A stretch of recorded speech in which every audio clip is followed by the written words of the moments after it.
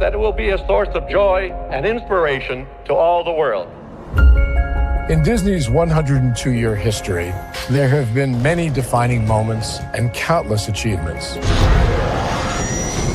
Today, we celebrate another thrilling moment, the creation of a spectacular new Disney theme park resort coming to Abu Dhabi.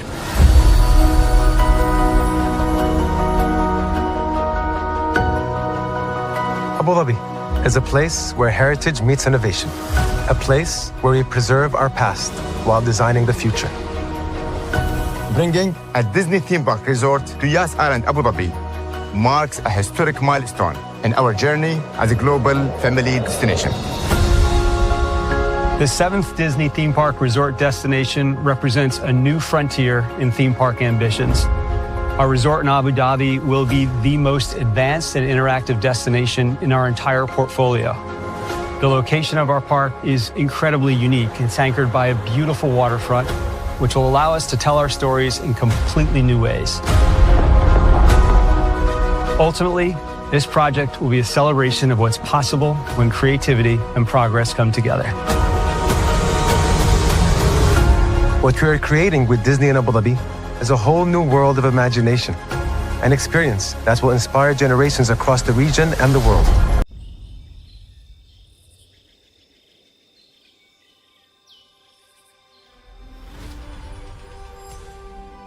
Here you leave today and enter a world of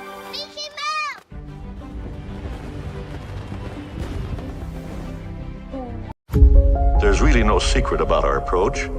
We keep moving forward, with the hope that it will be a source of joy and inspiration to all the world. In Disney's 102-year history, there have been many defining moments and countless achievements. Today, we celebrate another thrilling moment, the creation of a spectacular new Disney theme park resort coming to Abu Dhabi.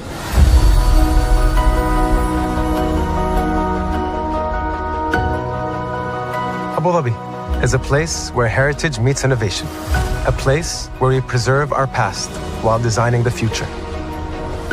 Bringing a Disney theme park resort to Yas Island, Abu Dhabi marks a historic milestone in our journey as a global family destination.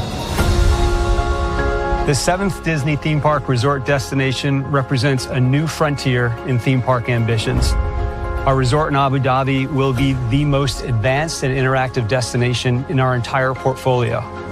The location of our park is incredibly unique. It's anchored by a beautiful waterfront, which will allow us to tell our stories in completely new ways. Ultimately, this project will be a celebration of what's possible when creativity and progress come together. What we are creating with Disney in Abu Dhabi is a whole new world of imagination, an experience that will inspire generations across the region and the world.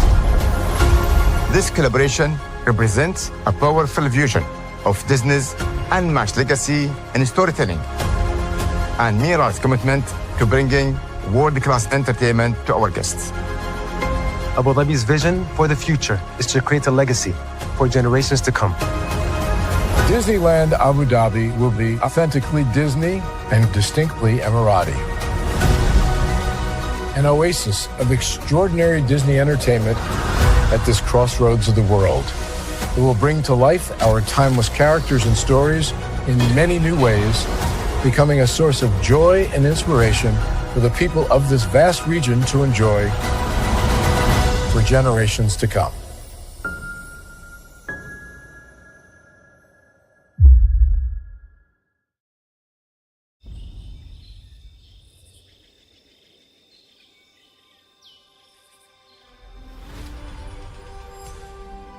Here you leave today and enter a world of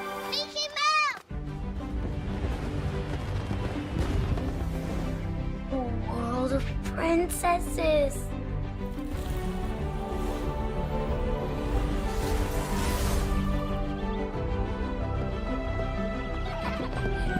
A world of villains.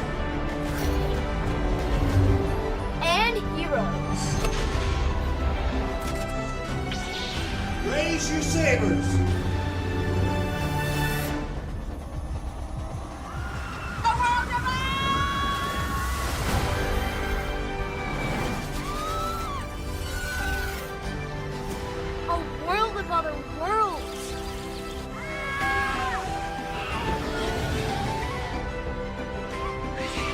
a world of all the favorites.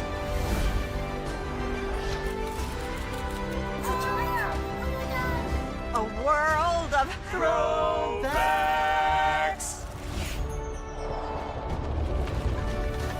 A world of... For whatever you love, infinite worlds await. Open your eyes. Think of the one place you've always wanted to see.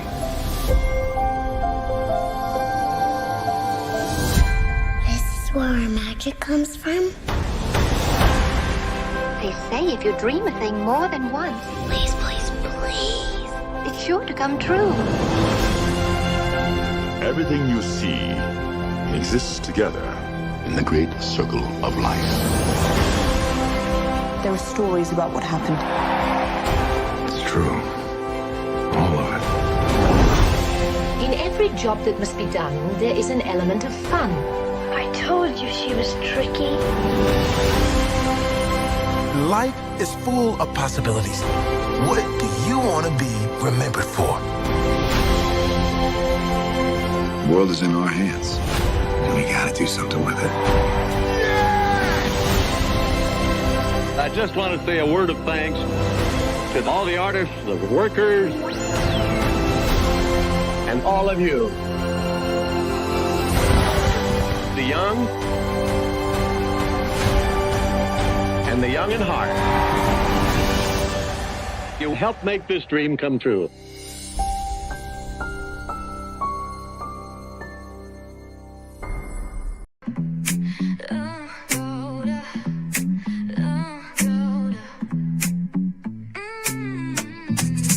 Lights go low, the city goes high. Stories untold under moonlit skies. Brave only got the vibe, got the flow for the culture. Yeah, you already know. Turn it up, lean back, feel the breeze. Late night truths drifting through the trees. It's for the culture, by the culture. Braylon got the soul to show ya. Breaking it down, lifting it higher. Feel the rhythm, spark the fire. Headlines flip with a soulful twist. Behind the scenes where the magic sits. It's the heartbeat of the now and the then. Where the story starts and never ends. Tune in, lean in, feel the groove. Every moment, a vibe you can't lose. It's for the culture, by the culture. Braylon got the soul to show ya. Breaking it down, lifting it higher. Feel the rhythm, spark the fire.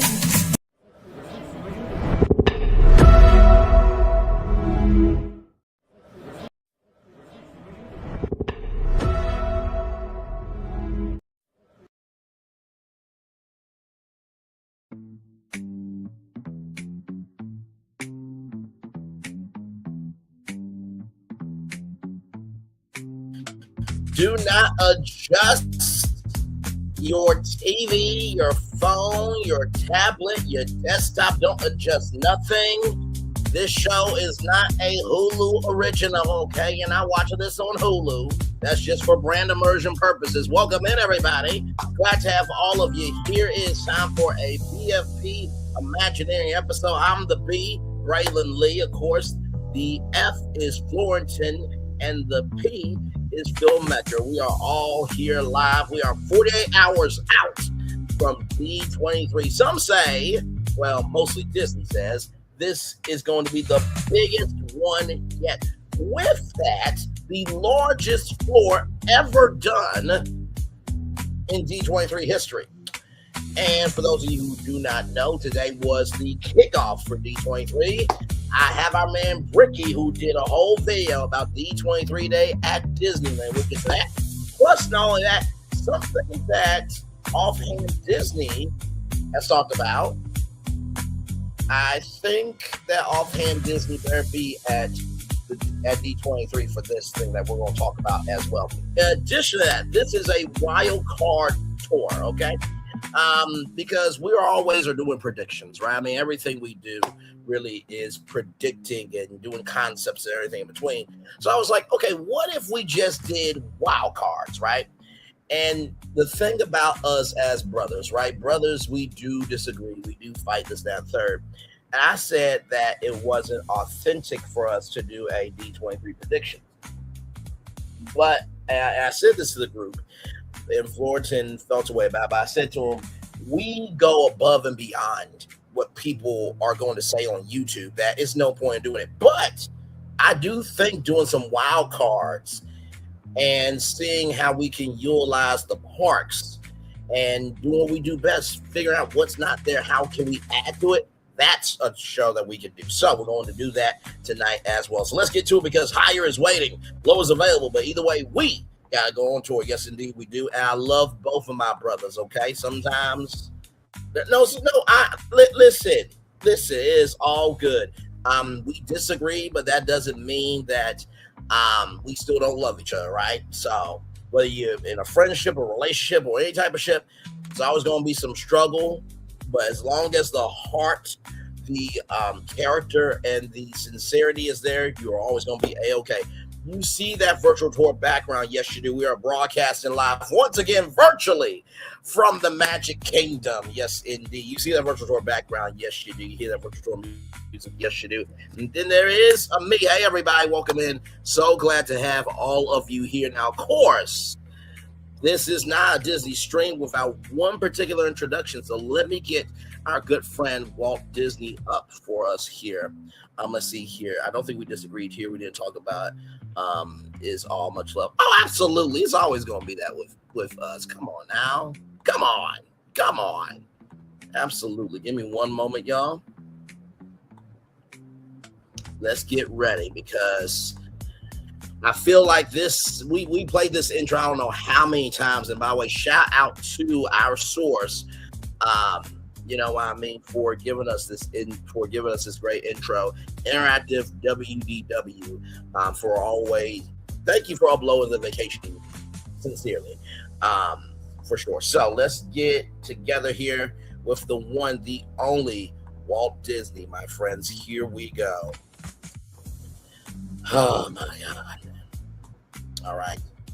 Walt, do what you do, my friend. Roll it. To all who come to this happy place, welcome. Disneyland is your land. 48 hours out from the biggest D23 ever.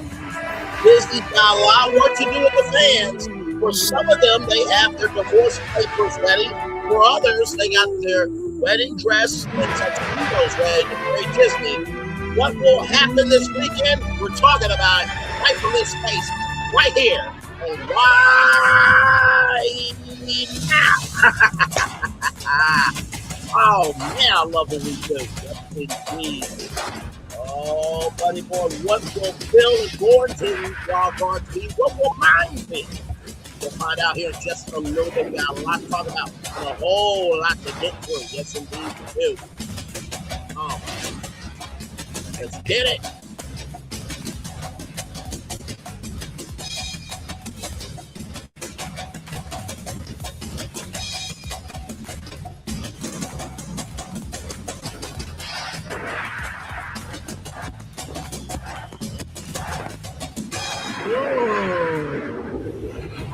This is a global event as Walt Disney World. Come on. Disneyland Paris. Yes. Tokyo Disneyland. Yes, indeed. Come on. Hong Kong Disneyland. Bring it on home. And Disney Cruise Line.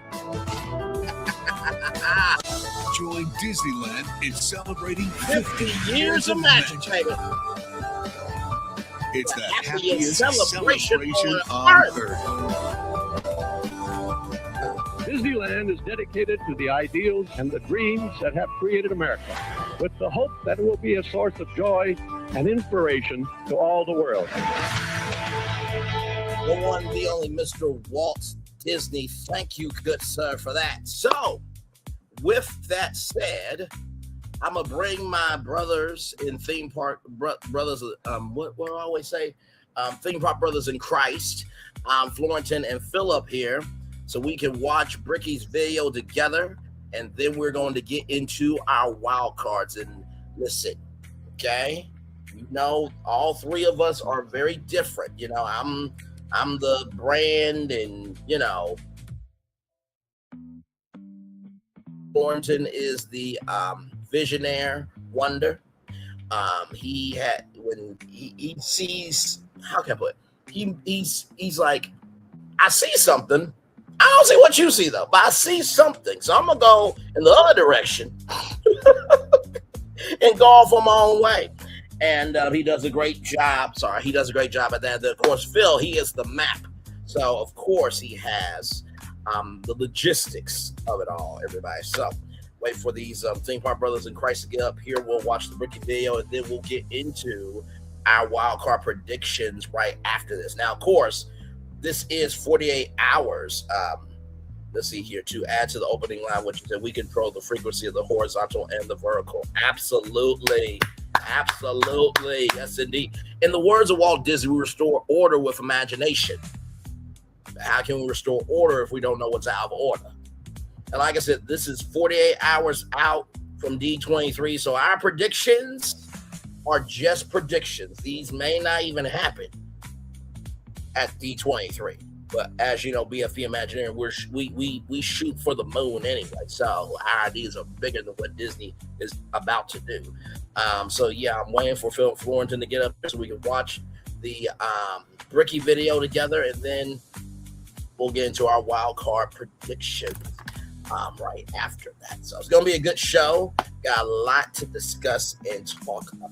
So should be a good time.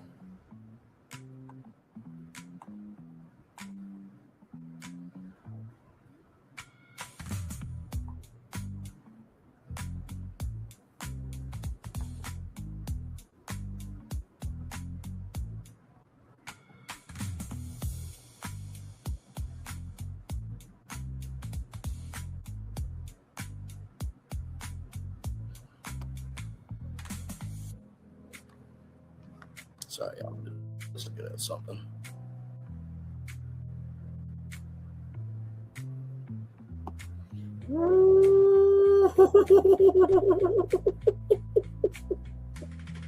Oh man, let me tell you something. When you can laugh at just being still and who you are, it's a beautiful thing. Florentin is up here. Hey, good sir, welcome in. You ready for this?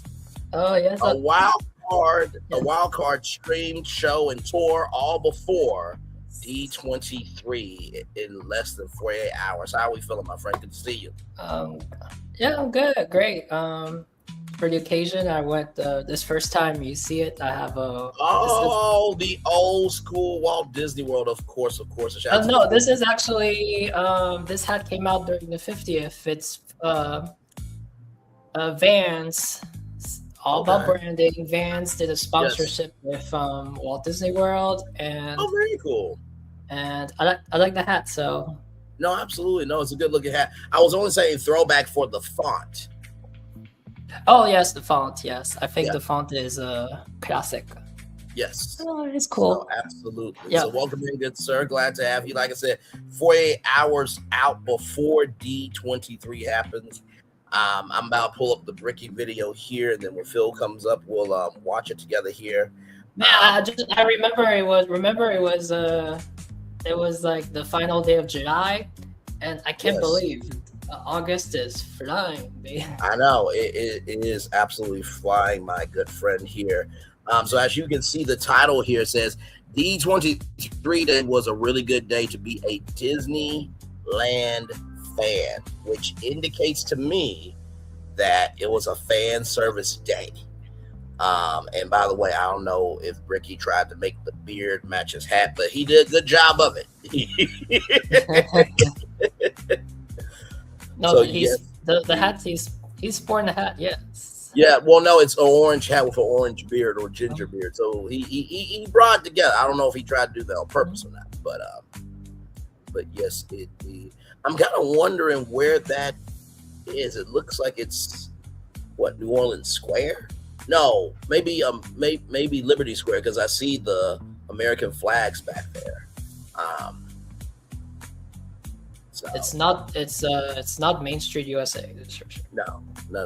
So shall I go ahead and play it? Then when Phil gets up here, he'll get up here, I'm guessing. I don't know. Yeah, he was in the chat, so he should pop up. I'll go check the Instagram to see if he messaged. I don't know. Okay, sounds good.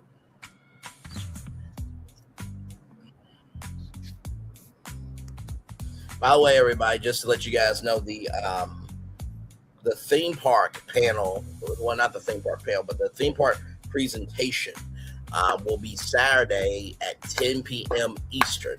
That will be streaming live on Disney Plus.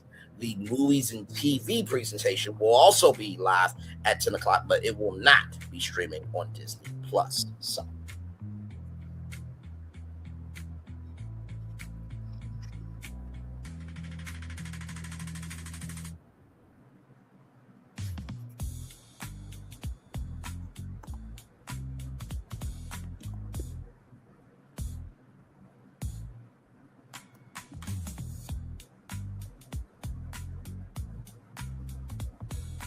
Yeah, maybe Phil got some connection issue. I don't know. There he is. There he is, yes.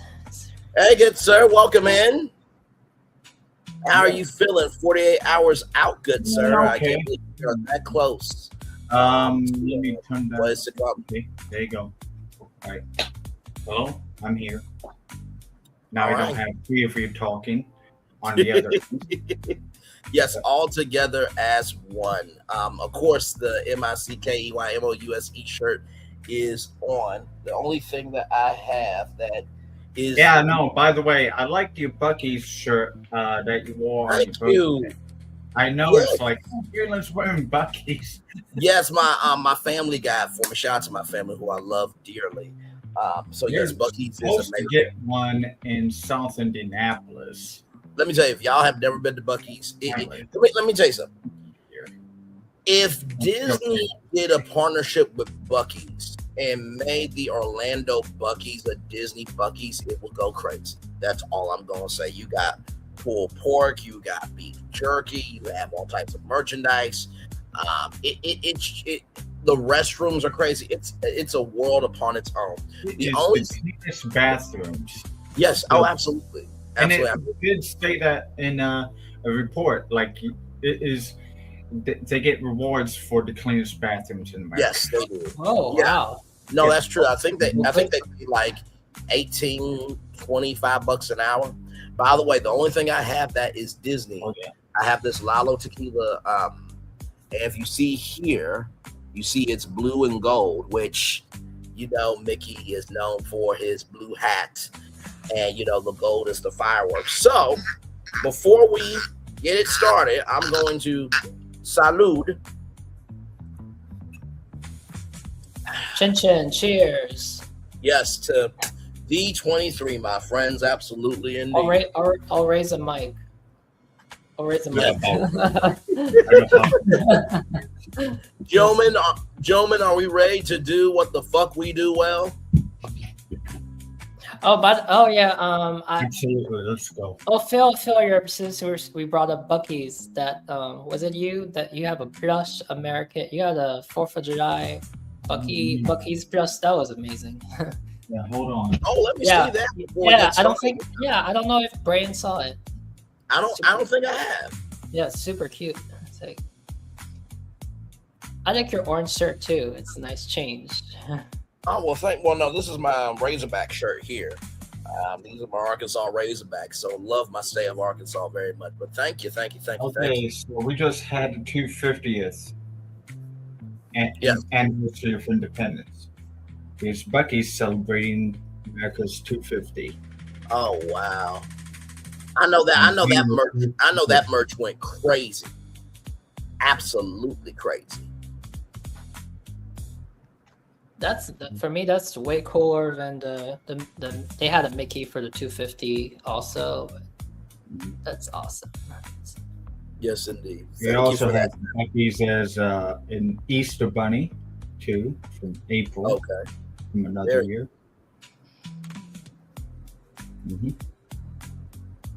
Yeah. Well, thank you for that, good sir. Well, with all of us gathered, myself, Florentine, Phil, and Bucky, let's do what we do and find out how good D23 Day was from Disneyland. Here we go. Friends, it is indeed D23 Day 2026 here at home at Disneyland. The first thing that you're greeted with when you come through the front gates are the Mickey ears they're giving out to everybody while supplies last. A stylish and fun giveaway, and they have so many of them, so many cast members perfectly distributing them. A very easy process, and the demand for being at the park today is huge. The park's running about 15-20 minutes ahead of schedule, which means there's so many people here that they were spilling out on the mean streets of Anaheim. I saw that today on Mouselets. They did like a ton of shorts yesterday. I was looking on through them. Oh, gotcha. So they're out there as well for D23? Yeah, Mouselets one. Okay, I can tell you which one is who. The big one, you know, the one that you like the most is one. Not too much. I like her exactly the way she is. She's my big Cinderella. Okay, so listen. And the second one is the one that looks like me, you know, if I had long hair.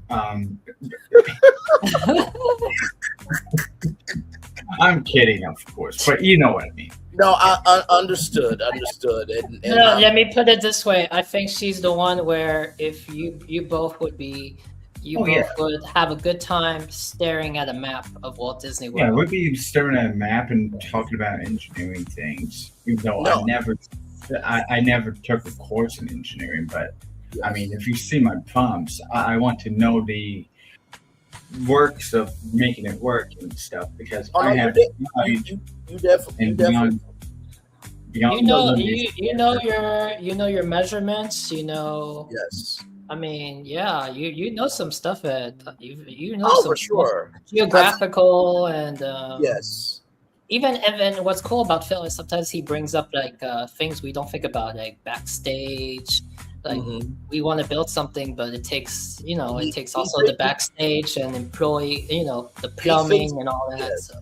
He thinks about the ancillary stuff, the behind the scenes stuff, the foundation that makes all of our ideas rise. And while Phil is looking at a Disney World map with Mouselets 2, me and Mouselets 1, my magic wand is making her say bibbidi bobbidi boop in more ways than one. So and also I made a discovery. I made a discovery this morning. Phil shared. Do you know that the Mouseites this month they're celebrating their 1-year anniversary? Not exactly. Well, not exactly. I did watch it, and they said they are behind 2 months. They forgot about it, kind of, because, you know, they do a lot of things. I was about to say, I thought Mouselets have been on for a long time. 1 year on what, YouTube? Is it 1 year as their channel called Mouseites, I guess? Yeah. They've only been on for a year? Or they've been doing Sisters for like 1 year, you know, since June. They're just now celebrating it now before they. But anyway, if even if it's June, it's still 1 year. It's no, absolutely no. I thought they've been on longer. That's no disrespect to Mouse. And they gave a lowdown of like I kind of felt like Pope Fullerton, like they've been at this for 9 years. I was about to say I thought they've been at it longer, but either way, where they began and. Yes. Where it was an Instagram page, pre-videos, you know, on Instagram. That's a long time ago. And it started stuttering. And you know, as we are trio. Yes. Sometimes I like to refer us if I make some funny avatars, I refer to us sometimes as the Free Musketeers. But if you want to put instead of Mouseites, it's the Mouseketeers. Yes, no, very, very well done. And for the record, everybody, I'm very affectionate. Okay, we would be definitely doing more than just. I feel like my nerdum and her nerdum It's on the same playing field, except I think I'm a lot more animated than Mouselet's one. So I think our, positive and not positive and negative, but how can I put this? My Stitch energy, with her Nani energy, because Nani is always the calming one. Stitch is kind of out there, but I feel like our energy would definitely sync up for sure. So shout out to the Mouselets and congratulations on the 1 year. Back to Bricky here. Disney had to do what they do, test and adjust. But this wasn't the first surprise that was waiting for us. There were surprises all through downtown Disney. Oh my God. Whoa! Wait a minute. Like that. Holy. That is so awesome. Oh. Now that's cool. Guys, it's already worth it. Oh my God, the thing is so awesome. Okay, so is this to do with the Mickey's 100th birthday coming up? No. So this is it's a Macy's balloon. So yes, this is going to be the 100th Macy's Thanksgiving Day Parade, which Here we go. Yes. For the record, I mean, shout out to Macy's. I mean, 100 years of a parade. Not just that, but in the same city. Y'all better do the top 100 floats. Oh, so now it's starting to make sense. Is that why they because people are thinking that they removed their building. They've been removing the shopping bag on the building.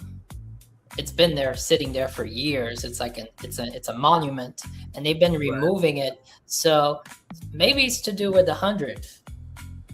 They're gonna put a modern one or something special. So potentially, is really the 100th parade coming up? Yes. Wow, that's amazing. Yes, the 100th Macy's Thanksgiving Day Parade, which is crazy to think about. And no disrespect to Lululemon, but that should be like a D23 center, which I did pitch for Keyblade Drive, by the way. So if that was a D23 center, just imagine that going into the D23 center would have been amazing. But that's neither here nor there. But yes, that is very, very cool. Huge and awesome. That is one for the archives. Do this real quick because this is the actual venue. They have this cool little D23 day frame here in downtown Disney. Guys, we've just started and we're already finding all kinds of things. Hey, Donald, not for nothing, but your bud Mickey is outdoing you yet again. Because normally I'd be excited to see Halloween Donald sitting here, but with that bad boy over on the horizon, always a bridesmaid, Donald. Always a bridesmaid. Yet again, another activation that'll be showing up later today. I always try to walk into the park because you just never know what you're going to find. And I'm glad that I did because now bridesmaid. Yet again, another So it looks activation. like from what it looks like this is a Disney Plus and Hulu thing. But I'm thinking that has something to do with Huluween, I'm guessing. For those of you who don't know, Huluween is like their Halloween month on Hulu. So just want to mention that there. Okay. That's what's It'll be showing up later today. I always try to walk into the park because you just never know what you're going to find. And I'm glad that I did because now that I know, I need to pop back out of the park today to catch the vibe of downtown Disney once it all gets going. The excitement is in the air. Okay, this time they're selling the Halloween time joke better than last year. This makes way more sense why the M is missing. Well done, team. Well done. Okay, Brittany, off the Halloween. Keep going. Keep going. But I don't want to. There is an adorable Disney Plus donut truck that has showed up. 3 different types of donuts. Truck looks absolutely amazing. The marketing team is still getting the final touches on this. This is something that we need to circle back around to because not only do I love all right, Disney, marketing activations, but I also love it. And I'm excited to see if I can get my hands on one of these donuts. And Paradise Season 1, low-key, has lots of intellectual Disneyland references embedded inside of it. worthy of a watch? Websites your competitors don't want you to know. So, okay, that's not too bad of a introduction. So we got the big Sorcerer Mickey float for the 100th Macy's Thanksgiving Day Parade. So talking about way earlier than it needs to be, but still it's D23. So anything Disney is amplified. And then a whole truck, a food truck rather, giving away free donuts, talking about Disney Plus perks. And for those of you who do not know what Disney Plus perks are, let me just show you what they are. Okay, here we go. So they've been doing this thing every Friday morning at 9 a.m. Pacific time, which I think will be like 12 p.m. Eastern time. It's themed weekend red rewards and trivia all summer long. So of course, save 25% on rooms and get free park hopper benefits at Walt Disney World Resort when you purchase select 4-day and 4-night room and ticket packages this holiday season. That's a good deal. Of course, save 20% site. I was about to say worldwide, but I think the code is good worldwide because you can get Disney Plus anywhere. Save 20% site-wide rather. See, I was about to do it again on loungefly.com all summer long. A free trial of Spotify Premium for 4 months. Join Planet Fitness for $1 down. Get your first month free. 20% off site-wide Funko.com all summer long. Unlock a X-Men 97 comic bundle on Marvel Unlimited. And then, of course, right here, join Clear. Speed through airport security with Clear Plus. Join today and unlock access to over 150 Clear Plus lanes across our nationwide network. And let me tell you something. If you are a traveler, for $179, that actually is a good deal. And then, of course, for those of you who remember the Desperate Housewives on ABC, you have a chance to win a Desperate Housewives robe and stemless wine glass set worthy of your next rewatch. And then, of course, Dash Pass, 6 months of Com Premium, and a 20% off, okay, D23 plan upgrade, okay? So you get 20% off an upgrade to the Gold Essential Choice or Complete plan, okay? So of course, D23 right there. So a lot going on with the Disney Plus perks there. All you do is go to this website, and it lets you find out exactly. Damn, they have really improved the downtown Disney Halloween decorations this year. And look at Homeboy over here, just getting at it. I love that. And fans are doing what they do. They're already lining up for stuff that I don't even know what it's for. Might be a cavalcade. And back on Main Street, you can see that it is. Hey, how you doing, bud? How you doing? What are you here for today? You know, I don't know. I thought it was just a really nice Thursday. Look at the poker face on this one. I'll tell you, I love it. I love it too, man. Get the merch. I can't get any merch. I want the merch. You're here for the merch. I'm here for everything. I love it. I love it. Well, you got the best seat in the house, so have a good day. You too, buddy. Take care. There's the greatest people ever. Love it. All right. We have lots of people queued up for merchandise, literally all up and down Main Street. And it is just chaos. Literally people coming and going everywhere. But thus far, everybody looking like they're having a real good time. And just literally, the hardcore fans are everywhere, queued up to do all kinds of things that are only available today at D23 Day. Let's see what we can discover. The mighty Emporium has a line that I don't even know where it ends. This is awesome. I came here for the chaos today. I don't do merch. I don't buy or collect anything. And in fact, the ears that I got in today's brochure. I'll wait in line. He's going to wait in line, Dad. Yeah. Hey. The items I got today, if anybody grabs anything at heybricky.com this weekend, we're going to put it in one random order. So I want to make sure that it goes out to somebody who actively wants the D23 ears. So wow, I'm going to see the chaos. I'm going to go on the Emporium line, see if I can find anyone and ask them exactly what they're in line for. But first, it looks like I want to say hi to a friend.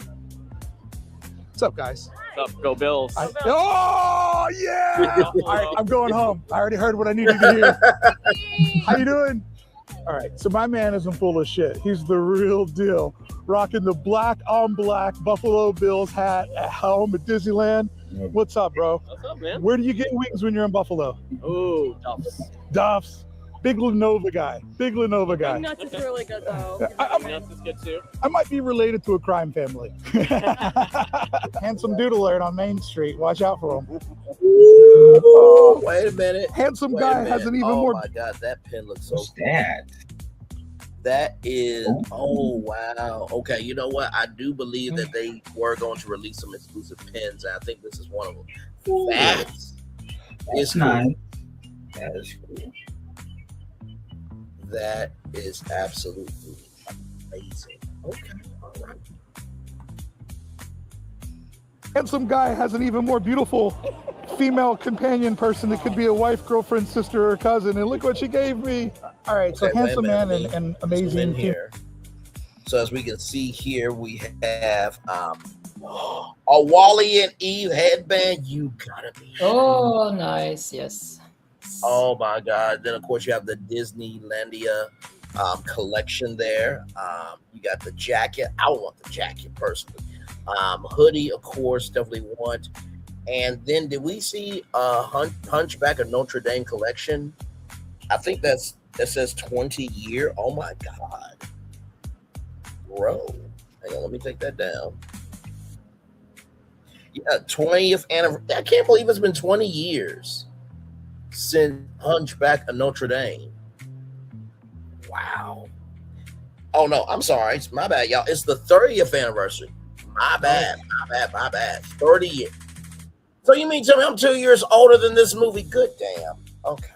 Oh, that's fantastic. Okay. Wow. They were not playing this year. Okay, Disney. Okay. All right. Let's continue on. Female friend.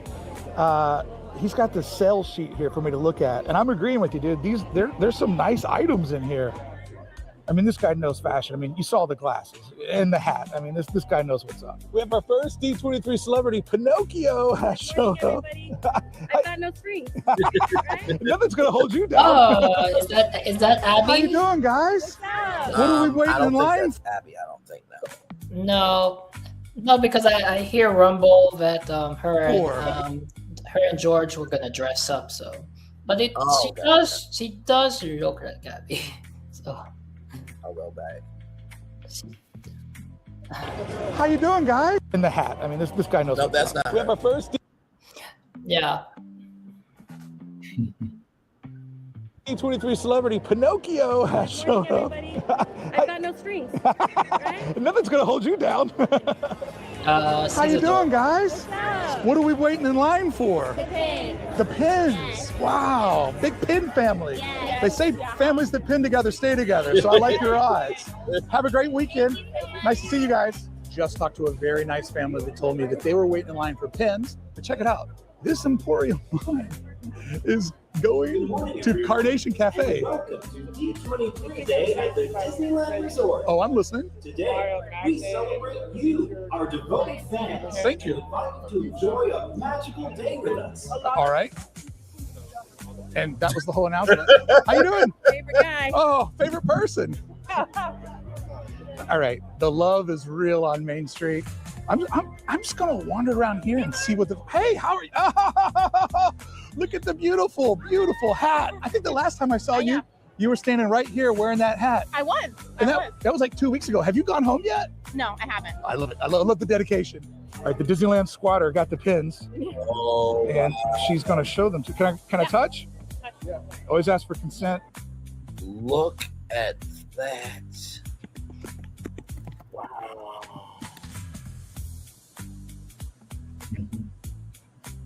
Just incredible. See, this is why people love Disney, because it's like every once in a while y'all do hit. You know what I mean? Oh man, that is wow. That's cool. That's very cool. Check this out. Hunchback of Notre Dame. And how does this fit into your collection? I'm really curious. It doesn't. My two good friends. Okay. Are not here today. So. And then this is the D23 Day pin right here. Nice. Yes. So you're a what do they call that? A coyote. Yes. I love that. All right, so there's more coyotes. Oh, look at that. That's nice. That is the Spirit jersey there. There's a silver hit or gold hit on there, I'm sorry. And then what do we got on the back of the blouse? Oh, whoa. Screen printer hated doing this one. Look at that. That's awesome. That stuff, by the way, is so hard to print. You got to hit it so many times. And then was there another item?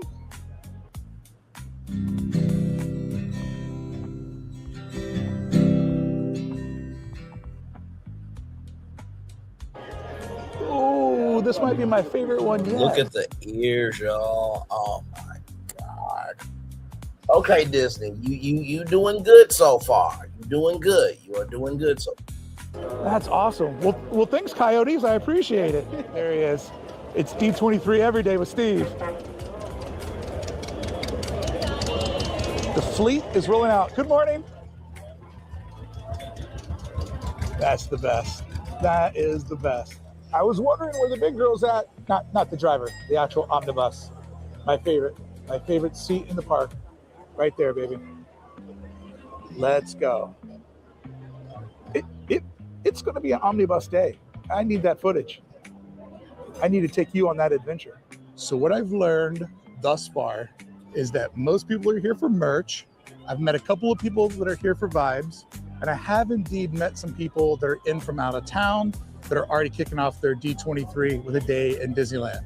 So it's kind of a mixed bag, a little bit of everything that you would think you'd find. And I see my first person that's dressed up as something. I believe I see a Stinky Pete off in the horizon. Correct me if I'm wrong, but I think that's the outfit. Maybe not forget that Walt Disney animatronic was the big announcement for Disneyland at last year's D23. We're just a couple of days away from understanding what they have in store for Disneyland this year. I know a lot of people want Tomorrowland. I think that is a long shot. I don't think this is the year, and I'm sick of thinking that this is the year and having my heart broken. Friends, this is the line for the D23 sculpture in the center of Town Square. It wraps all the way through Town Square just to rip that pic. Wow. And here's the guy at the end of the line. It's pretty long. It's the longest I've ever seen. I like your odds. I like your odds. Awesome. I love it. Have fun. Disneyland Resort. Today, we celebrate you, our devoted fans, and invite you to enjoy a magical day with us. They've played that twice, and it just kind of abruptly ends. And when they played it again, like maybe 10 minutes later in my timeline, but just a minute or so in your timeline, I was wondering, did it crash the last time? And there's more to the statement that we seems like here. It's like, did they just keep dropping that every 15 minutes to let us know why we're here? What is with that? I just met a fellow Shutterbug, and look at his backup camera here. That is awesome. My man is getting it done. I love it. He's trying to push people closer up to the Emporium, because the line is now just flooding Main Street. I'm used to Disneyland days and shopping experiences, but this is a big one. Real big. I think I hear the horses coming. I know my Disneyland sounds. Here it comes. Oh, look at that beautiful stallion. Hey. Congratulations. Thank you. You're no longer in last place. Oh, yeah. I like that. And he's making friends. He's doing it right. This is the best headgear. This is the best headgear I've seen all day. That's Look a at this whole total Disneyland headband. So it is actually 3 deep on the sidewalk and then 1 over on the street. All right, this one filled up. Wait, say that again, Phil? The Mel Slits 1 and 2 were wearing matching hats of that day. Of the Disneyland thing? Mm-hmm. Yep. Gotcha. Yep. So let's. One thing to know, 2 things for sure. Looked very nice. You can't say that again. Looked very nice. Yes. No, absolutely. No, for sure. 1 thing to know, 2 things for sure. You cannot fake that energy. That Disneyland was packed today. Okay. Let's go down and catch on the way back empty and get that aerial shot. So I believe there is a limited edition treat or 2, which gives us 2 lines over by the Penny Arcade, and then also over here at the Gibson Girl. So yeah, Main Street definitely has that Christmas shopping type of vibe to it this morning. Well. Our conductor, Theme park and there conductor. goes Hello Giano. Yes. Finally, some legends there. Go ahead and give them say their names again for us. Sorry. Shout out to theme park conductor and Hello Gelato, George the Italiano. Yes, and shout out to both of those guys for sure. And if his fiance Abby is there, hello to you too. So yes, indeed. Shout out to all you guys. finally liberated. We're watching theme park conductor take real money and turn it into fantasy money. Here it goes.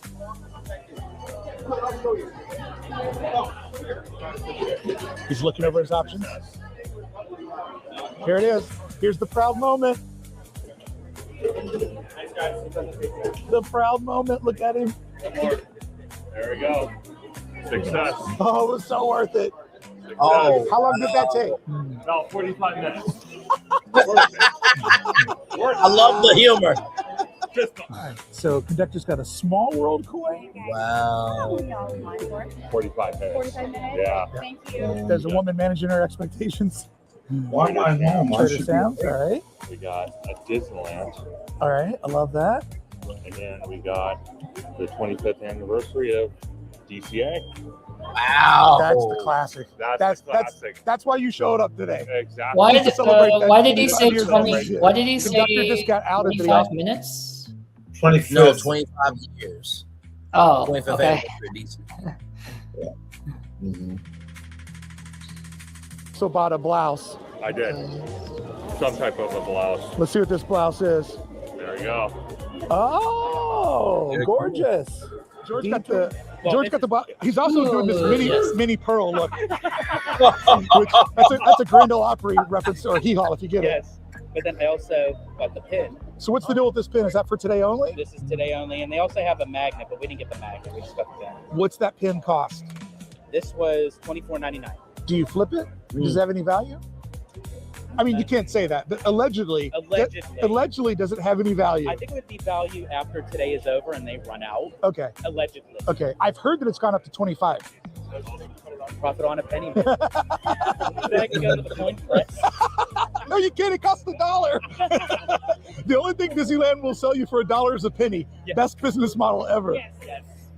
And there was Abby. Cool. They're both But splitting I the finally found the perfect solution, and it is cooling comfort. Yes. That was a cool Jiminy Cricket shirt he has. Yes, it was. All right, Main Street coming down a little bit, hanging out with the homies. I'm talking to my new friend here. Hi. Who's all pinked out, got the beautiful. First of all, I love the glasses. I love the glasses. Full princess blouse on, and I said to her, are you going to the princess concert tonight? Are you going to try to get tickets? I want to try, but the thing is I have work. Come on, man. You can call in for that. I say, this is my advice from an idiot. You ready? Okay, I'm ready. Try to get it. Okay. If you don't get it, go to work. If you do get it, you got that lettuce diarrhea. That's a good one. Nobody's gonna question that. Nobody would take that headline, make it work for you, baby. By the way, I think the Disney Princess concert will be airing this Sunday on Disney Plus. I did see a promo for that, by the way, just to let you guys know. Thanks for saying hi. Of course. Have a great day. Good one. Get it done. Is it from Oklahoma? It is from Oklahoma City. I was like, they're probably from Oregon, and I got it backwards. I was born in Oregon. Hey, my man, it's from both. Yeah. I nailed it.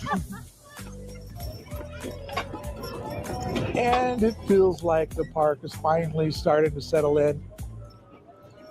Main Street is still busy, but not as insane as it was right at rope drop. All right, we have done Main Street justice. Oh, did I say street justice accidentally? One of my favorite terms. Yes, you did. We have done Main Street justice. Let's head over to DCA and see what the vibe is over there. I want to see a couple of things that I know that are happening for D23, but let's take the best way possible back to the front of the park. And yeah, 9 a.m., never made it off Main Street. This was the party. Sit back, relax, and enjoy the sights and sounds of Main Street, USA. Enjoy a great ride down Main Street, USA. On a day like today, when it's full of the community, you can just see all the different people coming here to maybe do something a little bit different than normal. And there's something great about these days where there's the commonality of the community mindset, that people are here to celebrate, to do whatever part of the Disney parks that feels most special to them. And I just absolutely adore days like today. I meet some of the best folks. That's why I refer to these as community days. And I try to never, ever miss the community days. In many ways, it just feels like a family picnic. Just in this instance, I'm meeting a lot of the family for the first time, but it doesn't diminish the quality of meeting folks. In fact, it makes it fun to meet so many different people with so many different stories that come for all kinds of different purposes. But it's all threaded together under the idea that we all love the Disney magic. We all love the escapism. Willing to look the other way when things go sideways because we still find a reward in this place that we call home, Disneyland. Wowee wee wow, look what train they have out today. Oh, that's cool. The old stockade train. Yeah. That is a sight to see. Disneyland pulling out all the stops for those that stop and pay attention. Guys, I feel incredibly blessed for the community that I have found for myself here at Disneyland. Just on my way out the gate, I hear somebody say, "Hey, Bricky," and it's just the conductor to the train. And we're just talking about how the train's running today. And, oh, wow. You know, it's just, there are so many awesome citizens of Disneyland everywhere. And I just come here sometimes and leave with my heart absolutely full. Oh no, oh no. It's too early to break that. What I do, I come here sometimes and my heart is just full. And it's nothing you can put in the app. The magic is the people, and the people are magic. And I love both of them. And I also happen to love Oogie Boogie. Let's go, baby. I got my first Halloween party next week. So I want to pause it for a second because, as you all know, there was only one moment with Bricky where we had questions, okay? But besides that moment, sincerely, that's why we do Disney streams. Because that energy that Bricky has, we all have that energy. I mean, I'll never forget when I, talked about Meet the Robinsons, and like I said, it was all Florentin's fault for making it the most emotional Daily Mover ever, but I say that facetiously. But that energy of caring about Disney, it's there. And I think the fans just want more of that energy that Bricky has and that we have. If people didn't care about Disney, there wouldn't be a Disney sector for the movies, TV, theme park, merchandise, whatever the fuck. If it's Disney news, it makes news, So, what did you guys think about that opening of Bricky at Disneyland and him taking in the environment, and as he was walking out, almost getting verklempt with emotion of just even the conductor knows him. Fantastic. So, well, I think Bricky used to be a guest, a frequent guest on OG55. So I think he knows theme park conductor through George. So, but yeah, it's humbling because even though they are West Coasters, that is their local park. The fact that no matter how many times, and that's for me also, because that is there's the same. I don't know. I know over there it's like really Walt. Everything is Walt. So if I get there and I get a different experience, but as for here on the East Coast, what is truly special, because I went over to Universal this week, and while Universal is great, you can have a wonderful day at Universal Orlando, but it's just not the Disney. There's something about Disney when you're on Disney property. There's that Disney magic.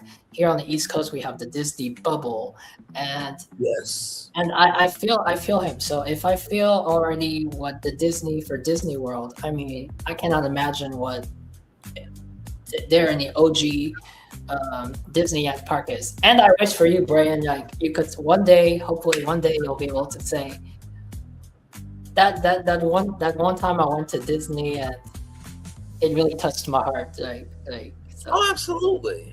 Absolutely. But even it's not about going to the parks. You can be touched by the soundtrack. You can be touched by the films.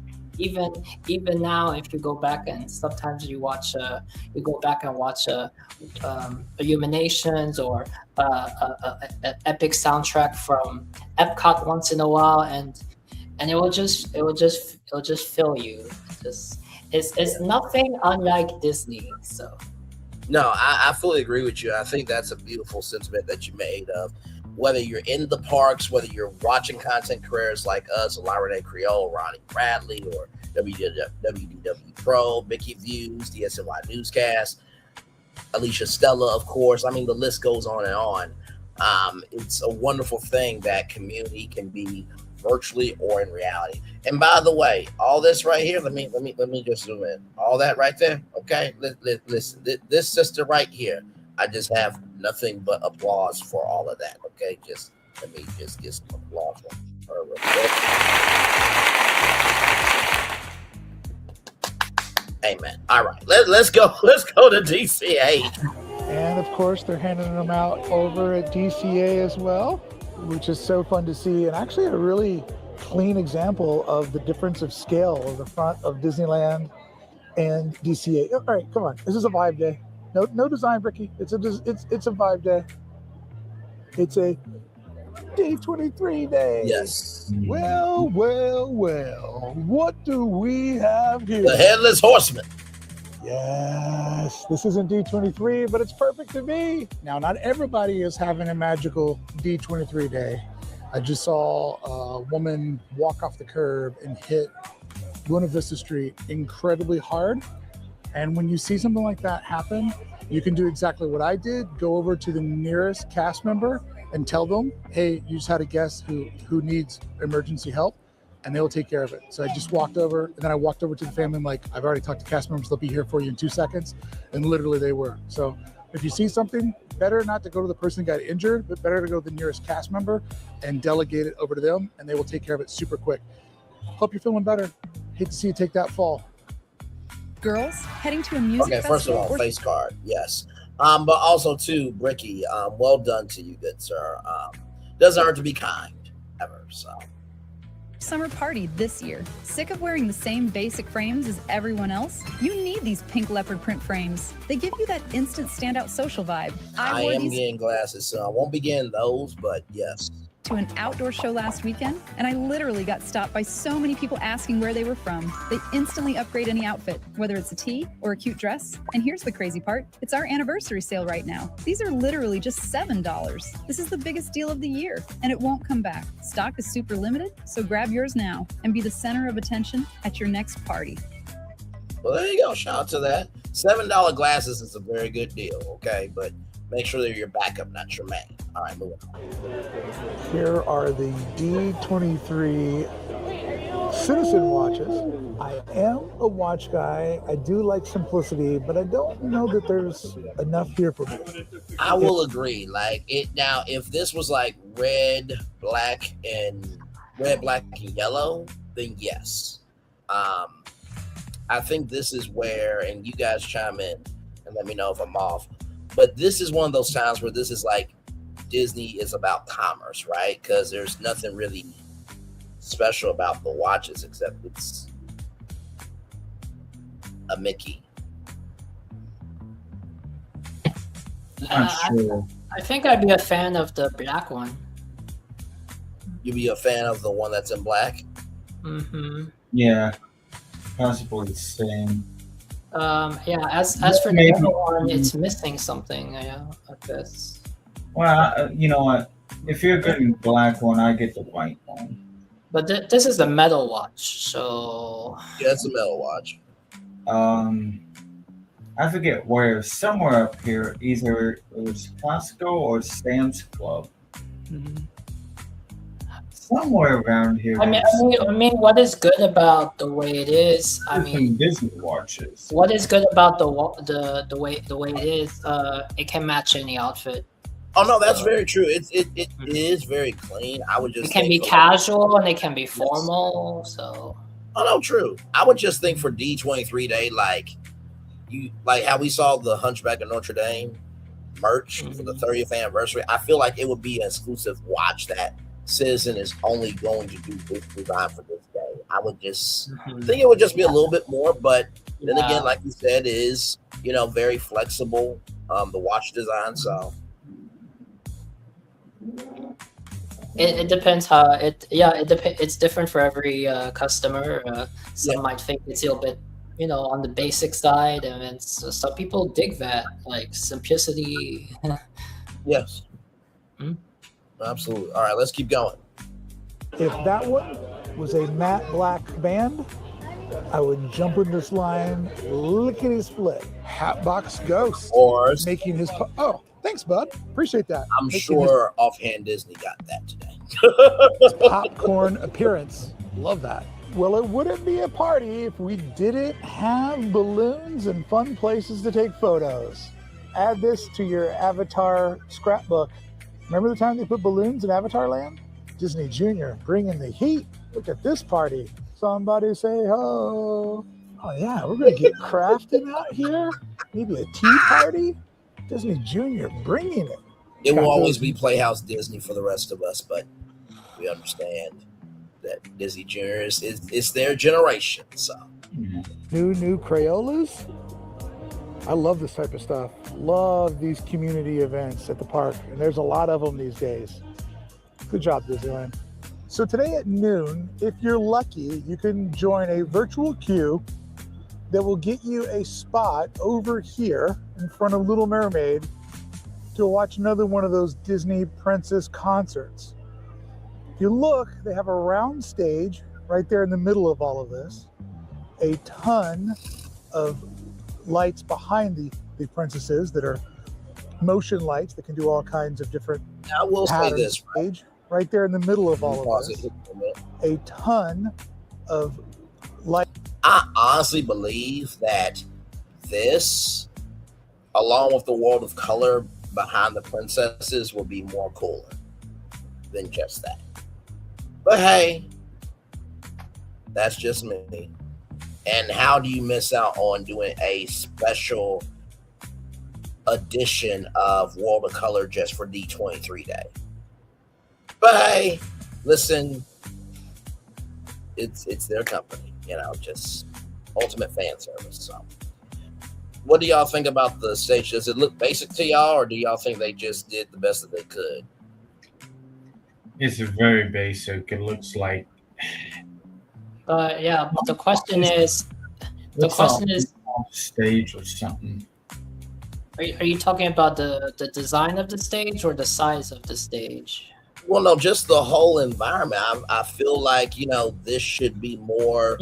I expected more. I expected more. Unless it's to do with the crowds, like if it's like some. I cannot see with stuff like that. I cannot judge it until I see the performance. Because sometimes, maybe at night. Wait, are they performing at night? Right? I believe they are. They had. I can't remember the times, but I think it was like 4:30, 6 o'clock. I think, but it's coming out this Sunday on Disney Plus. So we'll of course we'll watch that and then we'll give you guys a report. But yeah, I would just think. Doing a special, World of Color. You know what? Better yet, instead of doing just a special edition World of Color for D23 Day, which you can still do, why don't you do a World of Color Princess Edition?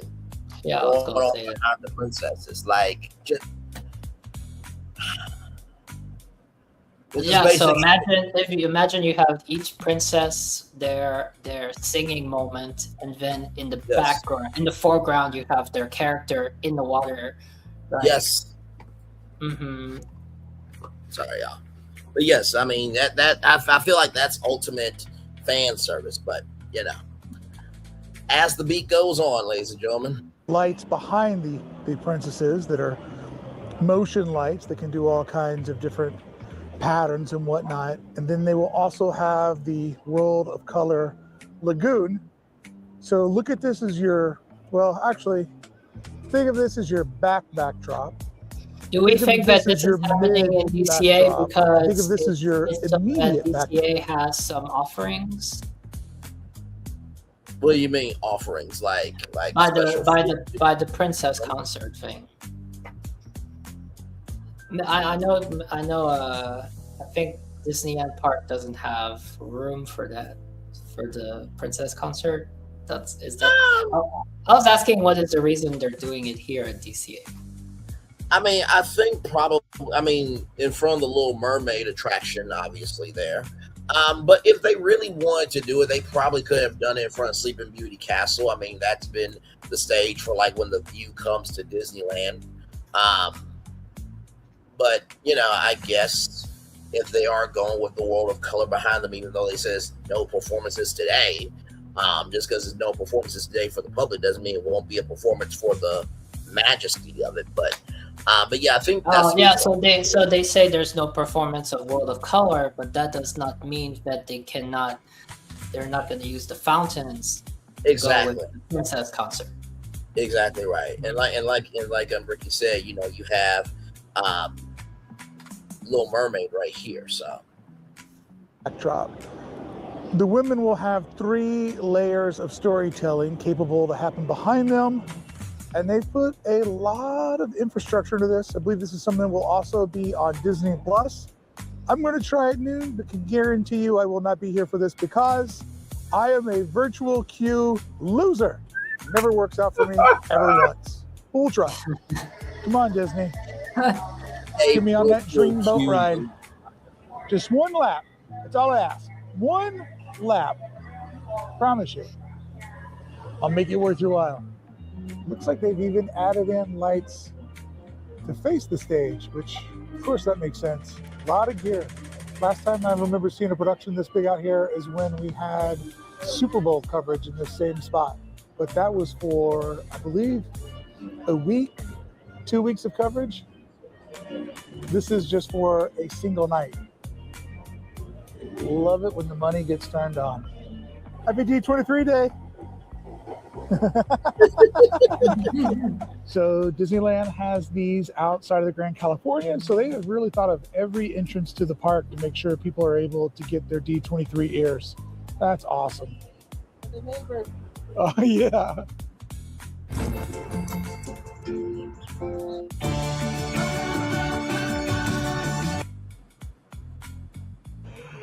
She's not getting any takers out here. It has been I didn't know the monorail was that loud. More like the Galaxy's Edge, and now we finally have the answer. She's not getting any takers out here. That sounded like a Test 747 or test track. Yes. It has been. By the way, I see you, Stallion. Okay, I see you. Very well done. Moving on. You bring more like the Galaxy's Edge, and now we finally have. I like what can I say? People adopt a little interactive Ewok. This is hands down the longest line I've ever seen inside. It's not that. It's not that the way you capture them in each frame naturally. It's like naturally in the right time, in the right scope. Yes, absolutely. Thank you. It's not like you're pinpointing them in the crowd. Yeah, no, exactly right. Exactly right. It indeed goes back to here, takes a brief pause, and then it picks back up for quite some time. I think George is up there, met a lovely woman over here, met a lovely family over here. They said they had been going for 30 minutes. So yeah, this is absolutely what D23 Day is. It's like Christmas in July, but in August. Let's go, baby. I just took a somewhat lengthy break. And I'm recognizing people in this line that were here when I went past the last time. This bad boy is going low and slow. By the way, big shout out to SoCal Disney Dad. He was sitting next to me. We were in Docking Bay 7. We had a nice little chit chat. He was eating, I was editing. Dudes being dudes. Great guy. Here it is, the most coveted item of Galaxy's Edge. Behind me, Main Street has emptied out. But just moments earlier, it was full of all kinds of community members. The citizens of Disneyland came out to celebrate the Disney Legends Cavalcade. And this one was perfect because it had a lot of famous Disney people being celebrated. The people that helped design and build Disneyland, the ones that actually put in the work that made the difference, that makes this place feel so special to everybody who gathered along Main Street and the parade route today.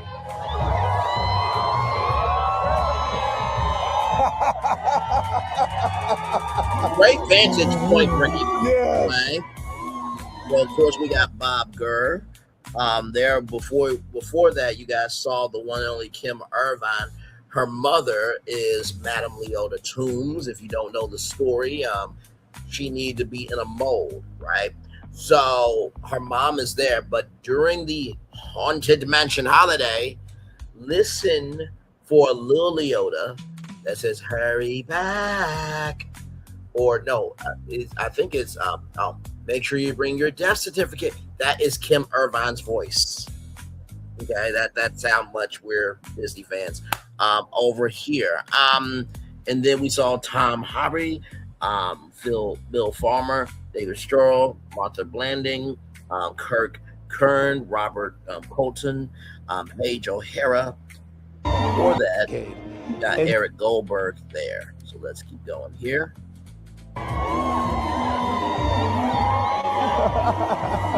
That really is a great band. It really is. You got to put Bob Gurr in shotgun. The new vehicle he designed, amazing. And just such a great moment.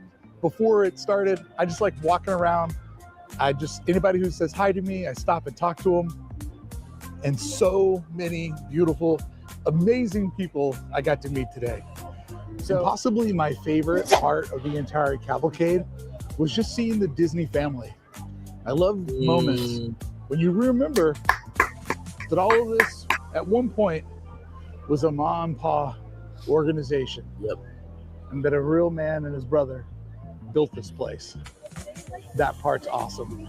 And whenever you see the ideas that bring you back to center, that's where it all started, makes me love it. I know that's the line to say that's the end of the parade, but I would just kept walking behind me. Yeah, I'm in the parade. Hello. Nice to see you. Yes, I am a Disney legend. Sir, why you have your hands on me? Braylon, you are not a Disney legend. Okay, listen, not yet, but damn it, life and death is in the power of the tongue. I ain't bothering nobody. Okay, I'm trying to go to the Penny Arcade. It just happens to be Disney Legends in front of me. Okay, Braylon's not doing anything. Just let him go. If I see you, talk to Bob Gurr, and if he talks to me, what you gonna do then? Thank you. I think you can walk behind. Yeah, I mean, it was just the line to say it stopped, but you could keep walking in front of it. A little bit more. So we wrap up our first day of D23 coverage. For me, just saying thank you. Oh, here it comes. Here it comes. Thank you to everybody who's watched 1 minute of one video and said hi to me in the park. Like, I'm so happy to do this, to meet all of you, and to keep bringing you back home to Disneyland. I hope you enjoyed day one of my very different D23 coverage. Don't have a ticket to get into the event, so we're just gonna wing it and see where it goes. But I think we're gonna have a good time, because basically everybody else will focus on the new announcements. And don't get me wrong, I will be doing that over on my main channel. But over here, we're just gonna catch the vibe. We're gonna meet a lot of people this weekend, see what everybody's up to. And I just want this to be a place where you can feel like, I didn't get to go to D23, but I felt like I went to D23, and I felt like I went there with my bud, Bricky. Thank you so much for watching. I'll see you back here again tomorrow. Thank you, Bricky, so much for that. Good Creators. Sir. So with D23 day now out the way, are you ready to do some wild cards? because, oh, buddy. And I came up with an idea since she was mentioning about walking in the parade. You know how we have Run Disney? Yes. What if you did another event and it's not Run Disney, but it's like Parade Disney? Basically, you instead of running, it's as if you're in the parade, but you're like parading all through Disney World. So you parade around Epcot, and then you go to the boardwalk, and then you get to Hollywood Studios. So let me see if I got this right. So everybody else would be watching Disney fans do their own cavalcade parade that is run by Disney. It's called Parade Disney, where Disney fans can be a part of a parade, and then it's like a ticketed event. No, yeah, because I think it would be really fun. Like that could be a good idea. I like it. You know, running around. The thing about Run Disney is you get to see backstage, or you get to run around the park when there's nobody.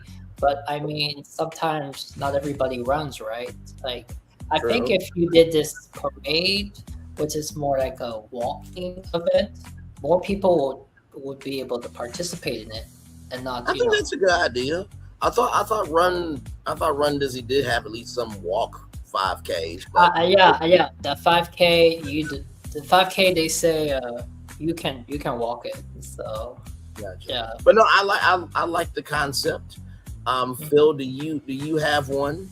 I guess that's what we'll do one by one. Whatever our concept is, we'll talk about. I have my 4 wild cards. I have one for Animal Kingdom, Epcot, Hollywood Studios, and Magic Kingdom. That's why I kind of understood over the message, like you do one, whoever wants to be next and does the next one, or just do it like BFP. I'm last because I was last to join the group to make it. Okay. Or we can go by, like, for example, we can go by Magic Kingdom, and then Brian goes first, and then I say mine, and Phil say his, and then we move on to the next part. Okay, we can do that. However you guys That's want what I'm to do it. saying. Yes. All right, so or Brian can name all his, and then go to the next person. Well, okay. I mean, wait. We'll go to each park in different. I think it's part. It's like watch Mouselets do it a few weeks ago, because that's I think that would be the best way as the host of this, but also as a replay viewer. Let's go by the parks, so that way the audience can keep up. Something to follow along, because I mean, problem with me and many probably others out there is you're gonna just probably forget what you're talking about, what you heard, like like I'm just like driving around on a forklift and like, how did I get here? Right. Exactly. Oh wait, man, I need to go pick up that item because So with that being said, what park are we doing first? The Magic Kingdom, because it's the first. Okay. All right. Sounds good. So it'll be Magic Kingdom, Braylon, Florenton, Phil, then Epcot, same thing. Yeah. Hollywood Studios, then Animal Kingdom. Okay, bet. All right. So this is my idea for a wild card. Now, like I said, these wild cards are just predictions. Okay. We're not saying these are going to happen, but if we could have some wild cards to happen, this is what we want. And so here we go. As you guys know, the Magic Kingdom is all about fantasy and wonder and imagination. And so what better way than to showcase the magic of fashion and Disney? So I call this the Disney Ashen Museum. Come on. And I thought about Etna Mode, and I thought that this would be a great way to honor Etna Mode, to honor Cruella de Vil, just the fandom of fashion for Disney. Is this your way of incorporating Miranda Priestly? You know, I didn't think about Miranda when I did it, but sure, you know, of course there could be a double response section here. So here we go. This is the Disney Ashen.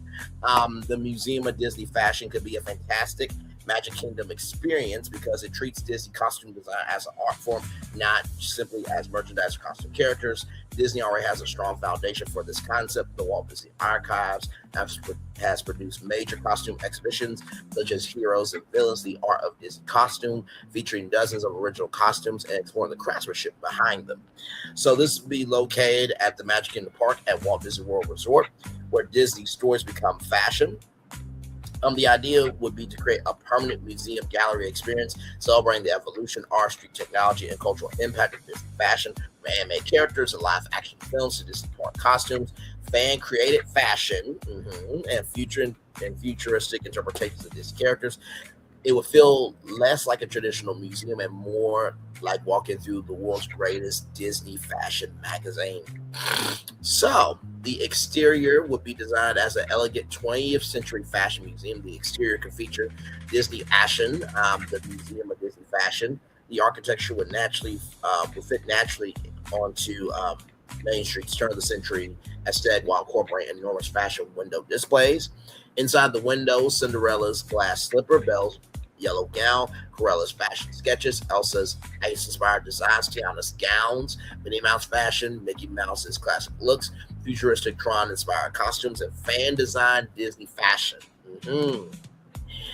Main Street already functions as a major shopping environment, including the Emporium, so Disney Ashen could become rather the cultural/fashion counterpart to the shopping experience. So the Grand Fashion Rotunda is a constant rotating platform with one spectacular costume. Above it, every story has a look. Around the room are giant portraits showing Disney characters throughout different eras. The room established the museum's central idea: animation, costume design, character, culture, fashion. So you have the Disney classics, some costumes and fashion interpretations from Snow White, Cinderella, Alice in Wonderland, Peter Pan, Sleeping Beauty, 101 Dalmatians, Little Mermaid, Beauty and the Beast, Aladdin, Lion King, Pocahontas, Mulan, Hercules, Tarzan. And also I'm going to throw in Princess and the Frog there as well. Rather than just simply putting a dress on a mannequin, each display explains character, inspiration, design, animation, file, look. For example, Cinderella could show the evolution from early concept sketches into the final animated gown. But of course, I jumped the gun because Tiana would be a part of the Princess Collection, of course. A dramatic runway-like space featuring Snow White, Cinderella, Aurora, Ariel, Belle, Jasmine, Pocahontas, Mulan, Tiana, Rapunzel, Meredith, Moana, and Raya. Each princess receives a full fashion installation. The centerpiece could be the evolution of the Disney princess. You'll see how silhouettes, fabrics, colors, hairstyles, and accessories change across generations.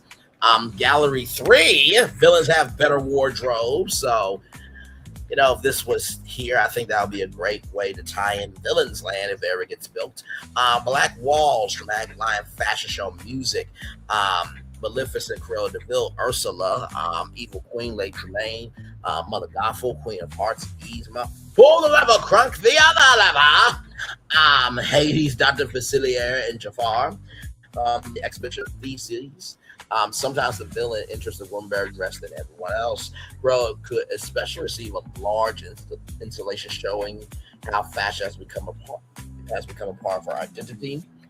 Gallery 4, live action costume archive. Actual film costumes, when available, will be displayed alongside concept art, costume sketches, and production photography. So Mary Poppins, Cinderella, Beauty and the Beast, Aladdin, Mulan, Little Mermaid, Maleficent, Cruella, Pirates of the Caribbean, Princess Diaries, Alice in Wonderland,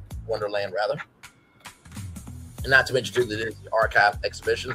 I've already showcased original film costumes, including Cinderella, Maleficent, Mary Poppins, Captain Jack Sparrow, and Aladdin. Gallery 5, behind the scenes. Instead of just looking at finished costumes, guests discover how they're made. Interactive displays demonstrate fabric selection, pattern making, embroidery, wigs, footwear, jewelry, prosthetics, costume aging, dyeing. So, you know, like tie-dye. Digital costume design, animation to live action translation. A huge interactive table allows guests to select character, era, silhouette, fabric, and accessories, and build their own Disney-inspired costume, which it would be cool if you guys should get that at like a store at the Disney Action Museum. Like, you could have designed a superhero costume at Etna's house through Airbnb. Yes, that was an actual thing, ladies and gentlemen. Gallery 6 from sketch to screen. A giant wall showcases the evolution of a costume. For example, concept sketch, color study, animation, model, shoot, live action interpretation, final costume. Guests can pull digital slides across the screen, watch the costume evolve. Gallery 7, a lot of women will be in this, okay? The shoe room, because Disney footwear is iconic. Cinderella's glass slipper, Dorothy style fancy wear, Aladdin-inspired shoes, Tiana-inspired shoes, Princess footwear, villain footwear, Mickey Minnie shoes, Disney Parks footwear. The centerpiece, the glass slipper, of course, displayed in a giant crystal-like case. Gallery 8, Disney jewels, a smaller luxury collection dedicated to crowns, tiaras, necklaces, rings, earrings, brooches, magical artifacts interpreted as fashion accessories. And yes, I believe a dingle hopper will be in there for sure. Also, too, there has been another exhibition called All That Glitters, the Crown Jewels of the Walt Disney Archives. And then right here, Fan Action. Okay, this is the fan design collection. Every year, Disney could invite fans, designers, art students, and artists to submit original Disney-inspired fashion.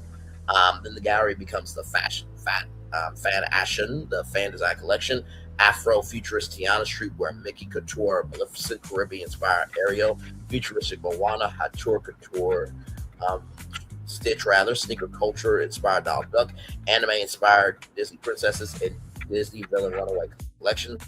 Guests could vote on their favorites, and the winning designs could potentially become official Disney Action merchandise on the Disney Store on DisneyStore.com. Also too in Disney stores across the country, and also too at Disney parks around the world. So your design could be worn like in the culture, which mind blown. Gallery 10, Disney fashion around the world.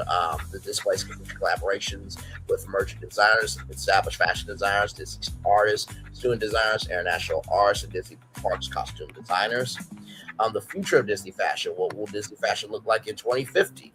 Interactive projections could transform simple outfit into futuristic couture, space fashion, fancy armor, underwater fashion, enchanted forest fashion, cyberpunk, Disney fashion, and then of course the Disney Action runway.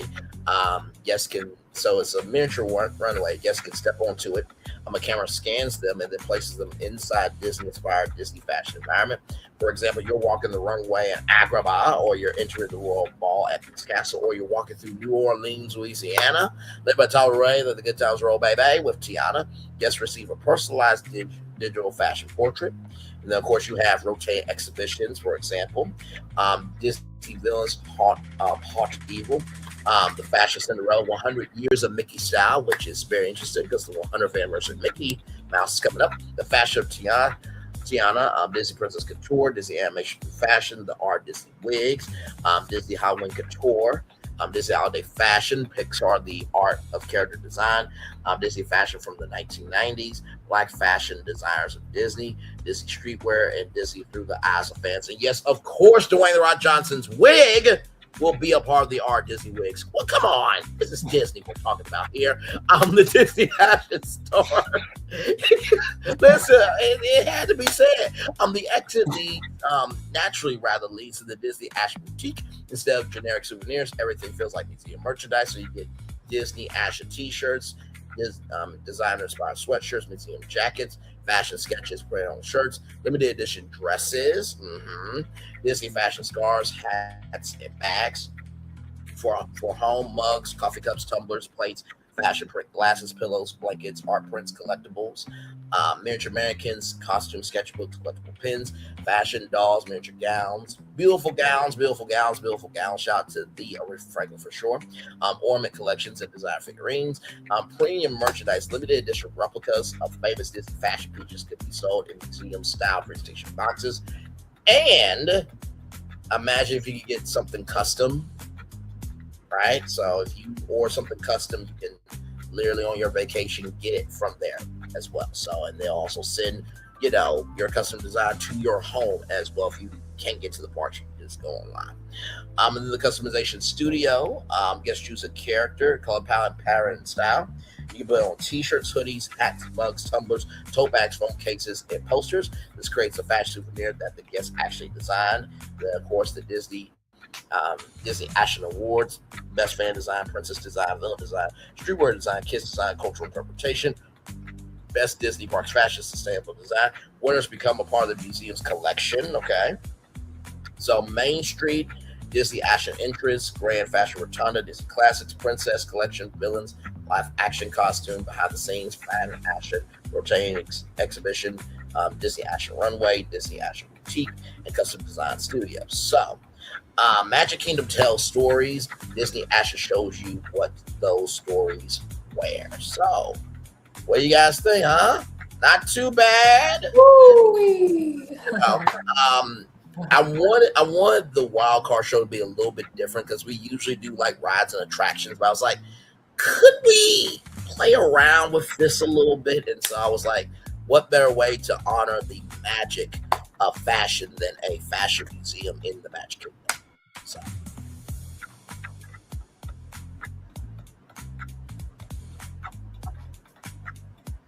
No, it's very good. Very entertaining. Thank you. Now this is quite a feat. Thank you. Yeah, I had to really think about it. I'm just like, I don't want to do something typical. Like, what could we do here? And so, yeah. And who none of her would come out and reveal this grandiose. Would it be Edna Mode? I think Edna Mode would have to do. You know what? Edna Mode and Miranda Priestley. Oh wow! Yes. That would be so cool. Yeah, I think not just Edna Mode. You need Miranda Priestley. Yes, absolutely. Phil, what's your take on this? Thornton, are you next? Yeah. If we're going BFP, right? Yes. Do you want? Yes. No, I was gonna say, did you give your commentary, Phil, real quick before we move to Florentine? Very good. I'm listening to you, and I'm like creating some images. Okay, understood. All right, so I will bring us back to here. Florentine, you're up next, good sir. What is your wild card for the Magic Kingdom? Okay, so I have a prompt, so I'll bring it up. Okay, I'll take that down there. All right, good sir. The floor is yours. This is Florentine's wild card for the Magic Kingdom. Thank you, sir. Okay, so we are going with one wild card for each park. So it was great to just sit and soak in what would be one for each. Now, what Brian just did was something beyond rides and attractions. Now, I do have something special for Hollywood Studios, but when it comes to the Magic Kingdom, thinking about a wild card, I think a wild card would be for Cinderella. And of course, the Magic Kingdom is the heart of Cinderella. We have Cinderella Castle. The first Fantasyland expansion was pitched to have a Cinderella, the house with a Cinderella meet and greet, and I think there was supposed to be even a show where you get to see Cinderella transform, yes, into her iconic dress. And not to say that, of course, in Sleeping Beauty Castle, you deserves a Sleeping Beauty attraction, but I think Cinderella is really one of the famous classic films, and we do have Snow White. We do have attractions for Snow White, but I think for Magic Kingdom, a wild card would be Cinderella, to have a Cinderella experience. And I think this attraction is very interesting because we're not going old school dark ride. Now, I wasn't sure about this, but when I read the prompt, I was amazed. So here's the pitch for next generation dark ride titled Cinderella's Enchanted Transformation. So one way you're bringing it back into a ride, but you're bringing back what you had originally pitched for the fantasy and expansion. New fantasy and that is. So the attraction concept is Cinderella's Enchanted Transformation. Now, I don't know where the location, but it says here the new expansion pad behind or adjacent to Fantasyland, utilizing a show building themed to as the Chateau de Saint-Léon. That's in French. The experience, I don't know where they can build this, but people would be happy for a Cinderella ride. Unlike a standard book report dark ride, this uses Trachis vehicle technology to simulate the fluid magical movement of the fairy godmother's spells. The queue, guests enter the dusty stone-walled attic of the Tremaine Manor. Interactive chores, sweeping, feeding Gus and Jack are embedded in the walls using projection mapping, allowing guests to assist Cinderella before the magic begins. The breakthrough, you board a pumpkin carriage ride vehicle. The journey begins in the dark, frantic moments of the ball preparations. The magic, as the fairy godmother appears, the ride utilizes fiber optic lighting, forced perspective screens, and animatronic rotation to physically transform your vehicle from a garden pumpkin into a golden carriage right before your eyes. The ball. The ride shifts to the grand ballroom scene using projection dome technology similar to Remy's Ratatouille adventure. The carriage weaves through dancing couples. The climax is a reverse chase sequence where you must flee the castle as the clock strikes midnight. The floor beneath your carriage appearing to crack and transform back into pumpkin vines. Okay, so this is just like why it's a D23 wildcard. It proves Disney can modernize classic fairy tales using the same advanced Trachis tech usually reserved for action franchises as Star Wars or Marvel. It bridges the gap between the film and the physical icon of the park, the Cinderella Castle.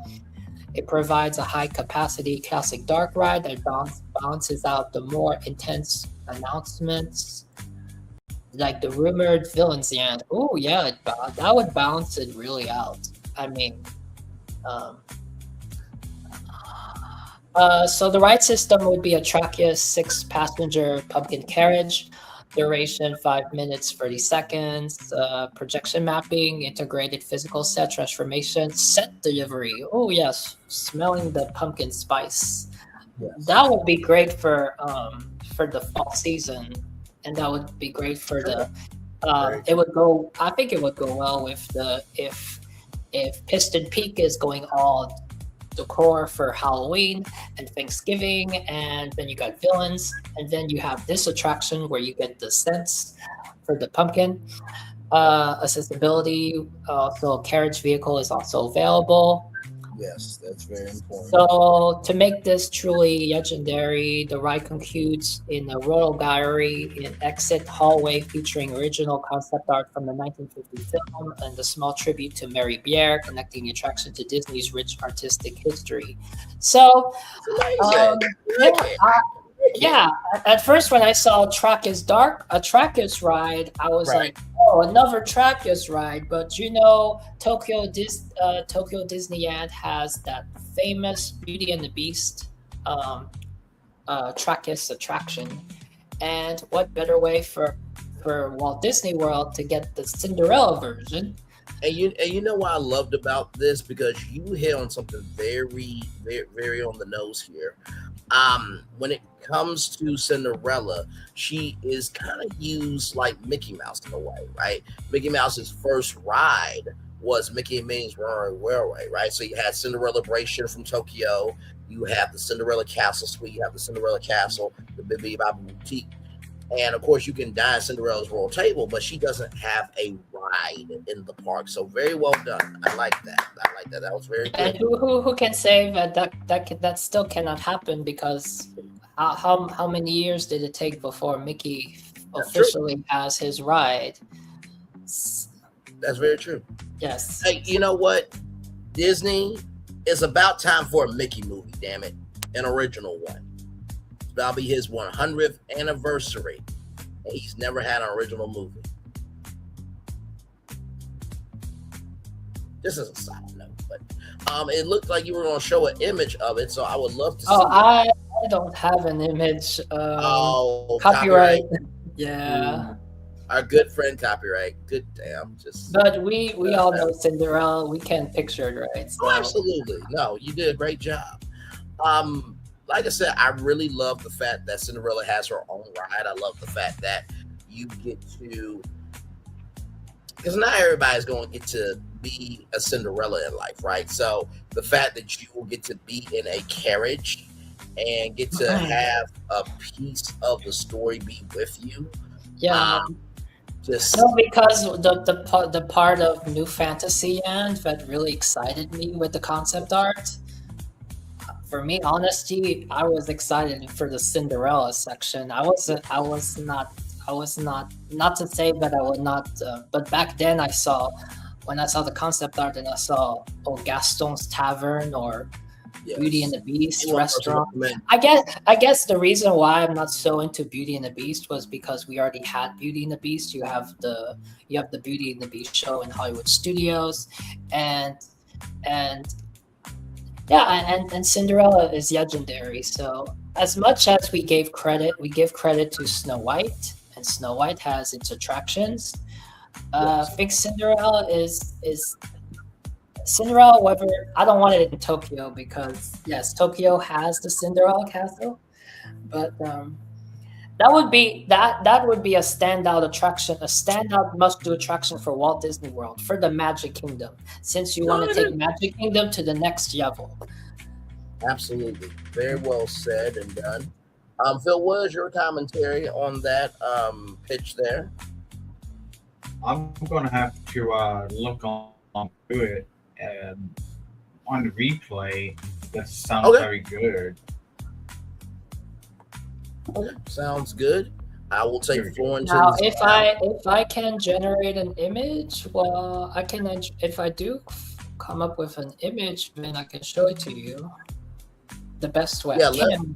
Other than that, let us know when you do. I'm gonna bring up Phil's now. So this is Phil's wild card for the Magic Kingdom. Here we go. Yeah. Now, if you watched Braylon's show earlier this past week, I brought up the Haunted Mansion restaurant. Yes. So this was more or less like the last image you saw that day, where you descend from the tunnels, which were from National Treasure Island, which is more Wildcard because they removed the river and the island for now. Correct. As you see in present day 2026. Yes. They bring it back. Yes. And I also added just to add to it, I did add the Pirates of the Caribbean because pirates are known for treasures and also ghosts, because there are ghost pirates, dead men, no tail stuff. Yeah. Speaking of it, you mentioned it. Here's images of that tunnel.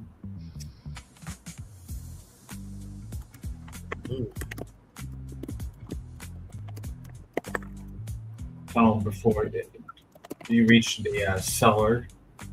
Cellar. And I just love this image still. I showed it to you guys a few days ago too. And I do love the detail of it, right? Because we tend to forget that restaurants and even bars, even though y'all got a bar problem at Disney, they can really do a lot of good. I mean, one of the biggest clubs at Pleasure Island was the Adventurers Club, right? Which goes into the society of, the Society of Adventurers and Explorers. We're going to get to that a little bit later because there's some huge news that you guys need to know about, and probably an offhand Disney, you need to be there for that news. But anyway, continuing on. As you mentioned, pirates. So, like say, our revolutionary founding fathers have a smuggling tunnel during the war, Revolutionary War, here, or before our Revolutionary War, 1770s, a smuggler tunnel. But anyways, that is a different subject for another time. Let's see. Back to where I was at. So there was a video on YouTube about a potential haunted mansion restaurant. So it may not be so much of a wild card. So I'll add a real wild card to the restaurant itself. Okay. Go all the way down here. We talked about this a lot. Hey, one person, welcome in. Thank you for being here. Just doing some wild card predictions for D23. We are 48 hours out from the new announcements that Disney will be making. We're just here to get you ready for D23. Of course, we'll be here to cover all the theme park news on Saturday. That'll be streaming live on Disney Plus at 10 p.m. Eastern. And then the movies and TVs will be happening live 10 p.m., but will not be streamed live on Disney Plus. But as soon as all the announcements are out, we will be here live to break them all down for you. So glad to have you here. Create an exclusive room on the top floor of the Haunted Mansion restaurant that is a suite exclusively for the first 999 guests that visit the restaurant once it opens. The suite can accommodate at maximum 9 people or multiples or non-multiples at a time. Details that matches the Haunted Mansion ride and square footage of the suite should be provided for the suite. The first 999 guests will be the only ones eligible to have lifetime access and access to the suite on the top floor of the Haunted Mansion restaurant. Concept overview: the final Earth. Pitch: the Haunted Mansion restaurant. The Haunted Mansion has 999 happy haunts, but there is always room for a few mortal additions. The final Earth serves as a converted final resting place of the estate, positioned high within the mansion's rafters on the second floor, which actually is going to be the third floor because the restaurant I had was going to cover 2 floors overlooking the grand parlor below, or rather it's going to be in the attic space being a third floor. So that was like where it all began. Square footage: I expanded the square footage to 1,313 square feet, making it a sprawling multi-room environment designed for both intimacy and eerie exploration. It utilizes the attic of the mansion roofline of the Walt Disney World style Gothic architecture.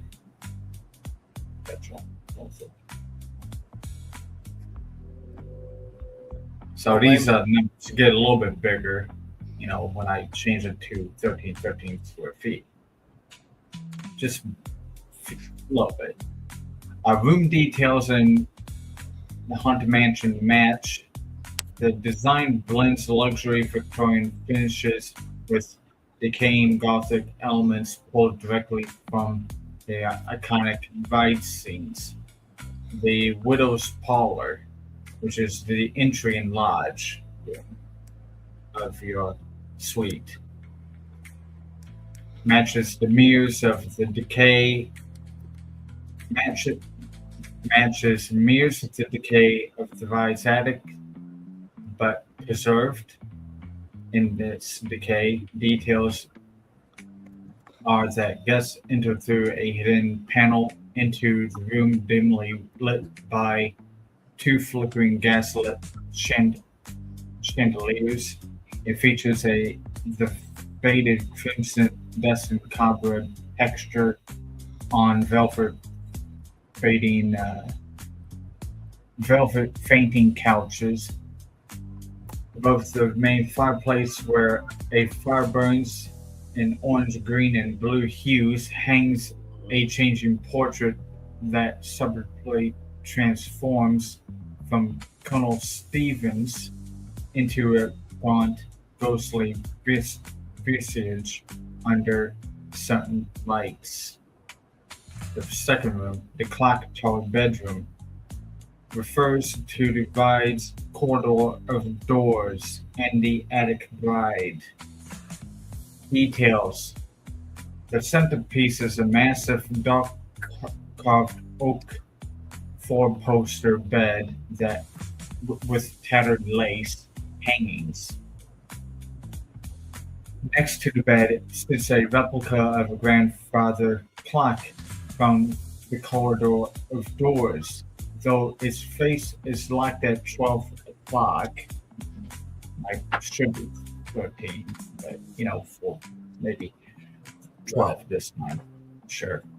The room features subtle projection effects on the walls, fleeting transparent silhouettes of waltzing couples are seen gliding past in that room. And you got another room called Leota's Reading Nook Observatory. It is Madame Leota's seance room, tucked within the cylindrical tower structure of the top floor. A single round glass table sits in the corner. While Leota's crystal ball is missing in here, the room is filled of ancient texts of spiritualism and astrology. The domed ceiling shows an interactive spirit map of the park. The morning lavatory provides conservatory and music room.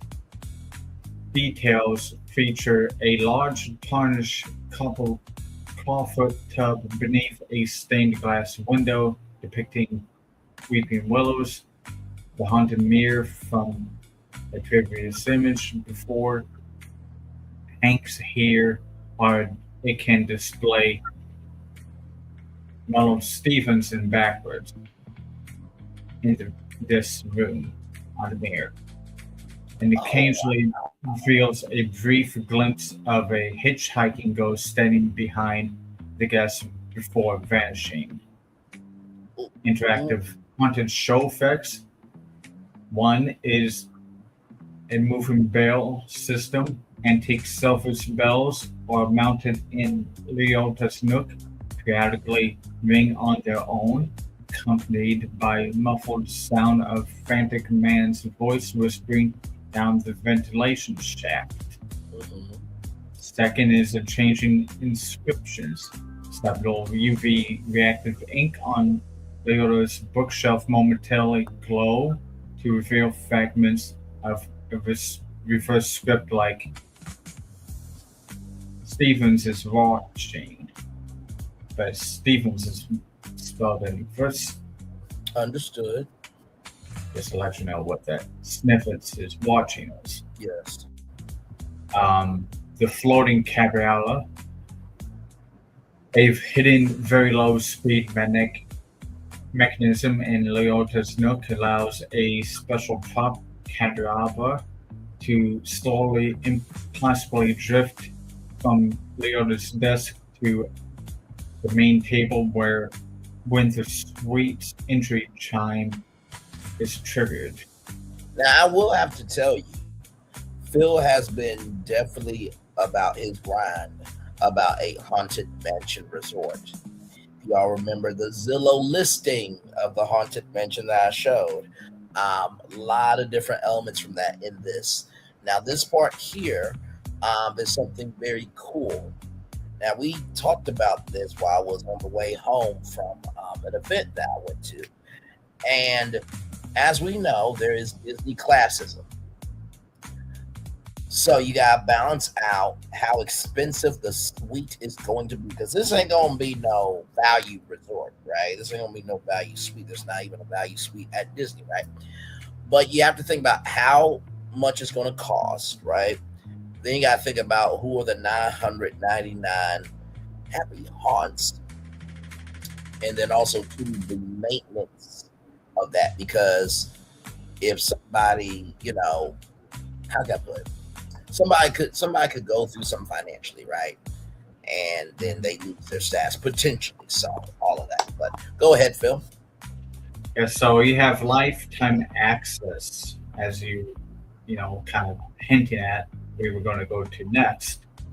Eligibility is strictly limited to the first 999 distinct guests who complete a full table service meal at the Haunted Mansion restaurant after its opening day, verified by ticket number or a magic band. Lifetime access, founders of, or the first 999 guests, but we call them founders because this is located in what I called beyond Liberty Square, but, we got Villains Land being built supposedly now.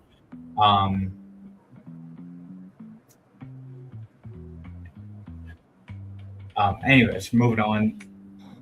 Lifetime access. The founders receive a personalized bronze founders tombstone medal, and their names are etched into a dedicated plaque in the check-in lobby.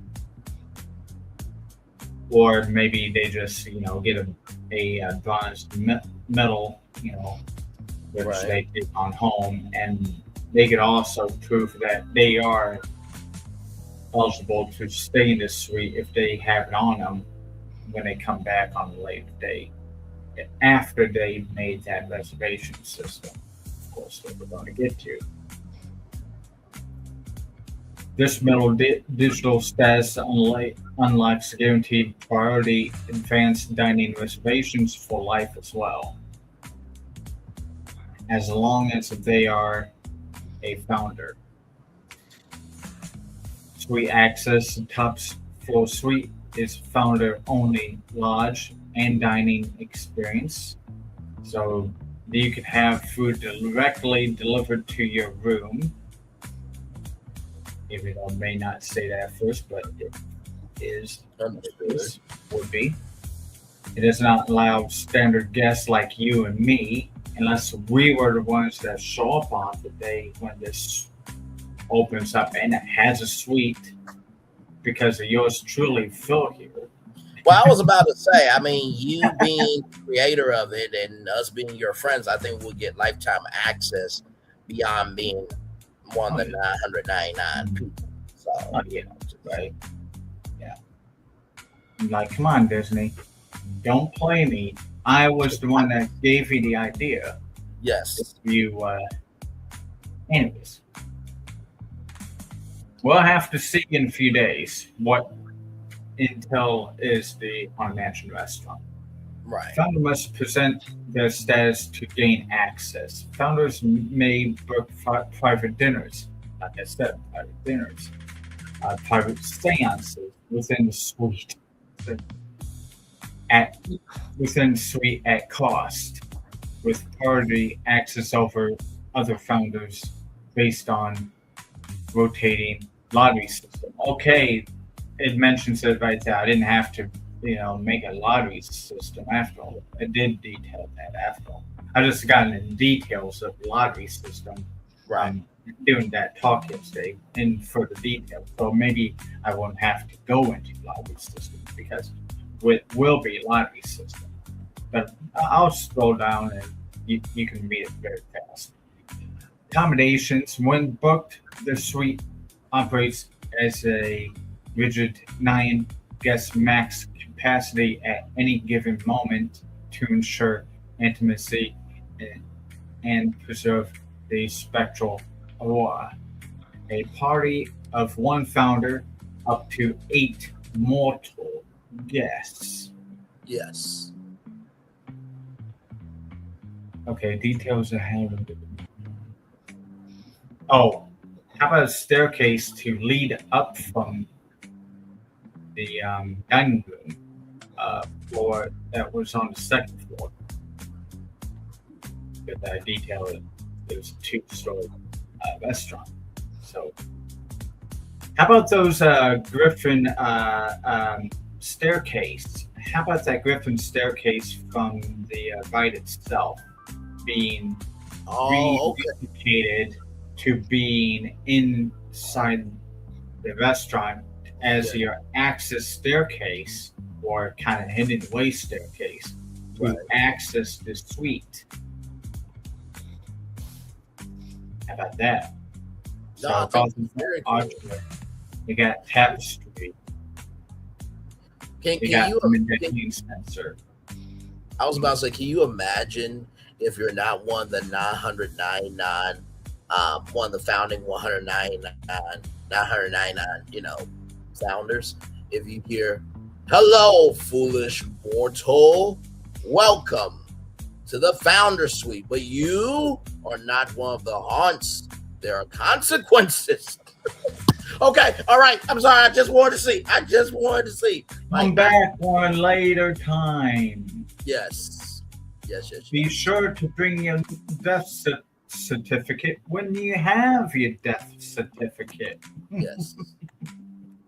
Quote Leota, that we mentioned about earlier.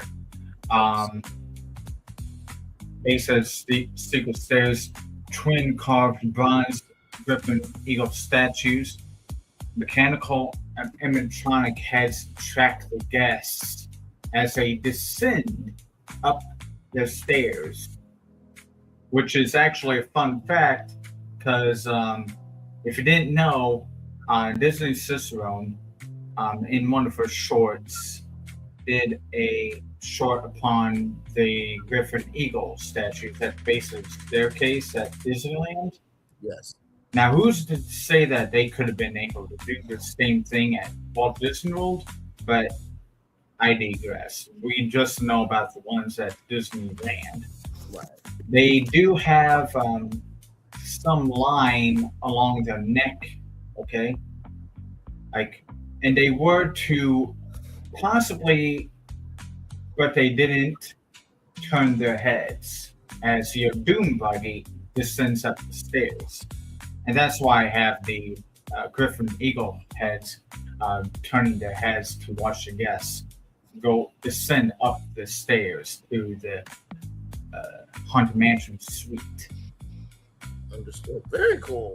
Fun fact there. And guys, after this, Epcot is next. So if you're an Epcot fan, we're on the way to Epcot next. So 15 feet of staircase, or the ceilings are, 15 feet on the second floor. And then once you reach your destination, it's the attic and rafters. Earth Suite is where it's located. Starting point tucked away in the quiet shadow nook along the second floor gallery mezzanine, hidden behind an antique French tapestry depicting a hunting scene, and the vacation pole to the right of the tapestry is concealed, while sconce shaped like a structural hand holding a lantern. The founder guest scans of their bronze founder's medal or their magic band against the base of the sconce. Hey, one person won't come in. The opening upon success validation, the heavy tapestry sways back on an automatic arm, revealing a Gothic stone archway, framing the foot of the staircase. And like I had mentioned about the Griffin at the base, they can turn their heads.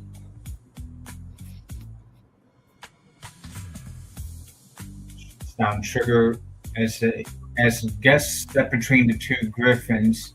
The obsidian eyes glow with a cool, ghostly blue light as well, and the quiet sound of a distant echoing screech muffled as if it coming through deep stone reverberates softly through the stairwell itself. I could definitely see them using some of the aesthetics, this technology in Villains Land. I could definitely see them. Oh yeah, I can definitely see. Yeah, absolutely. Mm-hmm. Sent to the third floor suite, architectural narrow spiral staircase crafted from dark carved oak steps and intricate twisted iron balusters. The staircase winds through a timber rafters of the estate bath and moody ember and violet light flickering through narrow celestial windows. The cobwebs overhang the wooden beams overhead as well. Rival staircase terminates at the heavy iron-strapped oak door on the third floor, featuring a polished brass plate inscribed "The Final Hearth," reserved for the 999. Very good, sir. I love it. I love it. Very good. I also made a menu, and we already discussed about the lottery system, and this is all about how that would work. Disney, if you want to know, I can just send this to you, and you give me, the job. Yes. Here's some images. Oh, wow. Here's an image of that staircase I had mentioned. Oh, yeah. The griffin birds are watching them. Yes. Wow. Just there's that staircase. And that's when I updated the suite to be 13 square feet. So 490 square feet for the widow's parlor room, which is the entrance lodge. Right. Clock tower bedroom, which is 440 square feet in size. A post bed with a corridor doors clock. The reading nook, the most interesting room of them all. It could be a little bit bigger, but it's 120 square feet. But again, it is that round tower. Then you have a lavatory, which is with the bathroom. Yes. And then you also have a crawl space, which is a dumbwaiter and emergency egress. I will say the only thing about the restroom that kind of creeps me out is like as soon as I get done being naked, there's one of the hitchhiking ghosts looking at my behind. It's just a little personal for me, but I love the concept though. Well, they do have the hitchhiking ghosts or hatbox ghosts looking at you in the bathrooms in the house that you showed to us on the market all those years ago. Yes. Behind the mirror. So. Yes. That's very true. Yeah. I mean, depending on maybe how much steam is in the room, I guess maybe it will, not activate. If you know what I mean. That's the last thing you want somebody to be squatting. Is everything okay? No, just a ghost saw my naked ass. So here's the widow's parlor room, which is the entry lodge. Okay. Mm-hmm. Here's the Ronald Stevens.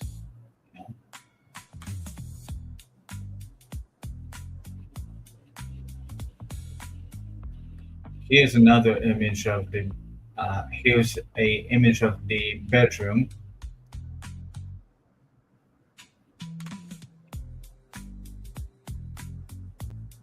Here's an alternate image of the bedroom. Oh wow! Imagine if that came on at night. That would be crazy work. I mean, we may just have 2 bedrooms up here because, like, why not? I think I need 2 bedrooms up here to update the map. Here's the reading nook, observatory room. This is just magic. Look at that table. I want to take that home with me. Yes. And you can see the spiritual map of the park. Yes, that is very cool. Which I would love to see that in detail. And this is the bathroom. Mm-hmm. Which you got the hitchhiking ghost right there. Yeah. He didn't expect it. He's like, what? And then you have light fixtures on the sides of the mirror. Right. Nice stained glass window. Yes. And here's the attic crawl space if you ever have to access it. And here's a menu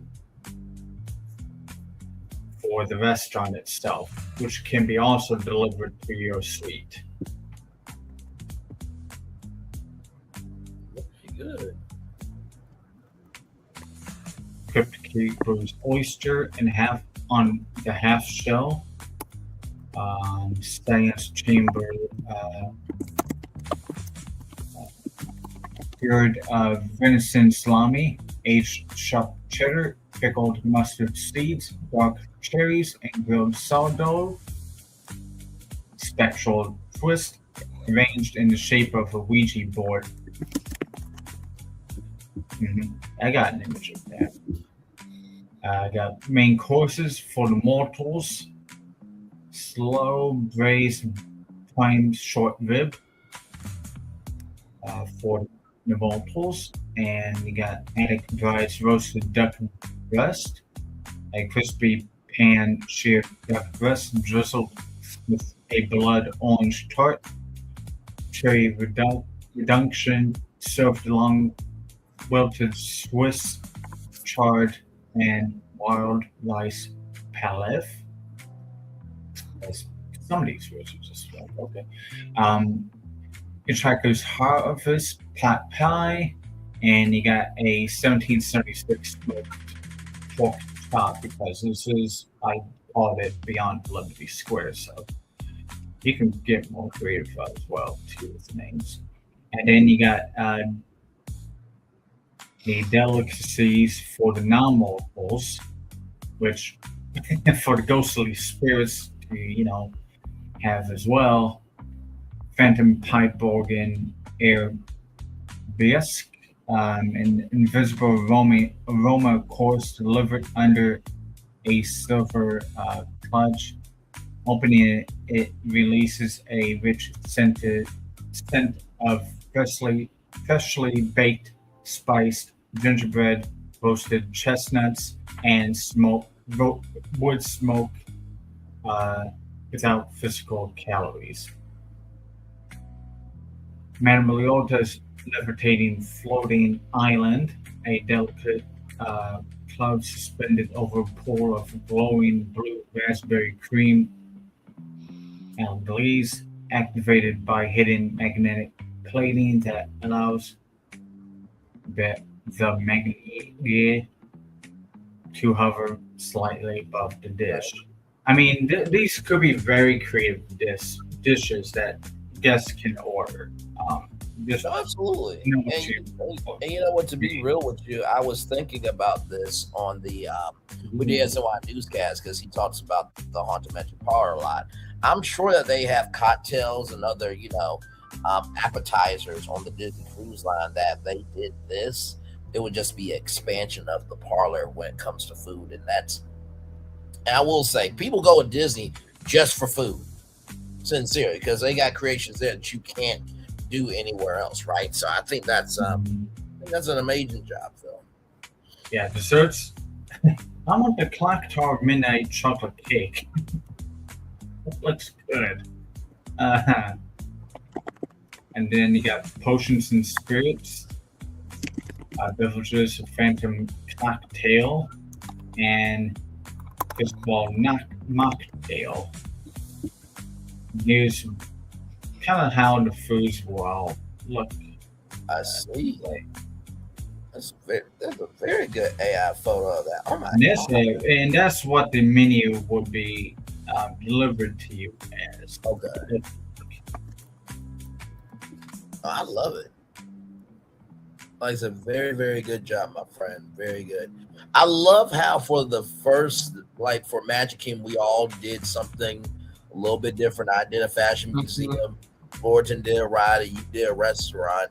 So in a suite. So it goes to show you we're not just doing wild cards just for the typical stuff. We're also recognizing that if you're not, a roller coaster fan, if you're not a ride and theme park, not a ride attractions person, we understand that also too, having places to just chill out. You know what I mean? Is important as well. Oh, hello, little guy. Nice to see you there. Welcome. Just welcome. Just stay over there though with Phil. But glad to have you here.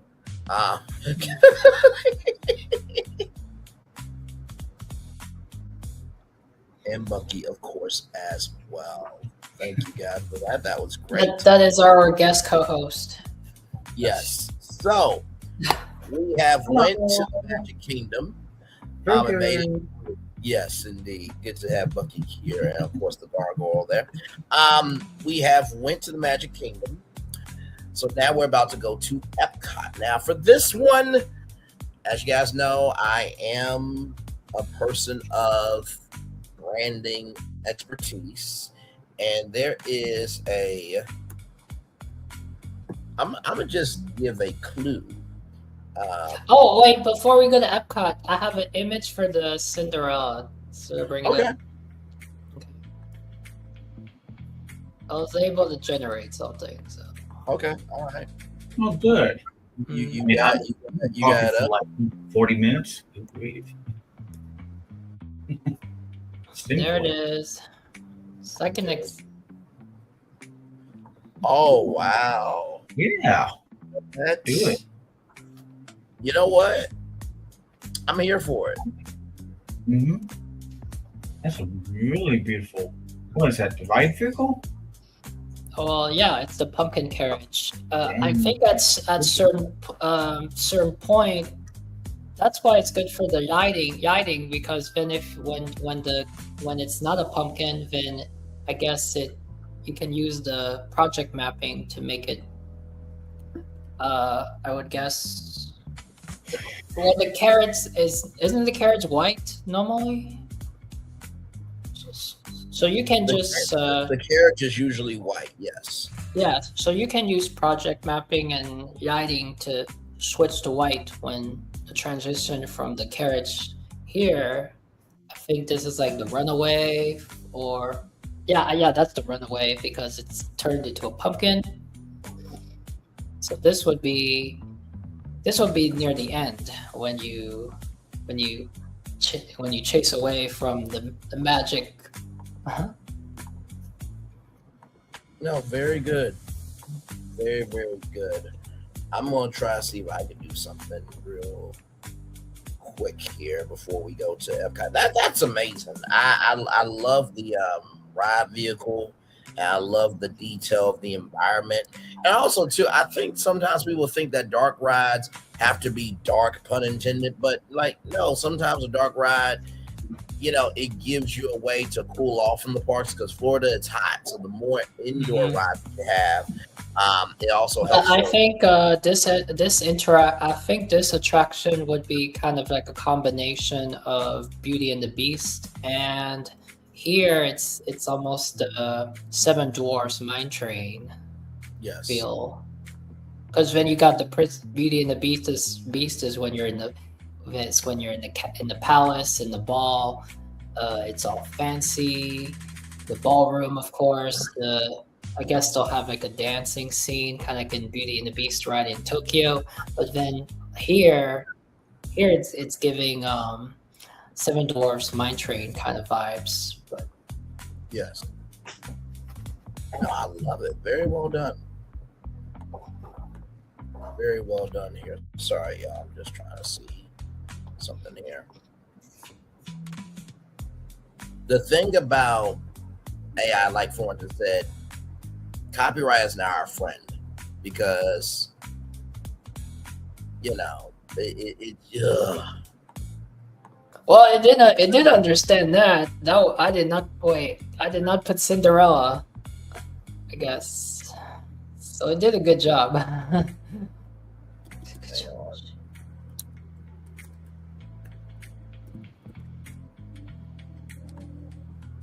I'm trying to, and that's why for some of these are a little bit difficult of trying to get images. So sometimes we have to do more prompts than anything else. So let me see here.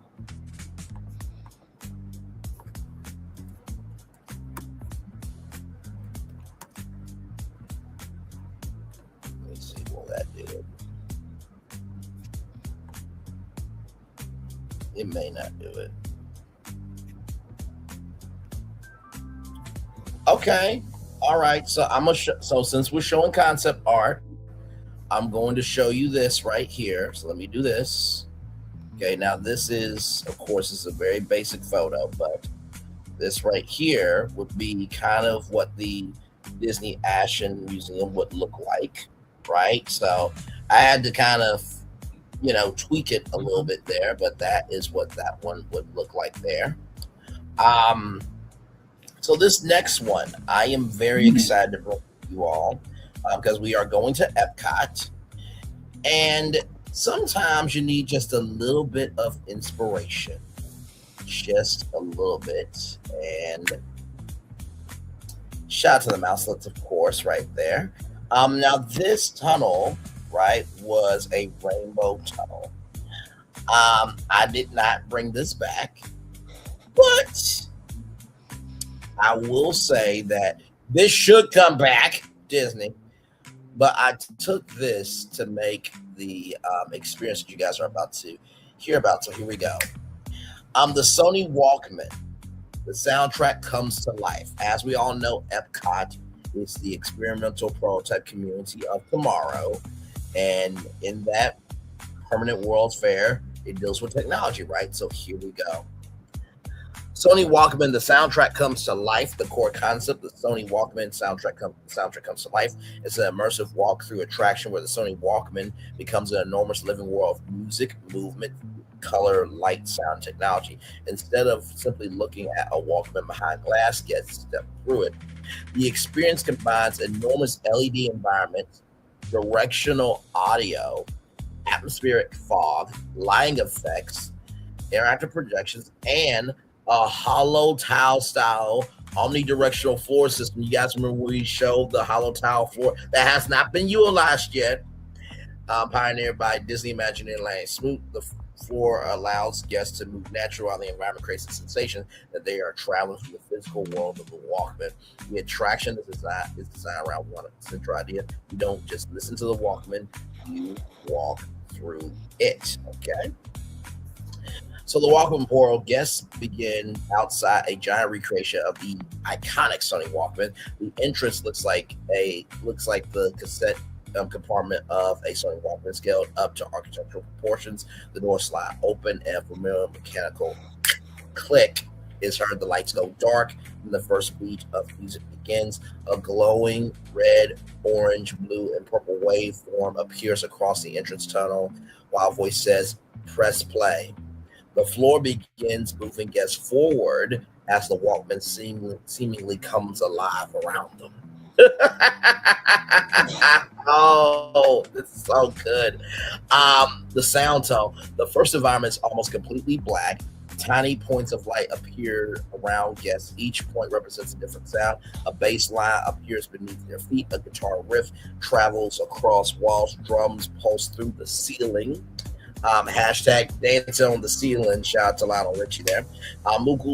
vocals rather, not vocals, but vocals move from one side of the room to the other. The LED walls react to every musical element. Guests aren't simply hearing a song, they're inside the song. The hollow tile floor allows the environment to create the illusion that the entire group is traveling deeper into the Walkman without requiring a traditional moving walkway. Number 3, the color rooms. Come on. Let's get back to it here. The experience then breaks into a series of enormous musical environments, each represented by a different LED color palette. Red energy, the entire room becomes red, fast moving like trails race across the walls. The floor feels like it's accelerating. Bass pulses synchronized with the line. Guests experience the Walkman as the ultimate portable source of energy. Blue for chill. Okay, chill. I invented chill. Shout out to Martin Short. The environment suddenly slows down. Blue LEDs surround the guests. Fog rolls across the floor. Soft music moves around the room. The floor creates a sensation of gently drifting through an enormous blue soundscape. And we all know how big the Disney catalog is. So imagine the Disney songs that could be within this Walkman. The soundtrack comes to life experience, right?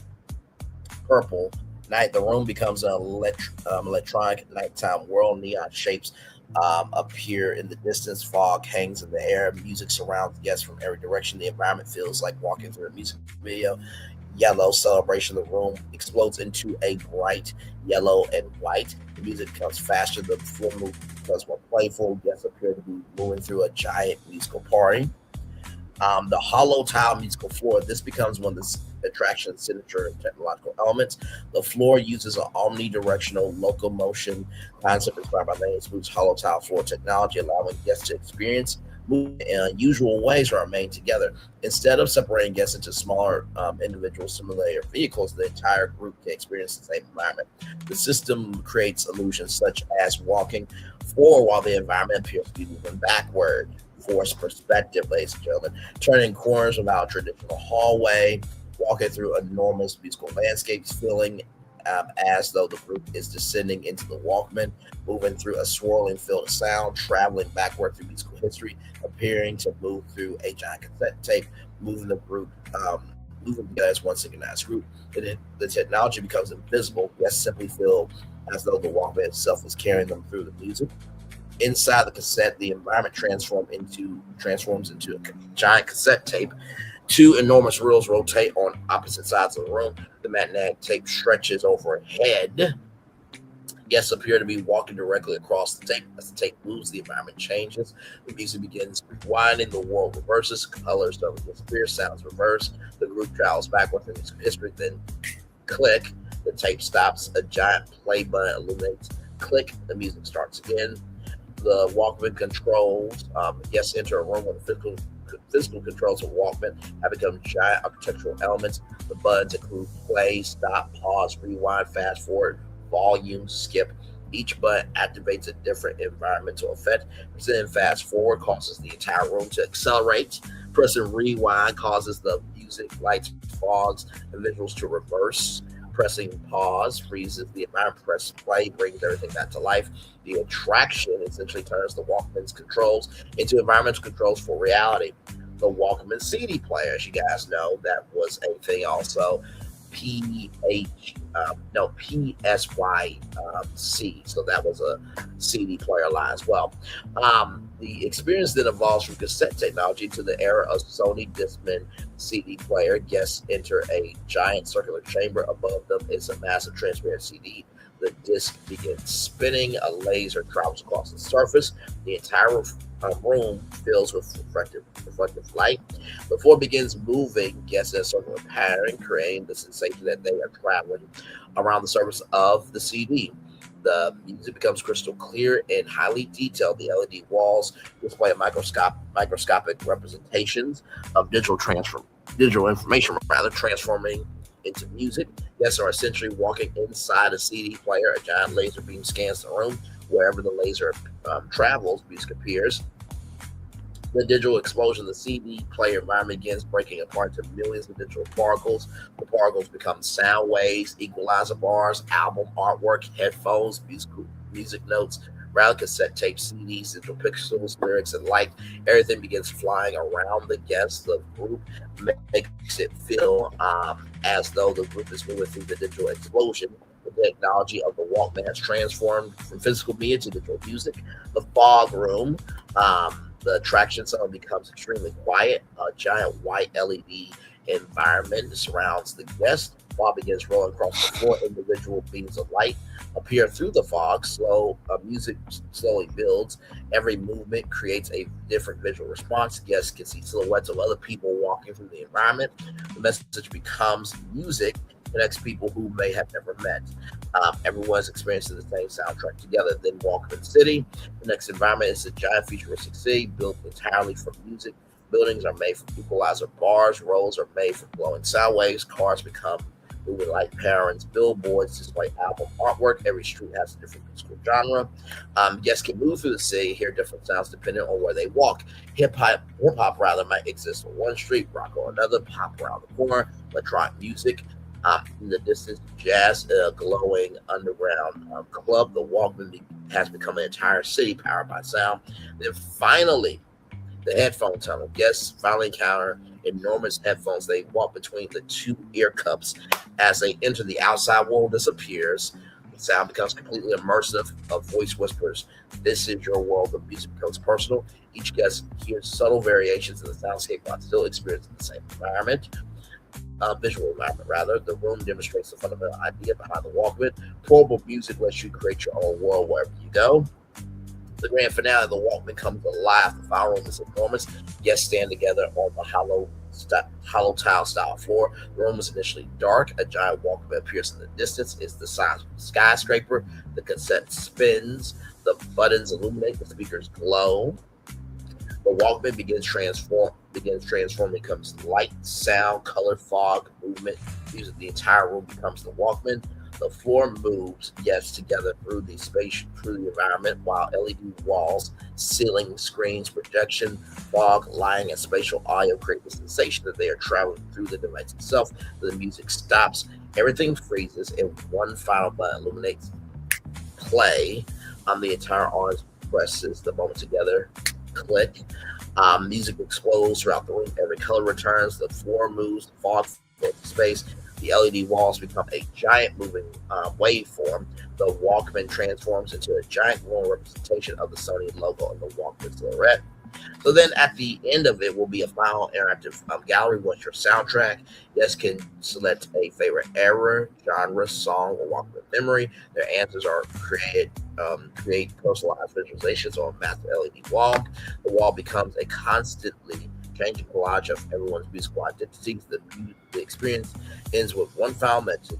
Music moves us, and beneath it, Sony Walkman, the soundtrack of your life. So it becomes basically a combination of museum, interactive theater, dark ride, concert, technology showcase, music video, and interactive installation. So they become part of it. The cassette becomes a landscape, the CD becomes a world, the buttons, the environmental controls, music becomes physical, LEDs becomes soundtrack, the fog becomes the atmosphere, the hollow tile style floor that we saw, the landscape becomes the movement system, and the entire audience moves through the experience together as one. The Sony Walkman isn't presented as an old piece of technology. It becomes a living machine that transports an entire generation, generations that followed through the evolution of music. And I believe there can be a 5, 4, 3, 2, 1, go!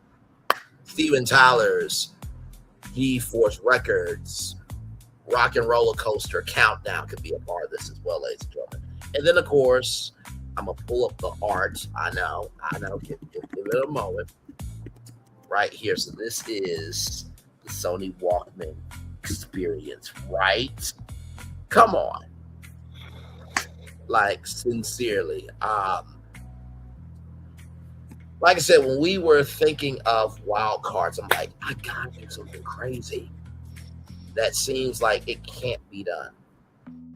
And so I thought this would just be the coolest thing. So what do you guys think? Yes.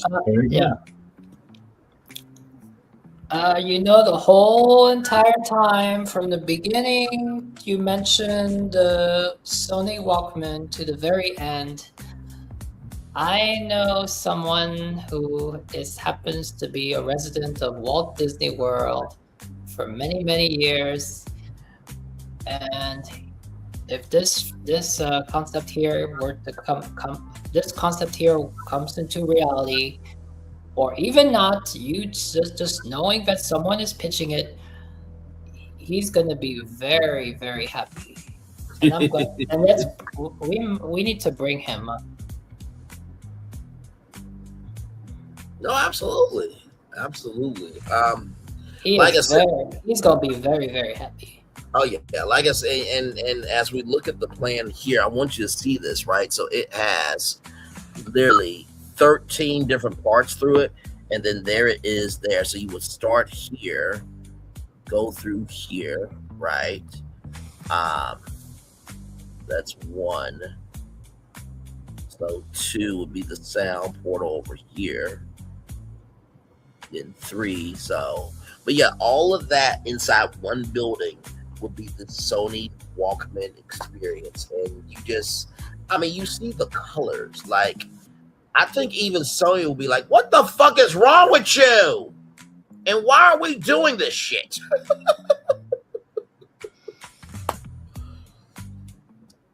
And I think Walt Disney would even be impressed, like, the fuck wrong with you? But I felt like Epcot's about the future, technology, the arts festival that's over there. There's a lot of music artists, so this can be really a living attraction where you got tons of Disney music in this thing. You have local artists that can be played in the thing. Like, sincerely, this really could be something great for Epcot. So. And is this in Journey to Imagination building? ImageWorks? No, this is its own. This is its own thing. So brand new pavilion. Yes, this will be a brand new. This is a brand new attraction. Walk through. No, because when you showed the rainbow tunnel in the beginning, I was like, yeah. I was using that as inspiration for this. Mm-hmm. I mean, I have a brand new pavilion in mind, but I'm not going to present it on here because, I mean, I'm trying to be realistic and also wild at the same time. So, as you are, sir. So, yeah. Thank you. So, that is my pitch for my wild card for Epcot. Like I said, I hope you guys saw the love in there, because it does give you a bit of journey into journey to imagination from Figment and Dreamfinder, just a little bit. So yeah, you just have a journey into sound. Yes, which is like a sound clip they used in one of the old hip hop songs. And I guess this would really fit in with Humanist, the Symphony of Us, because at the end is the music brings us together. So yes, yep.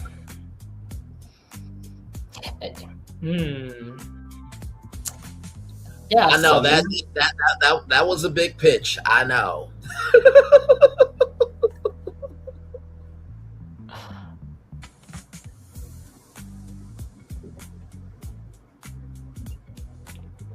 Well, just because of that, I'll congratulate you. As Florentine pulls it up. Oh, y'all waiting for me? Yeah. I know I gotta take this one down. My bad. Okay, here we go. This is Florentine's pitch for. Oh no! This is the happy friend here. Oh, the Walkman at the top century. Wow. He is happy. He's like. They haven't forgotten about me, actually. Yeah. I didn't know that was even a thing. Oh yeah, did you? I don't know if you know about this. Yeah, this is at Top Century in the what decade is that? That's the 90s. That is the 90s section. On the end, you have a laptop computer, and then there you have the Sony Walkman. Really cool.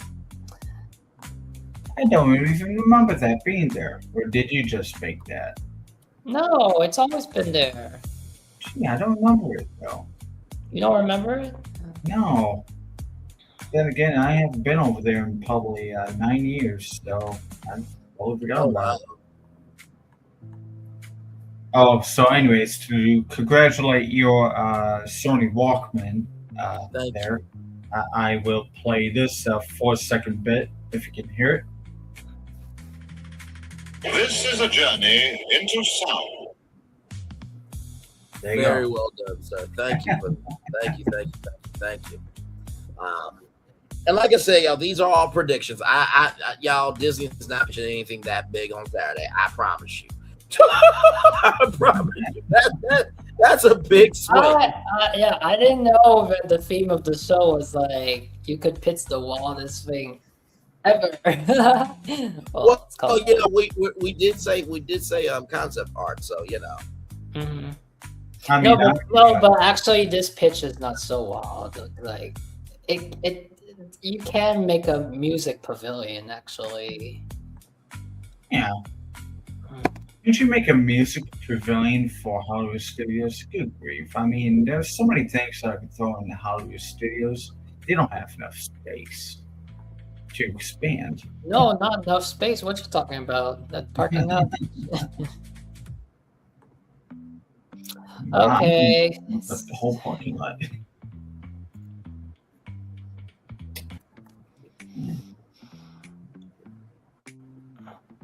Let's see. Just Fountain have. So when it comes to Epcot, and if I have Epcot is really difficult if I have to just narrow it down to one wild card, but of course, if we're gonna go with wild card, I mean, one of the wild card would be they announced the Epcot Resort, because that would be really, really big, an Epcot Resort. But it can happen. A lot of people want an Epcot Resort right there at the front gate. Right. Yes. And we have an amazing episode on the Epcot Resort. So yes, we do. It's BFP Imagineering Epcot Resort. We have a concept from me, and then we have concept from Brian.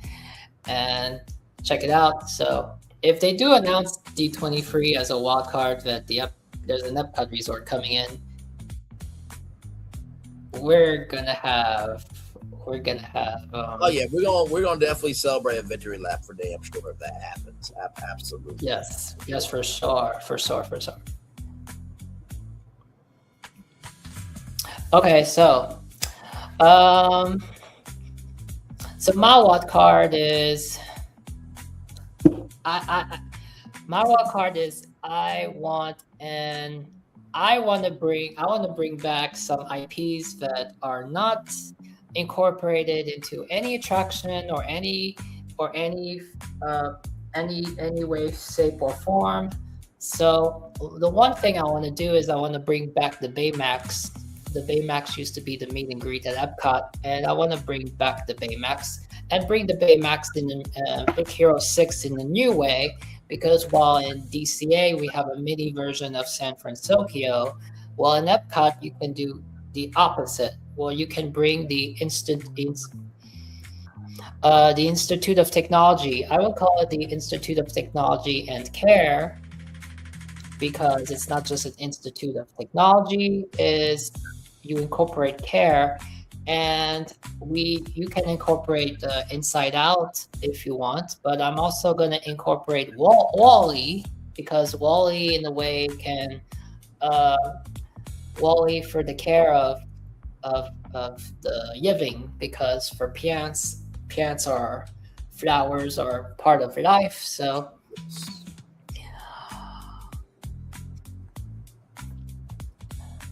you have the Faculty of Technological Care, you have the Baymax Biolab, which is advanced medicine, robotics, and physical health. Guests enter Seek High-Tech Diagnostic Lab.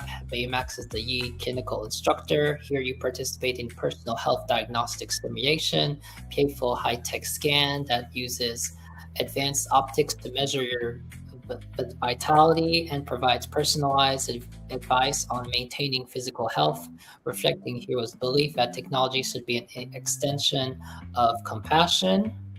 So this is basically taking future world, bringing technology back, but a reason to bring it back because we incorporated it with the IP, so it's not just bringing IP, it's bringing IP with elements of Epcot. So no one, we are kind of tired out. We are tired out because some IP are not represented. Renaissance IP is not represented, but at the same time, while we understand Encanto and certain IPs have to happen, I don't think if we brought these IPs, which I don't think anyone would complain or argue if bringing back an IP also brings back elements of Epcot that old Epcot fans from the old Epcot beloved. So everyone is happy. Right. So we have the faculty of now we have the faculty of emotional care. That would be for Inside Out. The Mindscape Conservatory. We have mental health, empathy, emotional intelligence. The experience designed in partnership with Joy and the Inside Out characters. This is lush, vibrant indoor garden with emotions visible as luminous, sifting colors in the flora. You journey through the core memory streams. Interactive walkthrough where you learn to balance and understand your emotions, turning the Inside Out concept into a meditation on human self-care. Oh, which is nice. Yes. Planetary Care, the Axiom Rewilding Initiative. The final department is by Wally and Eve. Stunning glass enclosed living biodome acts as the anchor for the pavilion's philosophy. You cannot care for yourself if you do not care for your home. Guests work alongside Wally units to rewild simulated wasteland, planting seeds, managing water resources. It turns ecological conservation into tangible, rewarding task, closing the loop on what it means to truly care for a living system. Now, some of you might think that Wally would be more perfect for the Land Pavilion, but whether they incorporate just 2 of these IPs or they incorporate three IPs, I don't think there's really a pavilion or anything where we a mashup of IPs together. And it's clearly the argument that some of these IPs, they just, especially Inside Out with the Baymax, it just connects together.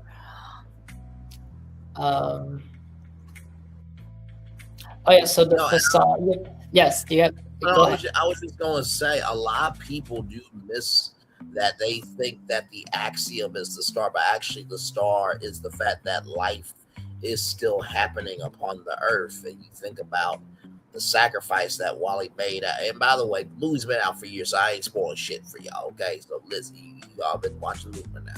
But there is a boot, and that boot becomes the beacon of hope.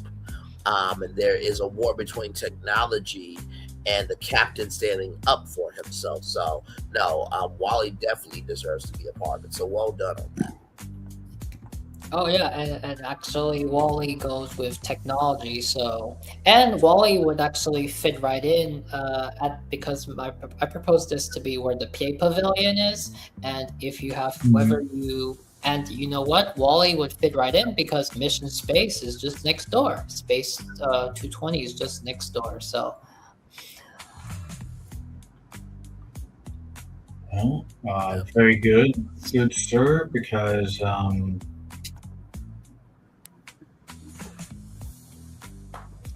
this pavilion solves a major design challenge for Epcot. It combines the park's historical commitment to education, modern character-driven storytelling format, grouping these 3 pillars, physical Baymax, emotional Inside Out, planetary Wally. You create the most comprehensive care experience in any Disney park, reinforcing Epcot's mission to better the human and global condition.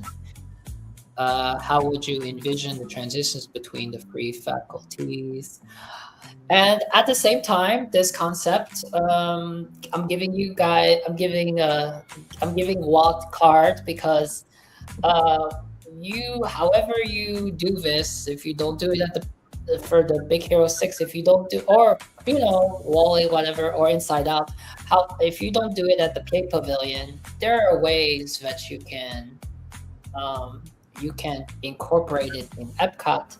Because at the same time, I was working on World Celebration, and I'm going to show you an example of a revitalized World Celebration in my eyes,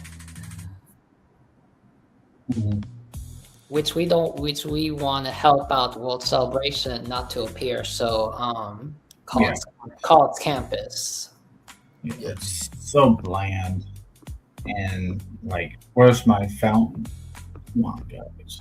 Oh, and I have a new idea for a fountain. Instead of water, if you cannot have water, why don't you have a kinetic energy like an LED fountain? So it's not water, but it's like LED. I guess LED that it can mimic water, but it's not water. Because who says a fountain has to have water? All right, so first I'm gonna bring this image.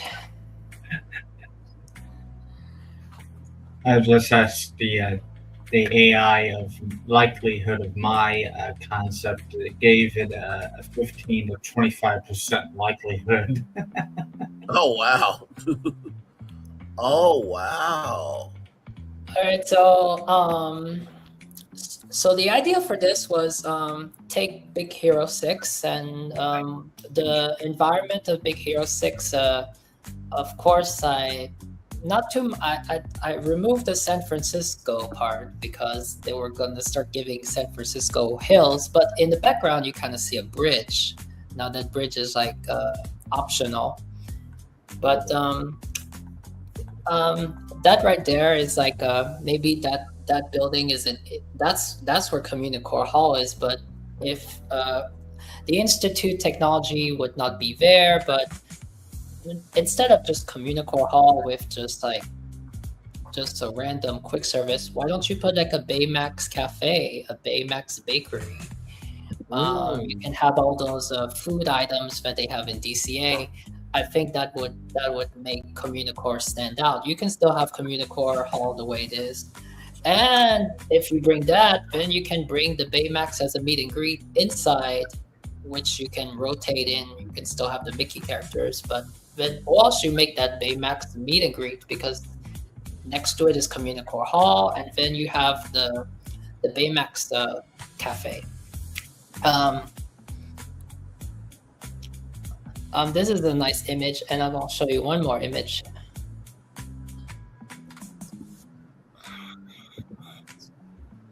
Very nice.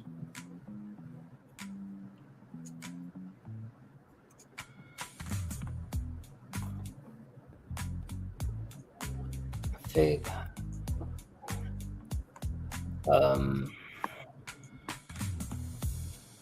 Hold on.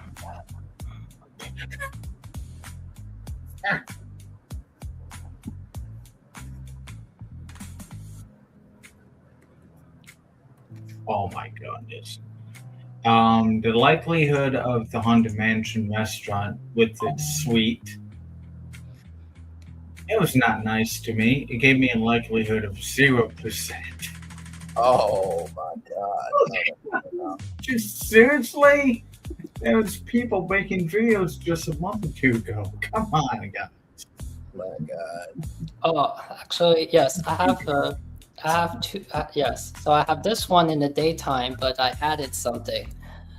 And just adding cherry blossoms. Cherry blossoms, they're very popular flowers in Japan. And I know we're not turning World Celebration into Japan, but I do think that just adding cherry blossoms to World Celebration, it does create a much beautiful I mean, it brings up a much beautiful. Did it pop up? Did it upload? Okay, here we go. My bad. Here we go. I think it's so beautiful. I know it's cherry blossom trees, but I mean, you just make a college campus world celebration, and you just make it into a world celebration that is unique, a world celebration area that is uniquely Disney and feels like a Disney park rather than a college campus. Very nice. I like it.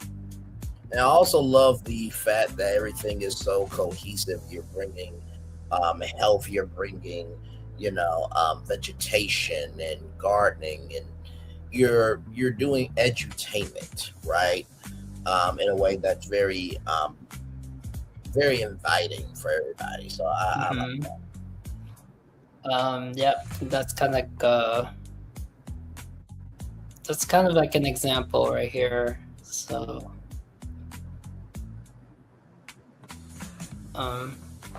yeah, there is ways you can make world celebration much better, more park, but still keep it tranquil. But at the same time, there's ways that you can throw IP, but not in the face. And I think it's cool. It's kind of like it's giving like a little bit it gives you a little bit some Korean street or something, yeah. So I'm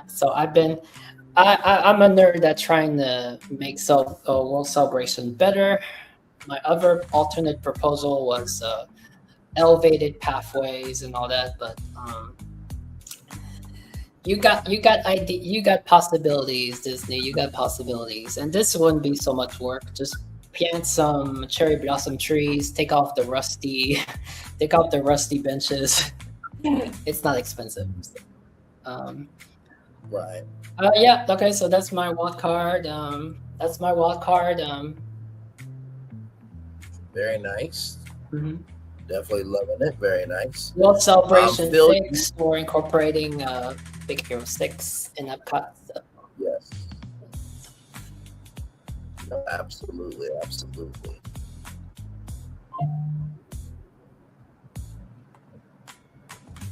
Imagination, get the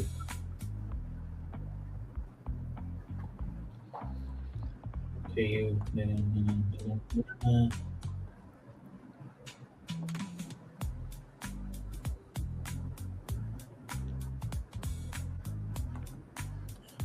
Yeah, I swear I cannot stand copyright. I swear to God. There is what I'm trying to really do for y'all, but it's yes. It is difficult, but I'm trying to find a way to do it, because I really do believe that this one's for Animal Kingdom. I'm not gonna say what it is, but you guys will find out what it is soon enough. But it's gonna be good. I'm trying to remember what I did for Animal Kingdom for Wildcard. May change my mind, but I informed him and took it instead. Wait, was that your wild card?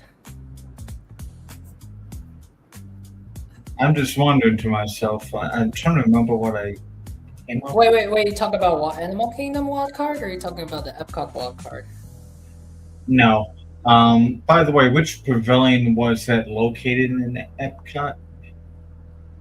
Oh, the one I pitched. Well, I always pitch the Institute Technology for the PA Pavilion, but you know, you can incorporate it in Communicore Hall. I mean, I don't know. Yeah, I mean, why did you demolish that place? Yeah. But I think my wild card, I guess, yeah. I mean, I don't care. You don't have to do the Institute. Well, yeah, if you want to add the wall, of course, if you want to add the inside out. but you know, you can incorporate Wall-E and Inside Out over. Oh, yeah, I already did.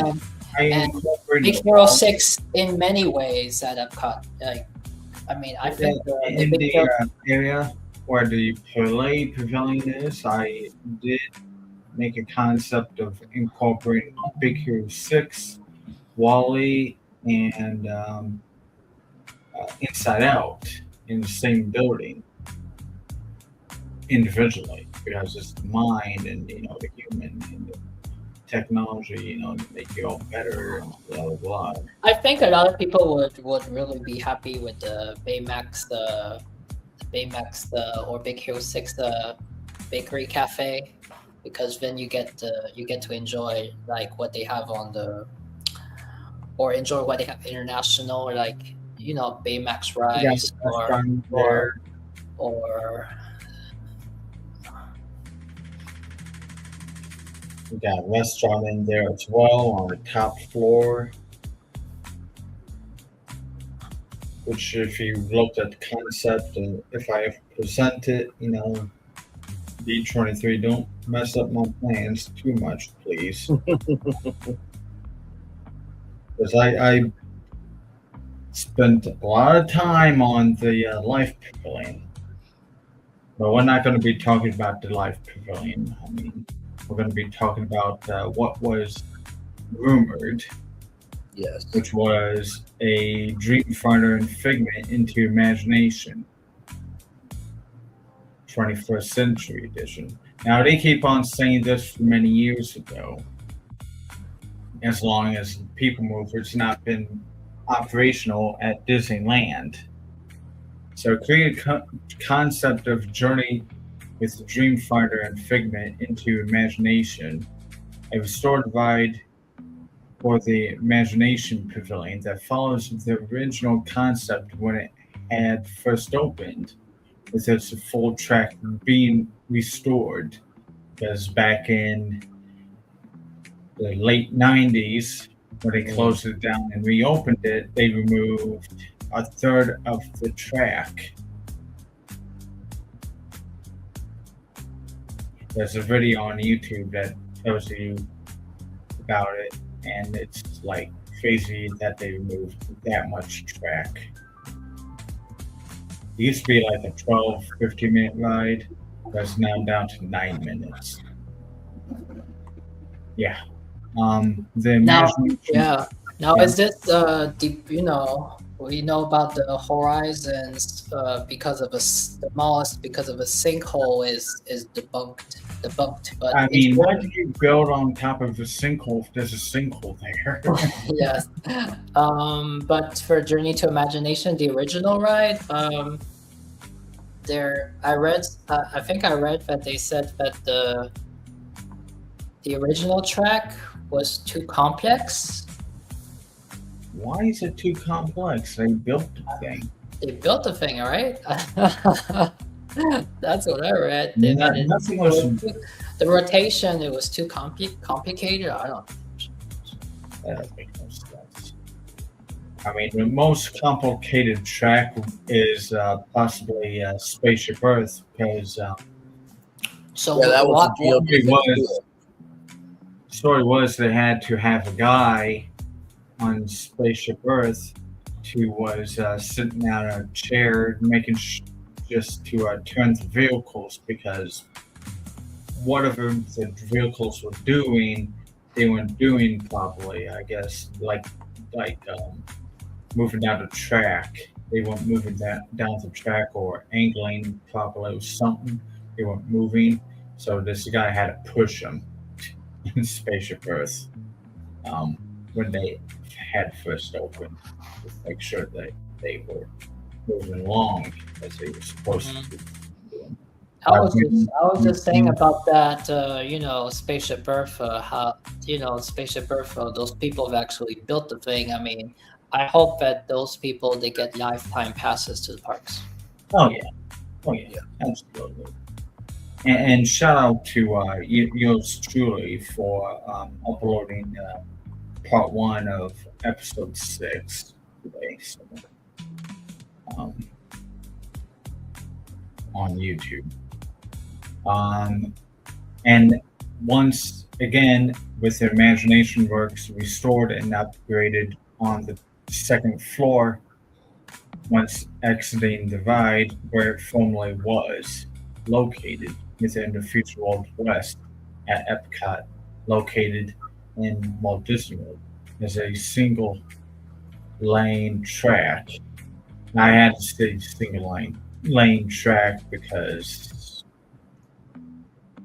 I have like 30 different prompts or 20 different prompts, and it ended up being that like made multiple tracks. Like it didn't make no sense to me. And the images that come out, like this is a concept of Dream Finder and Figment into Imagination. Now,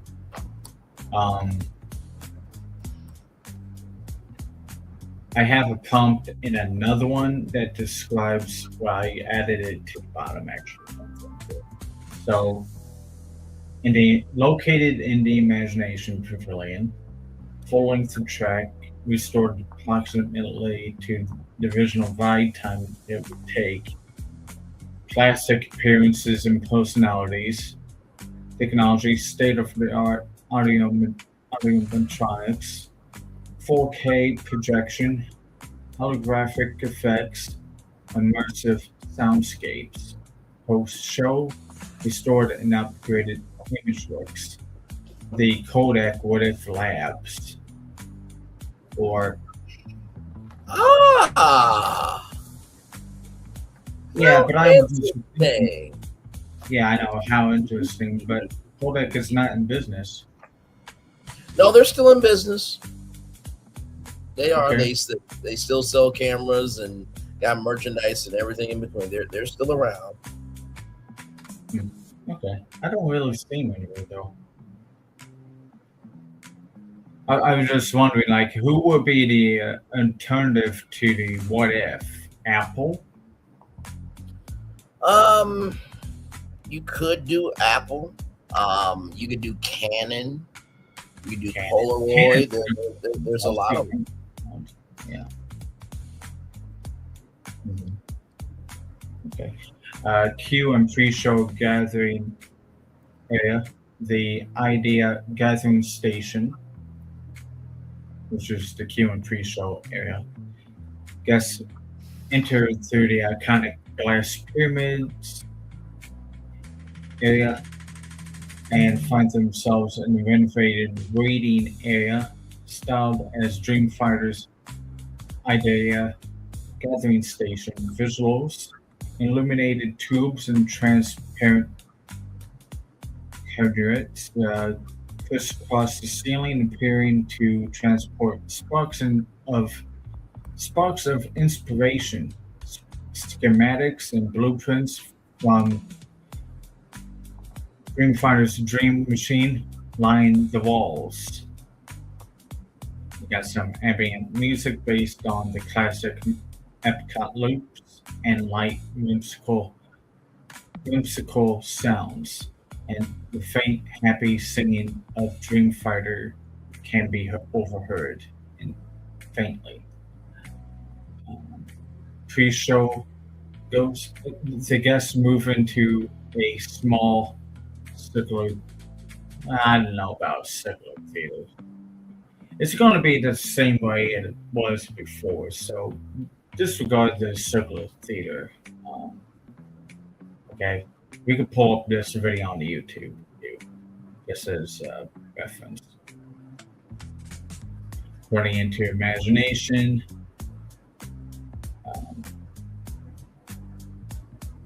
15 minutes. So the cloud and dream machine, the clouds and Dreammobile. The ride begins as the vehicles float through the star-filled sky, moving past the full-size Dreammobile, as that is the introduction further into the ride. Right. To answer this pre-show area, circular theater is down at the bottom of this prompt. By the way, so Well, I mean, circular theater bubble, you know what I mean? So that could be. Oh, you got some images. I was gonna say anything Figment is copyright. He danced around it somehow, Thornton. I know. Let's not tip off the Disney SWAT team. So answer to that, I copied this from another prompt because, like, oh, that's a really interesting way of predicting, talking about the Dreamfinder, because, like, where's the Dreamfinder since for nearly 30 years now? Or has he gone? Well, he has just returned from a highly successful dream gathering expedition and is eager to show off his finds. There you go. That's basically what the Q. That's what you will encounter as you approach the ride itself. There, here's how we integrate the Dreamfinder's grand return as the Institute's chief inventor directly into the attraction's narrative and Q lore expansion for this attraction. The grand return of the chief inventor.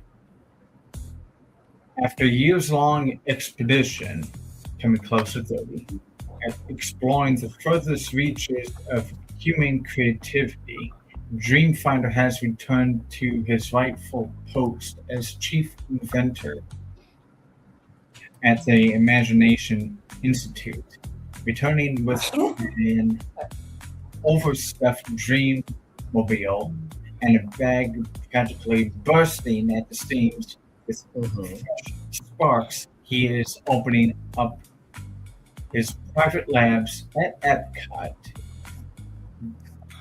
Yes, to showcase his newest discoveries. Q lore editions of this are the Chief's Arrival. We have a logbook and cargo crates. Dotted throughout the Q are vintage shipping crates stamped with exotic locations, such as the realm of pure sound. Kudos to, I thought Braylon was going to do, kind of not to Braylon there, I guess you can see. Thank you very much. You can see there.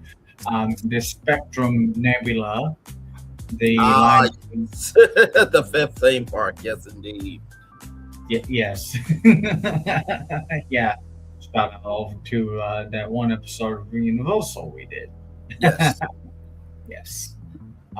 The Library of Untold Tales, a large leather-bound field journal, displays handwritten notes from Dreamfinder chronicling his journey along Figment.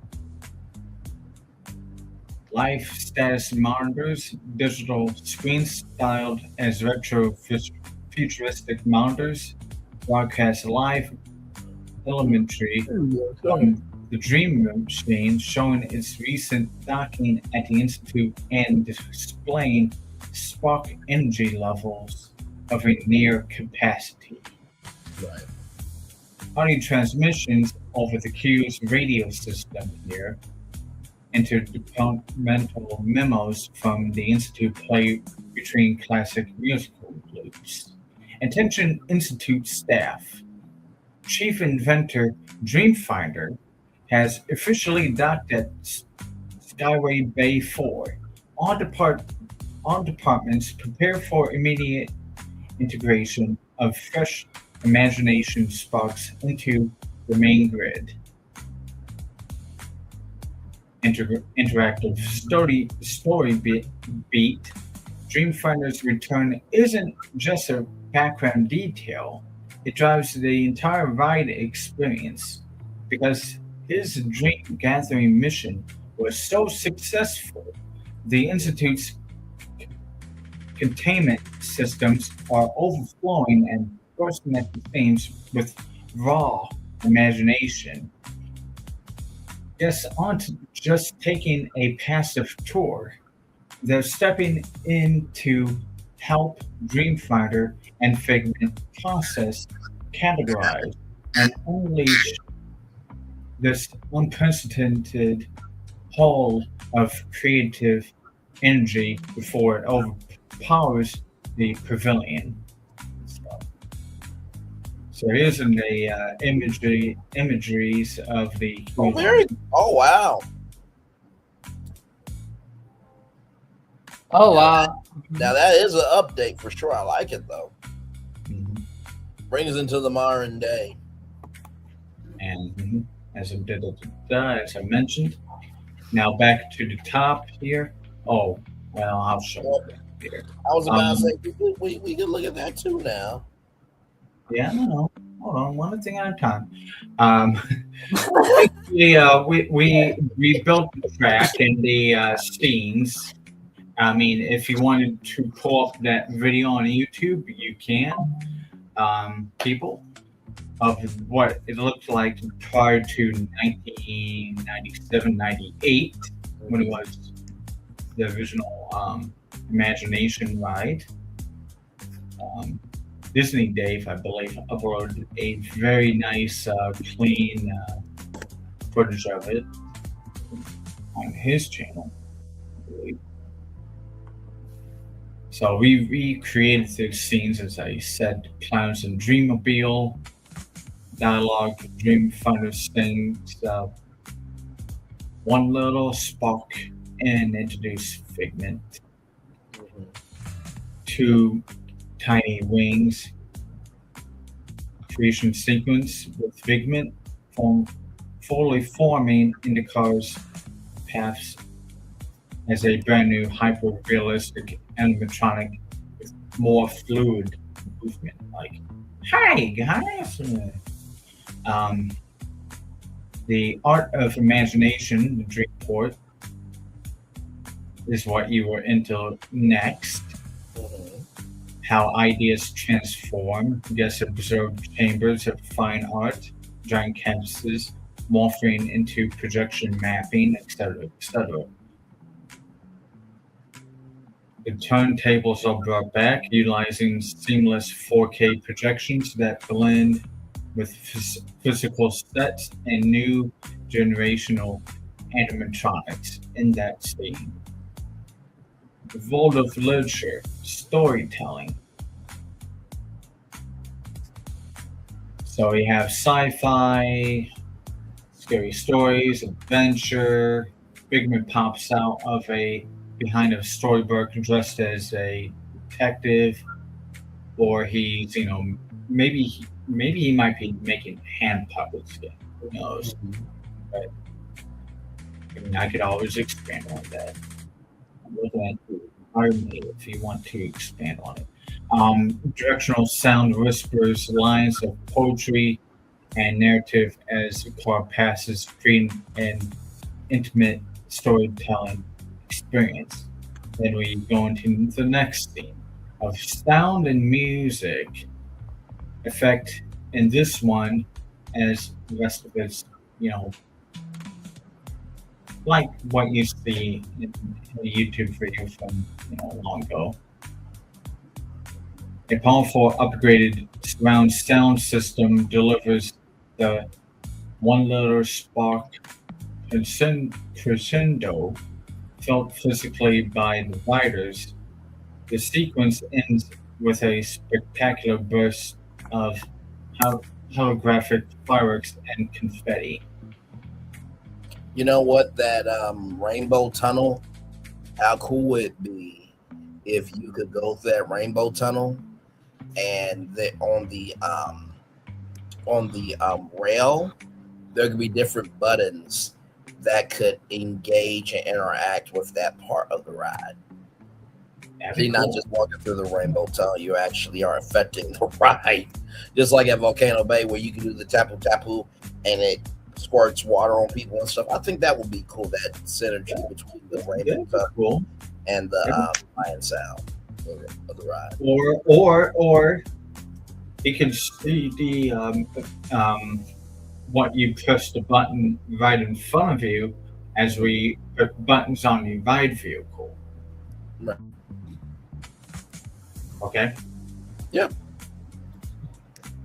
That probably makes more sense to put some buttons on the right vehicle, like, hey, press me.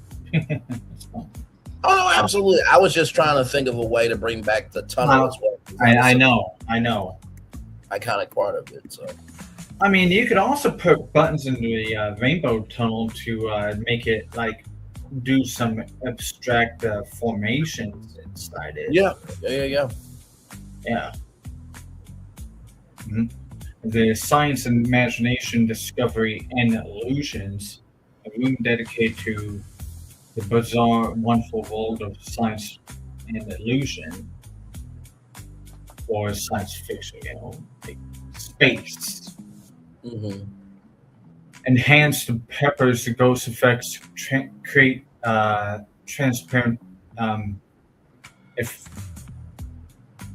ephemeral illusions, while black light effects are replaced with bright, full-colored LED lighting and projection mapping to update the feel of this space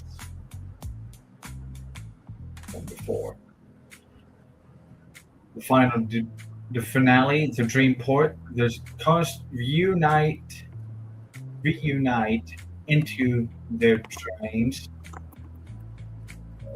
for the grand scene where all of the ideas and sparks are all combined. Action is a massive shimmering vault, or aka Dreamport, opens up, overflowing with light. Dreamfinder and Figment wave goodbye. See you again soon. Encouraging guests to take their spark of imagination with them. A rousing, fully orchestrated version of One Little Spark of Imagination plays as the vehicles return to the unload area. Right. So you reach the post-show staircase area to get to the image works of Kodak's What If, restored and upgraded. So you have pin screens reimagined with digital canvas. Instead of digital pins, a huge high-resolution LED wall responds to guest movements and gestures using depth sensing cameras, allowing them to push and pull large 3D shapes and effects on the digital surface. You got Figment's holographic camera. Guests step into the booth where a small holographic Dreamfinder encourages them to imagine a pose. The camera then snaps a picture, courtesy of Kodak, and Figment hologram is instantly integrated into the photograph, mimicking the guest pose, which can be emailed or sent to the My Disney Experience app. Mm-hmm.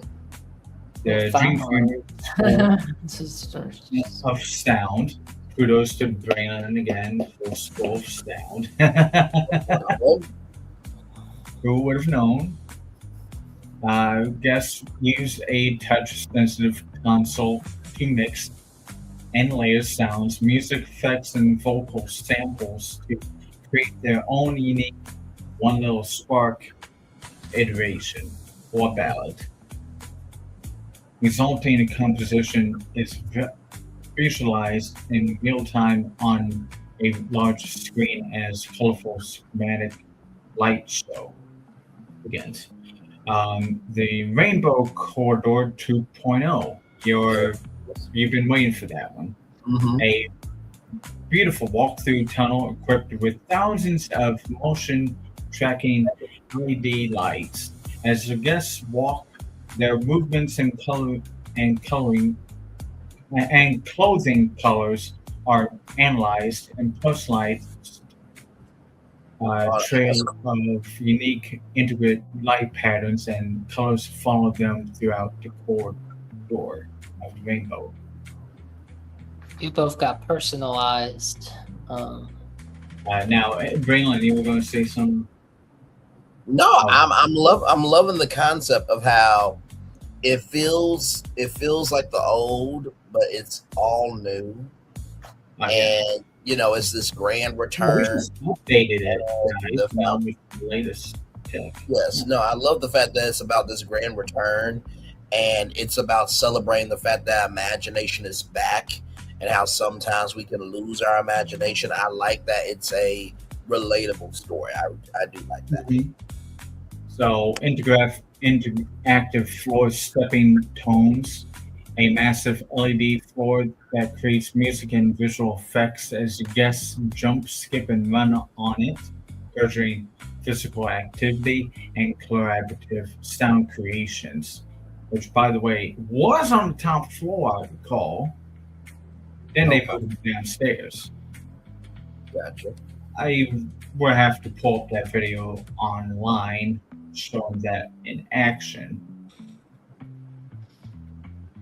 But that fully restores the beloved narrative, characters, and scale of the original attraction, while using cutting-edge technology of today to create the full original minute journey and track that is inspiring, immersive, and fun for a new generation of Epcot guests. Now, I didn't stop there, guys. You know how we have Talk with Crush at the Living Seas Pavilion?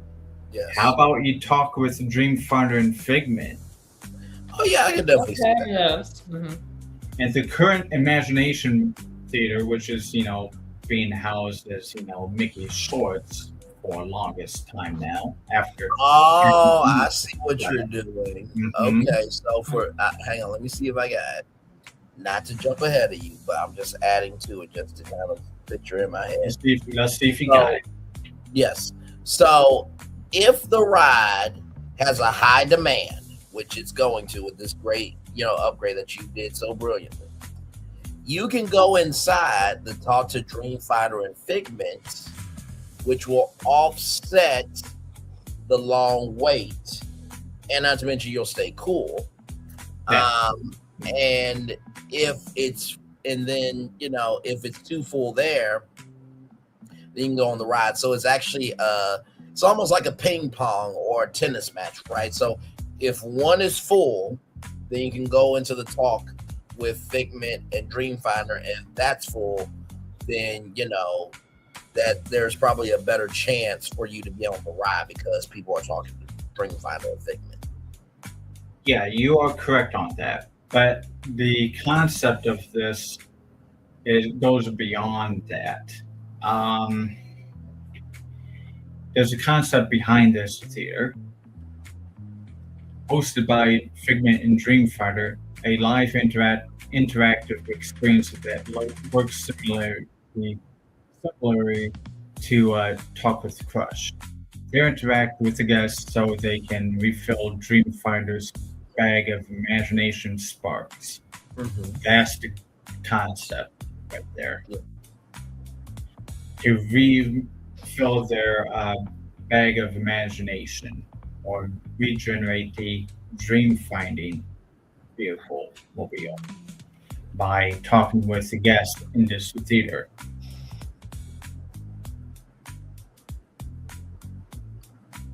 So they encourage guests by engaging with guests to refill the Dreamfinder's bag of imagination sparks.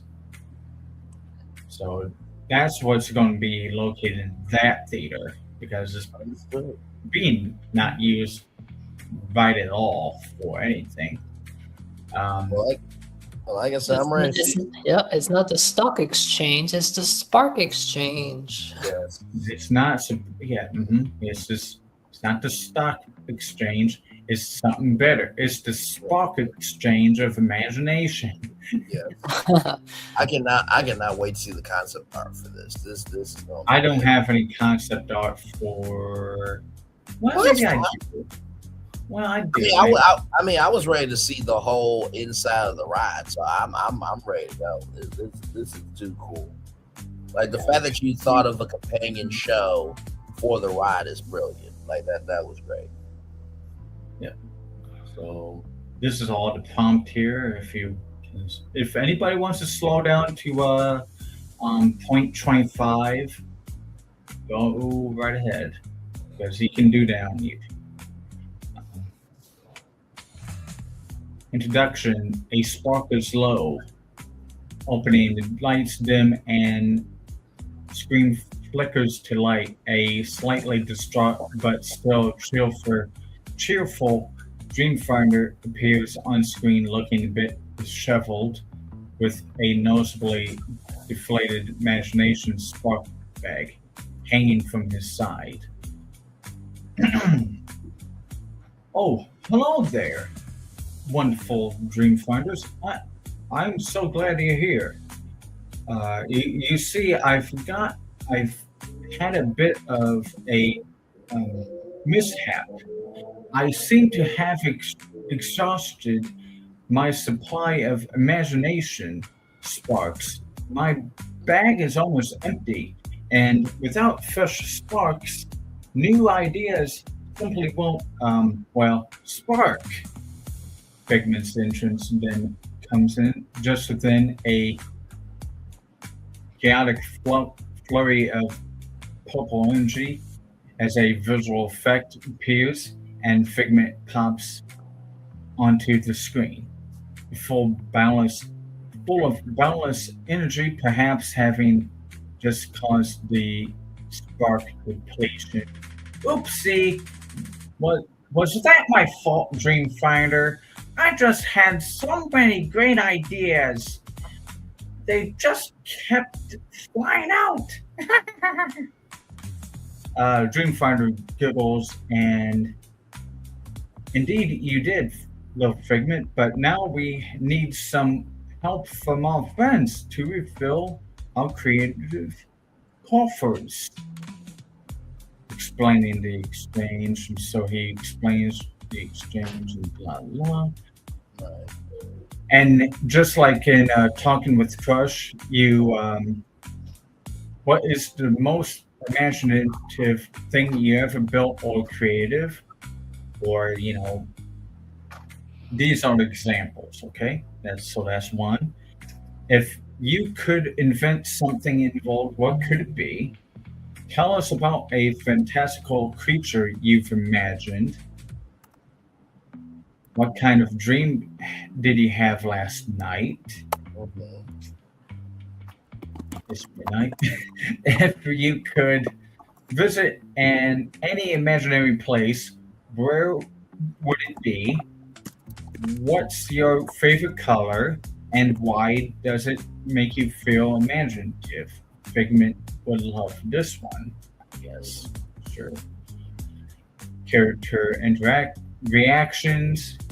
Dreamfinder listens closely, offers thoughtful encouragements, and marvels at the guest's creativity.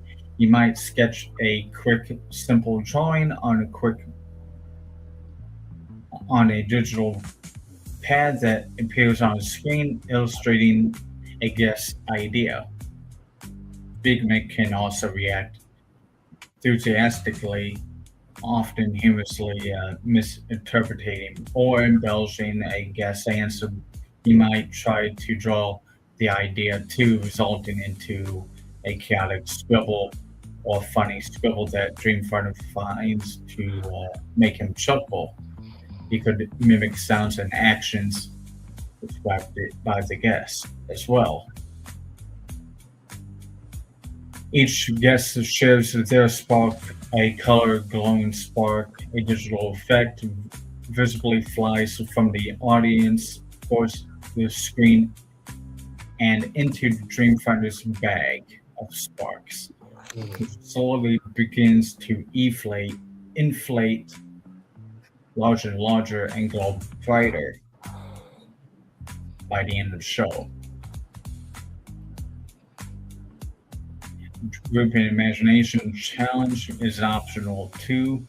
Dreamfinder might pose a collective challenge. All right, everyone, close the eyes for a moment and imagine a brand new flavor of ice cream. What does it taste like? What color is it? Mine would be rainbow pickle swirled with glitter. Ew, God no. Screen fills with a swirling vortex of colors representing the collective imagination. And then you reach the grand finale. As at every show, the bag is full, with his bag now visibly full and glowing brightly.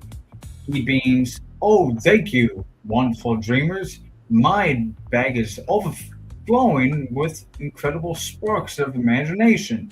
All thanks to you. Figment, we did it. We filled it up. Now, what are we going to imagine first, Dreamfinder? Why, the possibilities are endless, Figment. And remember, everyone, your imagination is your most powerful tool. Never stop dreaming, never stop wondering, and always remember to find your one little spark."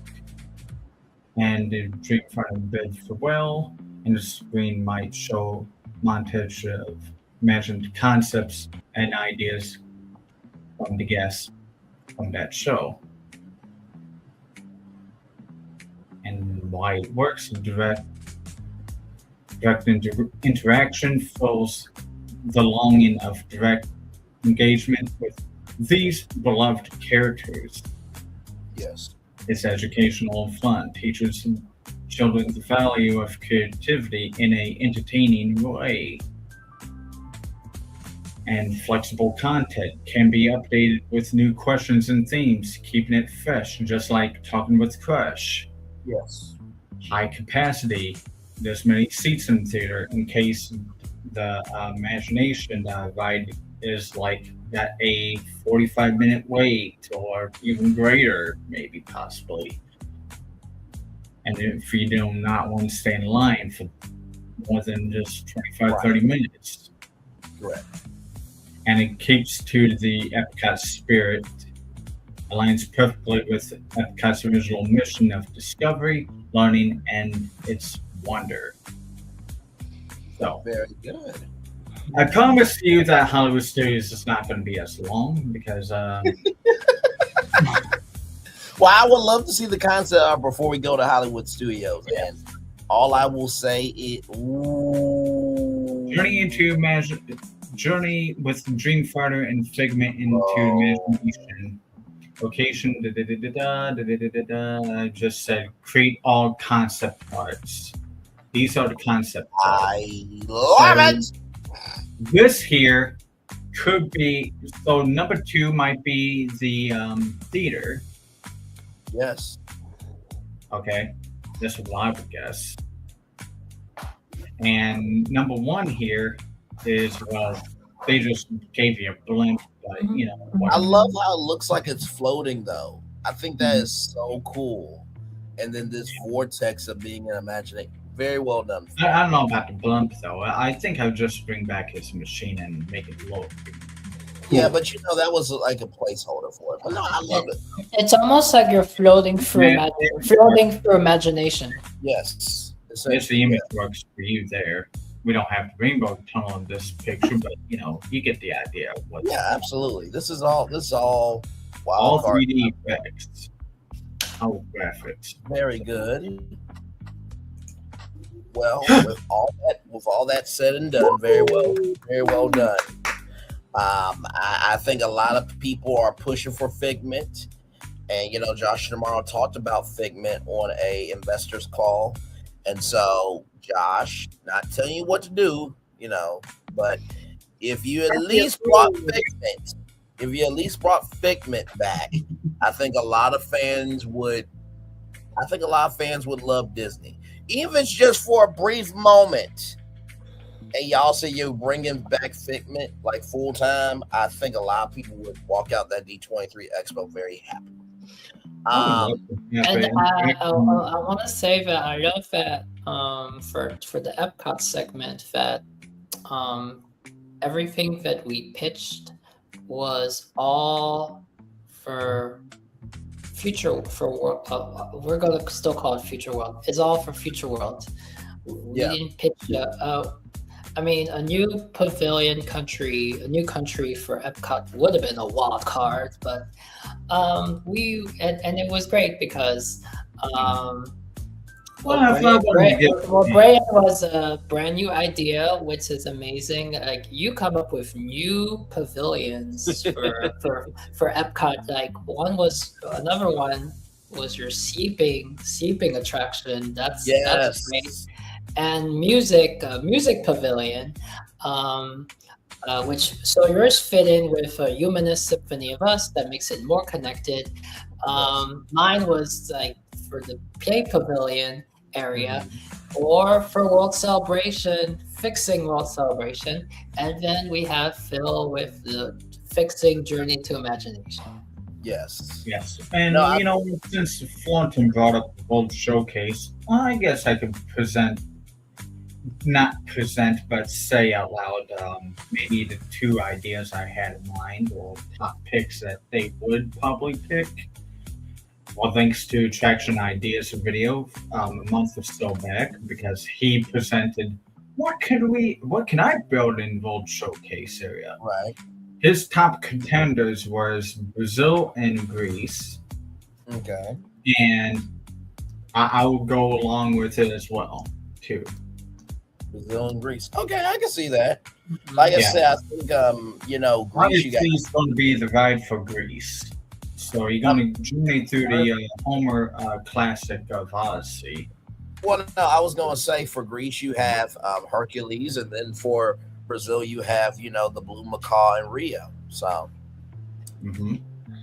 And Brazil was going to be a ride through the forest, or going through Brazil, flying over Brazil in a ride vehicle, kind of calling back to what Living with the Land was going to be like on elevated skyway vehicles.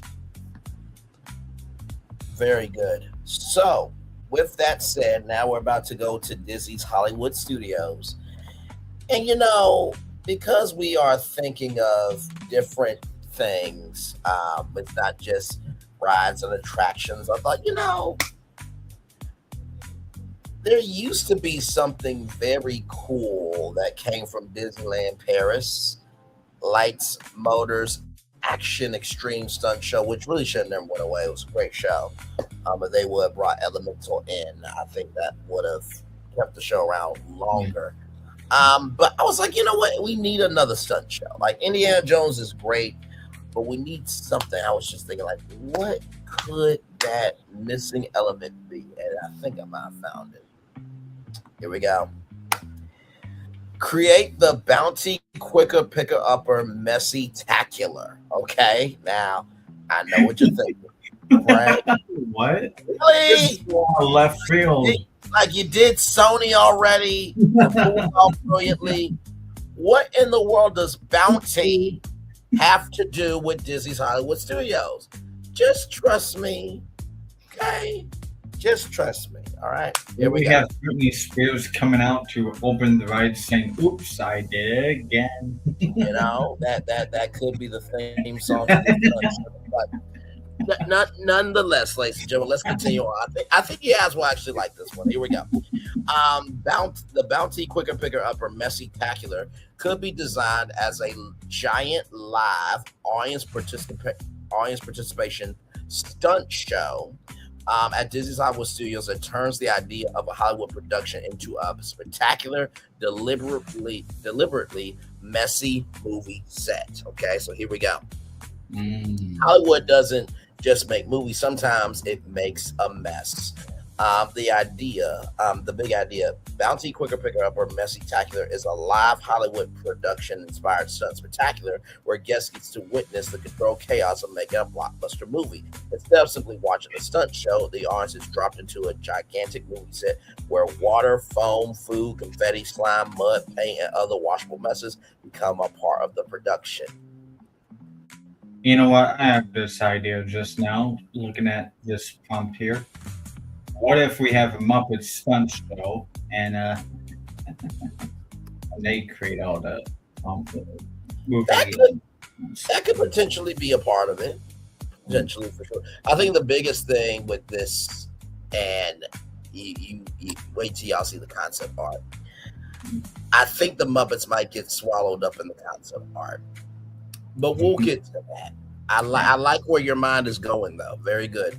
I mean, if there was a movie ride that was going to be like the great movie ride that they would like mess up the Hollywood sets. Right, absolutely. Become a part of the production. The entire premise: how messy can Hollywood get? Then Bounty demonstrates how quickly the mess can be cleaned up. So the opening, the show begins like a serious Hollywood shoot. Excuse me, sorry, y'all. Let me see here. A director yells, "Quiet on set." The cameras roll. Dramatic action scene begins. Then something goes wrong. A water tank erupts. A giant foam machine activates. A food fight breaks out. A stunt vehicle drives through a puddle. And the director looks at the destruction and says, "Cut." The audience sees the enormous mess. Then the Bounty crew enters. Don't worry, we got this. The Bounty quicker picker upper becomes the hero of the production. Act 1, the wettest movie ever made. The first stunt demonstrates Hollywood's obsession with spectacular wire effects. And if you guys remember the studio tour and Catastrophe Canyon, we'll throw back to that. A fake tropical action sequence begins with rain towers, water cannons, splash effects, giant puddles, a stunt performer completely getting drenched, a vehicle driving through a massive water splash. The finale is a gigantic controlled water wall stunt. The set looks destroyed. The director turns to the audience and says, "That's a wrap." Then, "Now somebody clean up this set." That's Act 1. Act 2, Hollywood gets messy. The production switches to a comedy scene. The set becomes incredibly chaotic. Spaghetti, pancake batter, chocolate syrup, ketchup, and mustard, provided by, of course, Kraft Heinz, of course, whipped cream and foam. Actors attempt to continue filming while everything progressively gets messier. Eventually, the entire scene becomes a massive cinematic food fight. The audience gets showered with safe, washable effects designed from designated splash zones while performers get covered from head to toe. The actor screams "cut," sounds, the camera slowly pulls back. The entire set is a disaster. Now, Act 3, the stunt goes wild. Now the show becomes a full Hollywood action spectacular. A stunt performer races across the set. A motorcycle stunt sends water flying. A stunt car crashes through a breakaway wall. A giant explosion of theatrical dust and water erupts behind the performers. Then foam cannons. The entire set disappears beneath a mountain of theatrical foam. The audience can't even see the performer. Suddenly it stops. A spotlight hits the mess. Then I think now this is Act 4. A giant countdown clock appears to clean up challenge. 60 seconds. The Bounty crew has 1 minute to transform the movie set. The performers race onto the stage with oversized Bounty branded cleanup equipment. The audience becomes part of the countdown. 60, 59, 58. The mess disappears progressively at 0. Cut, that says clean. The director walks back onto the stage. He looks around. Again, the audience erupts. Finale, 1 more take. The director announces Hollywood doesn't get 1 take. The entire production sequence begins again, but this time everything happens simultaneously. Rain, water, foam, confetti, food effects, stunts, explosions, music, dancers, cars, and enormous finale splash. The set becomes the mess spectacular. Then the Bounty crew members enters for the final cleanup. The giant screen displays Hollywood made the mess, but Bounty cleaned it up. The performers take the final bow as the audience applauds. The guest experience. Guests aren't merely spectators. Select audience members can participate in the control portions of the show as movie extras, stunt assistants, directors, cleanup captains, mess reporters, Bounty team members. A few guests can even receive messy-tacular movie crew credentials when they enter. And I don't think that the Lights More Action Cream Stunt Show even had this. So believe me, I believe that stunt show definitely should be a part of it. I don't even know if Indiana Jones has audience participation, but the visual identity, the entire venue should feel like a gigantic movie studio. Think Hollywood backlot, stunt show, comedy, Bounty commercial, wash spectacular, huge clapperboards, production trailers, camera cranes, studio chairs, studio lighting, movie cameras, Bounty branded cleanup stations, a massive LED screen displaying fictional movie titles such as The Great Splash, Foam Again, Last Food Fight, Mission Messable, the cleanup marketing line, The Bounty Quicker Picker Up or Messy-tacular,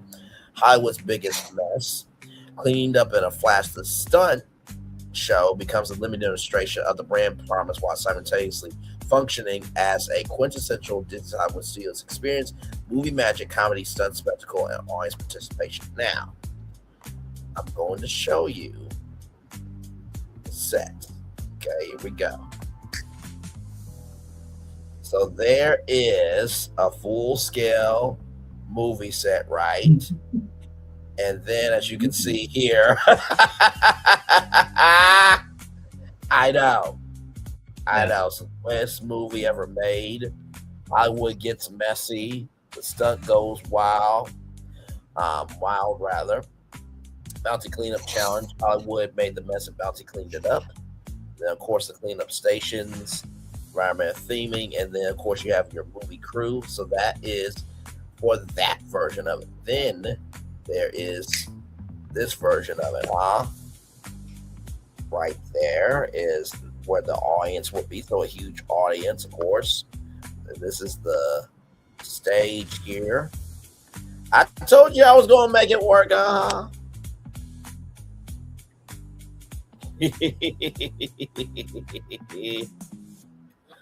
So what do you guys think? Now, of course, this is not going to be announced at D23. These are just wild cards. But I did think it would be cool to bring Bounty into Disney because, as you guys know, I am the branding person. So I bet you P&G is probably like, we didn't think of this.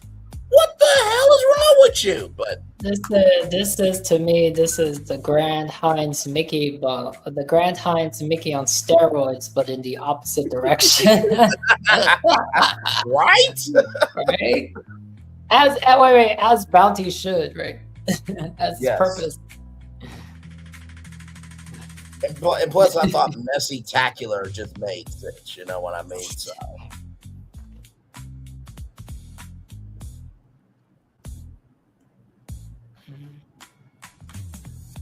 Yes, indeed. So that is my pitch there for Hollywood Studios. No, thank you very much. Phil, I know you said the Muppets could be a part of that. What did you think of the concept art and the concept of the show? Oh, good. I liked it. Something just popped in my head, and I was like thinking, one way you could get it all messy, you could have Olaf show up there and he melts and, makes the stage all slippery. I'm sorry, Florida. It's Florida. It's hot. I'm trying to imagine how Olaf is messy. Well, I mean, it would be a lot going on. I think he would be destroyed very easily by the first act because it's, water melts snow. You know what I mean? So, especially hot water. But with that said, Bounty, if you do that shit, I won't credit and I want to be the announcer for the thing, okay, or at least the MC. But so yes, that is my pitch there. Florentin, I think you are up next with your wild card for Hollywood Studios. So I wouldn't mind seeing a Micah Gallagher, taking stage there once in a while, like chopping up food and smashing food and stuff. Oh, if you don't know who Mike Gallagher is, he was famous for doing that on stage. Yes. He'd do stand up and make you messy with splattering food because that stuff would projectile to as far as like 5 rows back. People in the first 5 rows would have to wear bibs, like ponchos on themselves, just to make sure that it didn't land on them. Understood. It was a good one. You can find it on YouTube and see what it was like. Shout out to Mike Gallagher there. Thank you for that, good sir. All right, so we got Disney Channel on set. All right, so you know, while interview was presenting, I was trying to see if I could come up with something better for Hollywood Studios, but I do not have anything for Hollywood Studios. So this one resonated with me. And I think it resonates with you, Brayton. So, yes, to bring Disney Channel on set to life at Disney's Hollywood Studios, we can transform the underutilized animation. Well, here it says transform the animation courtyard, but that's not the case. So ignore that. But actually, we can put this in another area, perhaps Indiana Jones area. I don't know. Okay, so leaning into a working studio aesthetic defined the park's origins. This new Yan celebrates the history and future of Disney Channel, Disney XD, and Disney Plus originals. The Yan concept, Disney Channel on set. The atmosphere, bustling modern television backdrop. The area is stylized like live TV production facility where guests are the honorary studio audience. Instead of traditional fantasy architecture, the Yan features chic sound stages, control rooms, and outdoor set locations that rotate based on current programming. Basically, it gives you a chance to see how would it feel to be on production of a Disney Channel TV show, which I think that's kind of missing. I don't know. They didn't do that. I think there was a thing called Superstar Television that kind of had this same energy a little bit at Hollywood Studios. But go on. But I think that is the closest thing you can get to experiencing being in the world of Disney Channel. The anchor attraction is Multiverse Mix-Up, the live-action dark ride. Track here they're giving us like a Trekkies dark ride vehicle designed to look like a rolling camera dolly. You've been cast as an extra on a new Disney Channel crossover special. A technical glitch in the multiverse studio causes the sets of descendants, zombies, and to bleed into one another. The experience, your vehicle weaves through physical sets mixed with massive wrap-around LED volume screens. Similar to the Mandalorian tech, you dodge singing cheerleaders, magical obstacles, and animated characters, helping the crew edit the show back together before it goes live. The Studio B stage show is basically Disney Channel Pop-Up Live, a high-energy rotating stage show located inside the former... Oh, well, we're not going to do that. Every 3 to 6 months, the show theme changes to highlight a different hit series, Phineas and Ferb, The Owl House, or new Disney Plus hits. It features interactive segments where the audience chooses the ending of the episode via mobile app, Director's Cut feature. Interactive experience, the voiceover booths and casting office. The casting office, a meet and greet complex where guests can meet rotating characters from Disney's animated and live action series. Voiceover labs, small soundproof recording booths where the guests can record their own lines over a famous clip from a Disney Channel movie or show to take home as a digital souvenir. Dining and shopping, the Green Room Cafe, a quick service location style to a trendy LA studio lounge. It features healthy on-the-go options like smoothie bowls, artisan toast, and craft service. Craft service snack boxes. There we go. Yes. The Wrap Party Shop, retail focused on show merch, featuring exclusive apparel, prop replicas like character wands or musical instruments, and build your own studio script journals. Wide Works for Hollywood Studios fills the animation gap with current animation. Yes, that reference if it's an animation corridor, which is not. The production authenticity, yes, behind the scenes, modern digital filmmaking. Because the area is themed to as a studio, Imagineers can swap out props, signatures, and show themes on the fly. So basically, this is just see what it would bring. I'm not sure if I don't know. Audit Bray and answer to see if this is a relevant enough thing, or is this actually bonkers that Hollywood Studios is gearing away from. Yeah, so you have pre-production, you have a writer's room, you have the LED volume stage, you have the edit bay. Interesting. As you exit, you pass through the Final Cut gallery using facial capture tech. The ride identifies the face of the guest in your vehicle and renders a 15-second show trailer featuring you as a star. That's interesting. You know, I actually really like this. I'm gonna tell you why. I already mentioned Superstar Television, but do you know that you also have beckoned another attraction?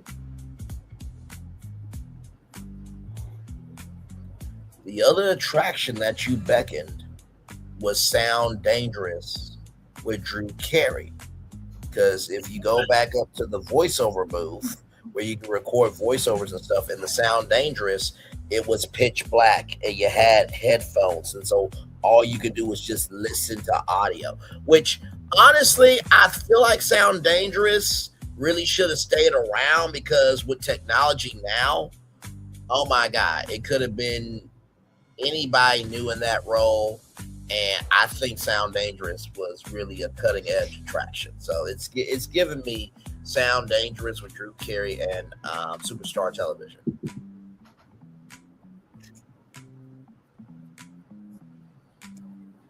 And I like it because, you know, you think about, you know, kids that, you know, they want to be on Disney Channel. And it's just like, okay, well, if y'all not going to produce any Disney Channel original series, you know, in the park, because y'all don't have the sound stages like Universal Orlando does, this is a great way to keep Disney Channel alive and well.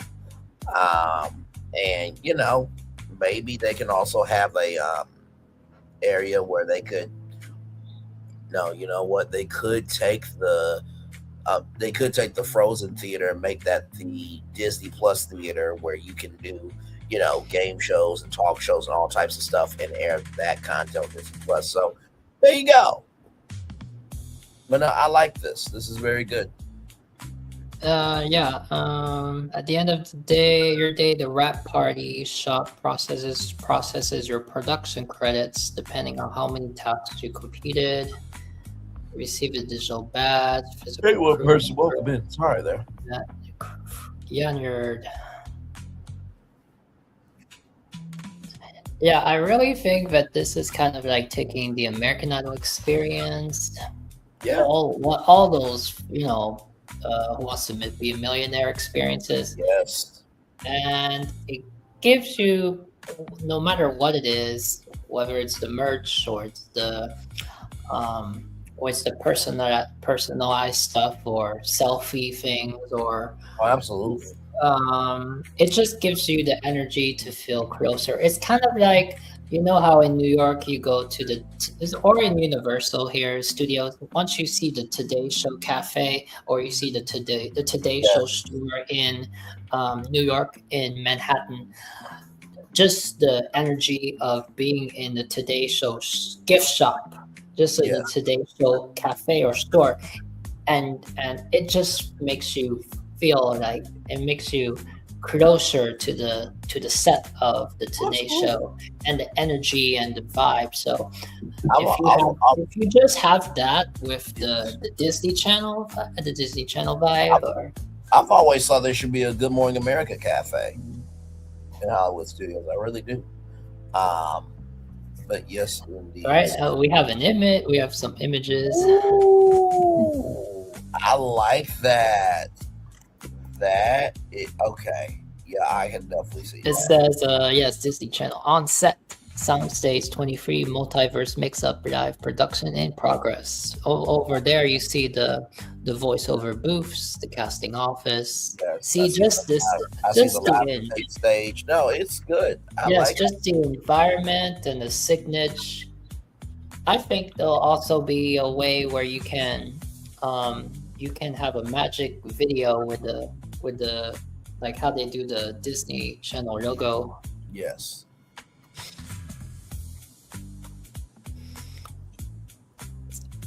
Yeah, this is the grand entrance, the backlot premiere. Your experience begins as you pass under a massive retro futuristic neon marquee that serves as the portal from the main park into the production zone. The architecture immediately establishes a working studio, exposed steel trusses, industrial lighting grids, and sleek modern soundstage facilities. The marquee proudly declares the Disney Channel on set with retro camera icon. Immediately you see a digital call sheet displaying today's live production schedule. And I think if you have and I think also, since this mimics a set, and even if you don't film it as a set, I mean, imagine if Miley Cyrus or at random just happens to be right there and she just pops out. Oh yeah, I mean the opportunities for Disney Channel alumni and Disney Channel shows to like come by and chill out with the fans, you know, in this environment, I can definitely see it for sure. I know you did a good job. I listen. I did not. I didn't create this, but I definitely like see the energy of it, and not to mention too, this is giving me the magic of Disney animation, because you can actually watch real animators like make Disney, you know, animated films. So yeah, this is good. I like it. Yeah, I think this here is more something that you would be pitching and you would be presenting. But no, I give you your credit, good sir. I know, and it's good. I'm giving you.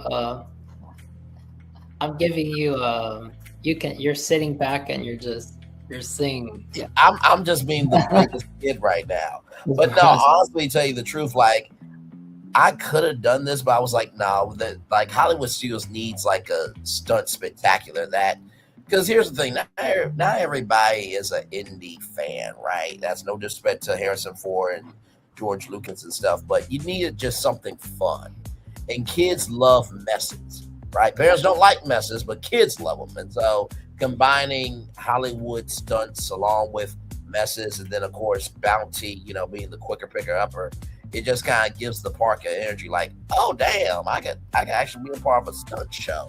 You know, the craziest thing that can happen is happening to me. So, oh wow. Yeah, so this is kind of like and that's like the vehicle for the dolly. Okay, that's cool. I like that. Yeah, that's the pitch ride. This is very and here we have an example of the wrap party. Yeah. Wrap party shop.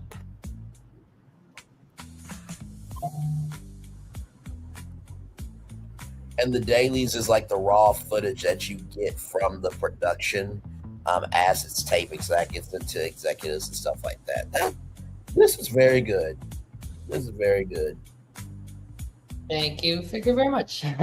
Other than that, I couldn't think of originally a wild card would be maybe like a water attraction for Hollywood Studios, but I did make but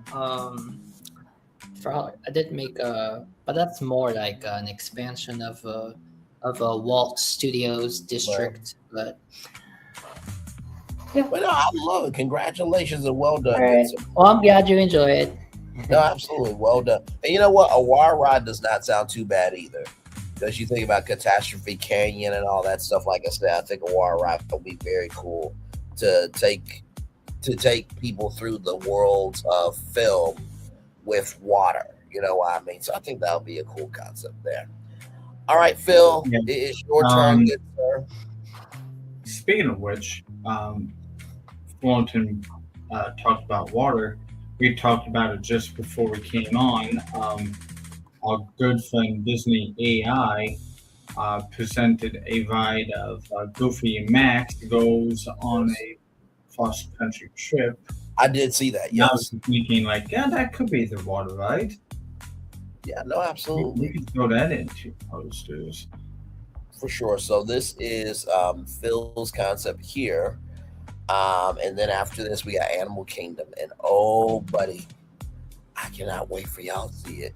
Because the thing you think I got, no. Ooh, oh. But go ahead, good sir. What is your concept here? I could have just said to you guys, let's talk about the Sunset Room again. But, you know, whatever. You can watch that.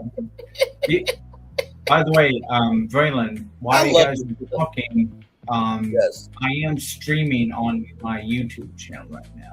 Oh, very good. Very good. I just was telling myself next time because we're going to talk about this show, and Yes. I should remember to do it. Not just remember. Dang, that's hit my head. No, very good. Hard, but I just realized, oh crap, I missed 3 hours of the show. 3.5 hours of the show that we've been on, not recording, so it's been streaming for probably the last 10 minutes now. You're good, my man. So they missed out. So to the audience watching on my channel, around the 1 hour, 2 hour mark, it's talking about the Magic Kingdom. Yes. And I presented the Haunted Mansion restaurant and suite. And in the latter half of the first hour to the beginning of the third hour, it was talking about Epcot's ideas, and the latter half from 2.5 hours to 3 hours and 10 minutes was me talking about the Imagination Pavilion of how we bringing back the Dreamfinder to his rightful home, the Imagination Pavilion, and put a cherry on top, Imagination and interactions with the guests in the Imagination Theater outside. So anyways, just all caught up because I realized I did not record all of the nearly 4 hours. I just wanted to mention that because I gotta have to mention that unless it's emailed to me. Anyways, it's all good. We have done some great wild cards so far. Some very surprising concepts, but all good so far. I've been enjoying it. Yeah. So next time, what thought I'm going to tell myself, let's click that button in the corner. Right. Time. I'm sure Florentine knows about the button. He's probably looking at it like, should I do it too? Go ahead, brother. I didn't come up with anything in particular for Hollywood Studios. I just said because it was running around on the news because it was probably Disney that brought it up and got me all nervous and stuff. I need you to build on some empty parking lot land. I don't care where, but don't replace freaking Tower of Terror.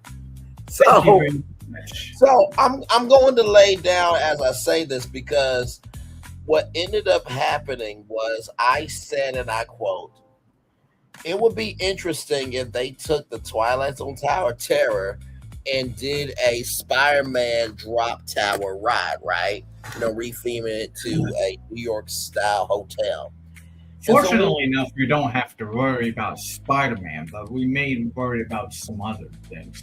We don't know what they negotiated to do because it may sound like in probably Disney, they kind of opened their book and gave Disney some more characters to play with. No, correct. So with that said, when we watched probably at Disney, and she talked about the Twilight Zone Tower of Terror, and she said Doctor Strange, I'm like, wait a minute, me and probably at Disney are thinking alike.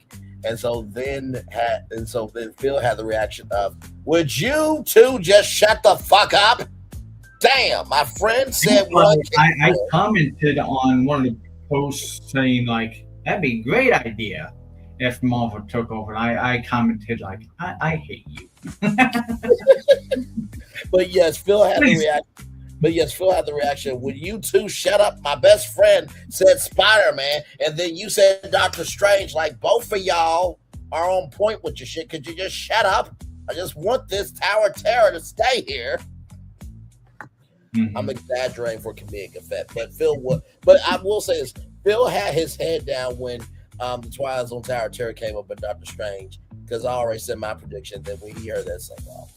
Like, for goodness sakes, I built the sunset room if I could fit the sunset room over here.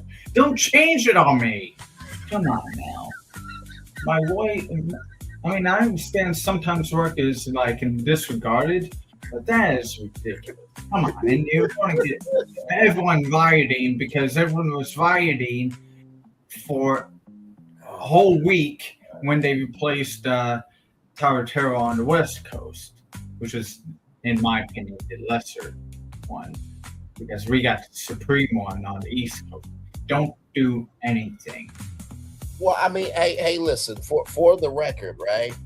If you really want to do, and probably at this, I'm just talking to you as a side note, you could probably do a Doctor Strange restaurant of all the different, it could be a menu of the different locations that Doctor Strange has traveled to through the multiverse of different dishes. And then you could do a New York steakhouse in that place.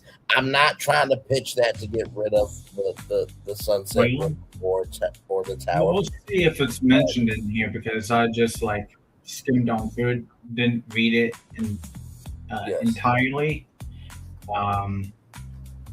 So create a Marvel land that is located on a large expansion pad at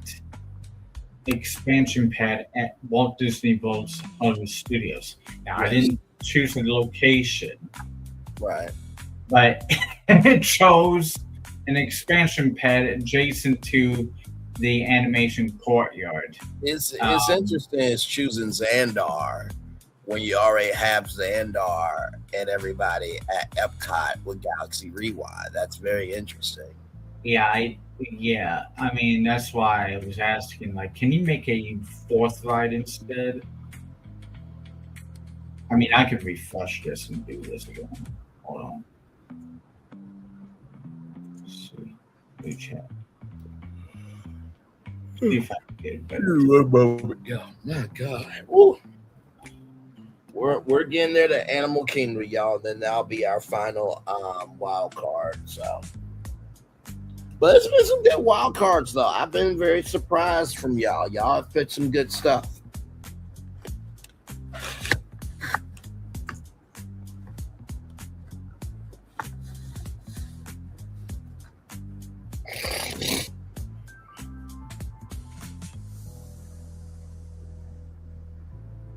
Located on the 15 expansion pad directly southeast of the Sunset Boulevard.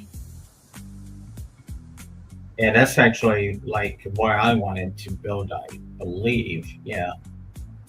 I believe that's near the entrance area and bus hub area, nearly, or where they have the Uber drivers pick up people out there.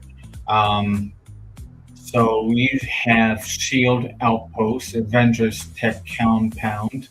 Yeah, this one's already come out a little bit better, I guess, or not. Partial extending into a partial behind the Rock and Roll Coaster Complex. Oh boy. So you have a Shield Outpost, Avengers Tech Compound, set within a repurposed Hollywood aerospace facility, converted into an active adventures operation base. The land bridges 1940s vintage cinematic industrial architecture with futuristic Stark Industries technology. I'm not sure about the Shield is able to go east of Mississippi, unless something is announced at D23. You know what? I actually like this. I'm gonna tell you why. I mean, this is a lot better than what I showed you for the first one, because we only Galaxy's Edge at Epcot. Good grief. But no, the reason why I like this is because if you want to experience all the heroes, right, you gotta go to the West Coast. But if you want to know how they protect the multiverse, S.H.I.E.L.D. is only on the East Coast. So now you've got people going back and forth to experience Marvel on both coasts, because the secret files that there might be a file at S.H.I.E.L.D. that could continue the story on the West Coast, but the only you're gonna find out is to go to Disney's California Adventure. So I like this. I like it. It's a lot better than the first concept I told you, showed you, good grief, because it made no sense.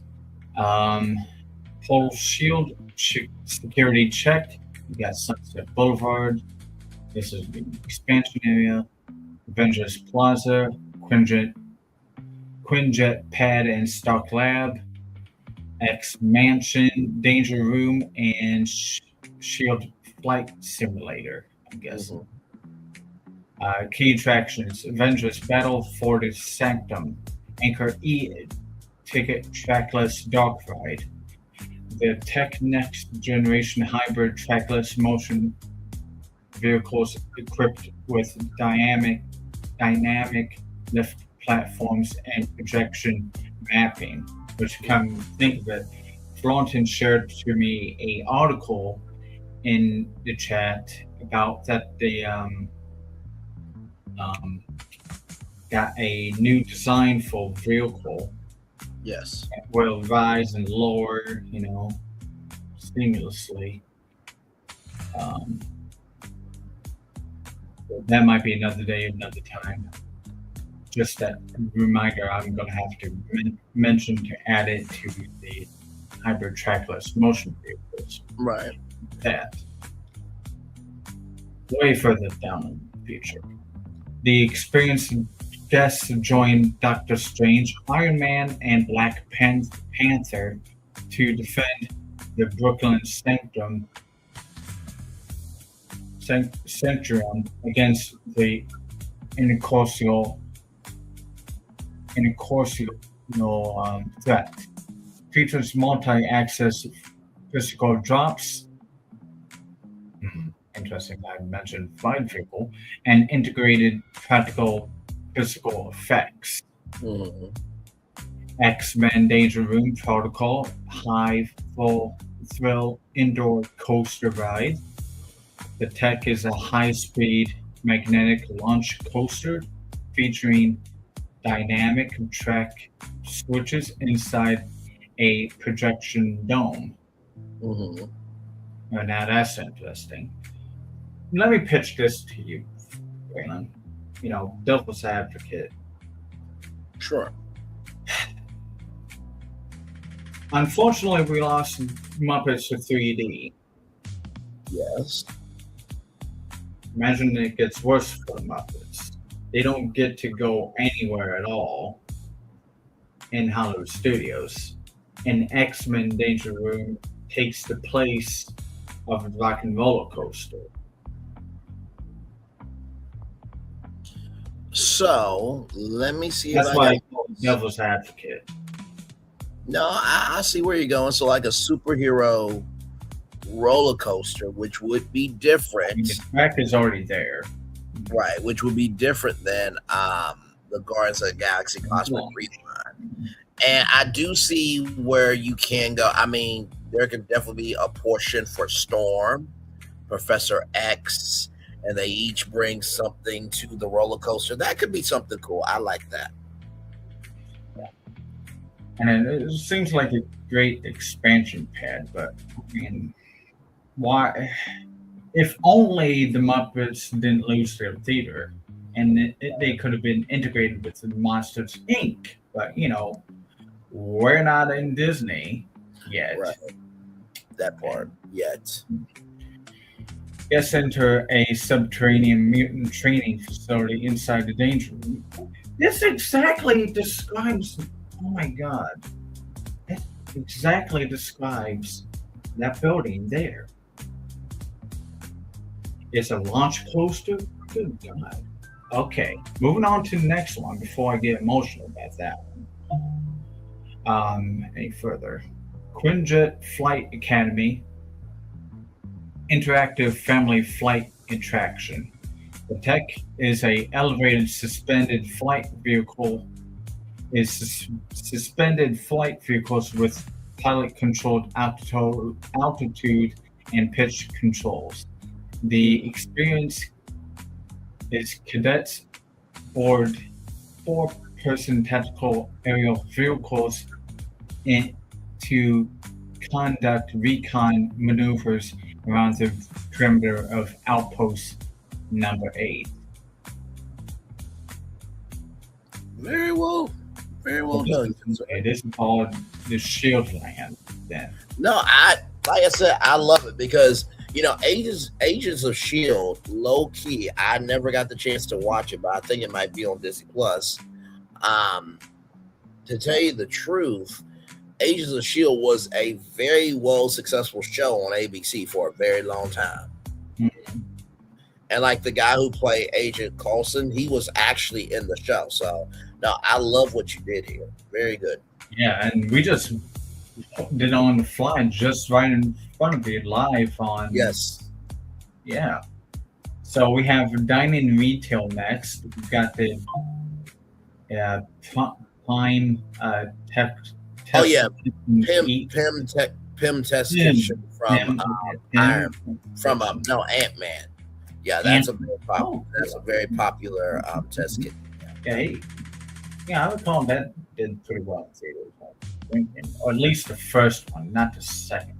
Anyways, right. Serves scaled comfort foods using Pym particle tech, including giant Bavarian pretzels, micro burgers.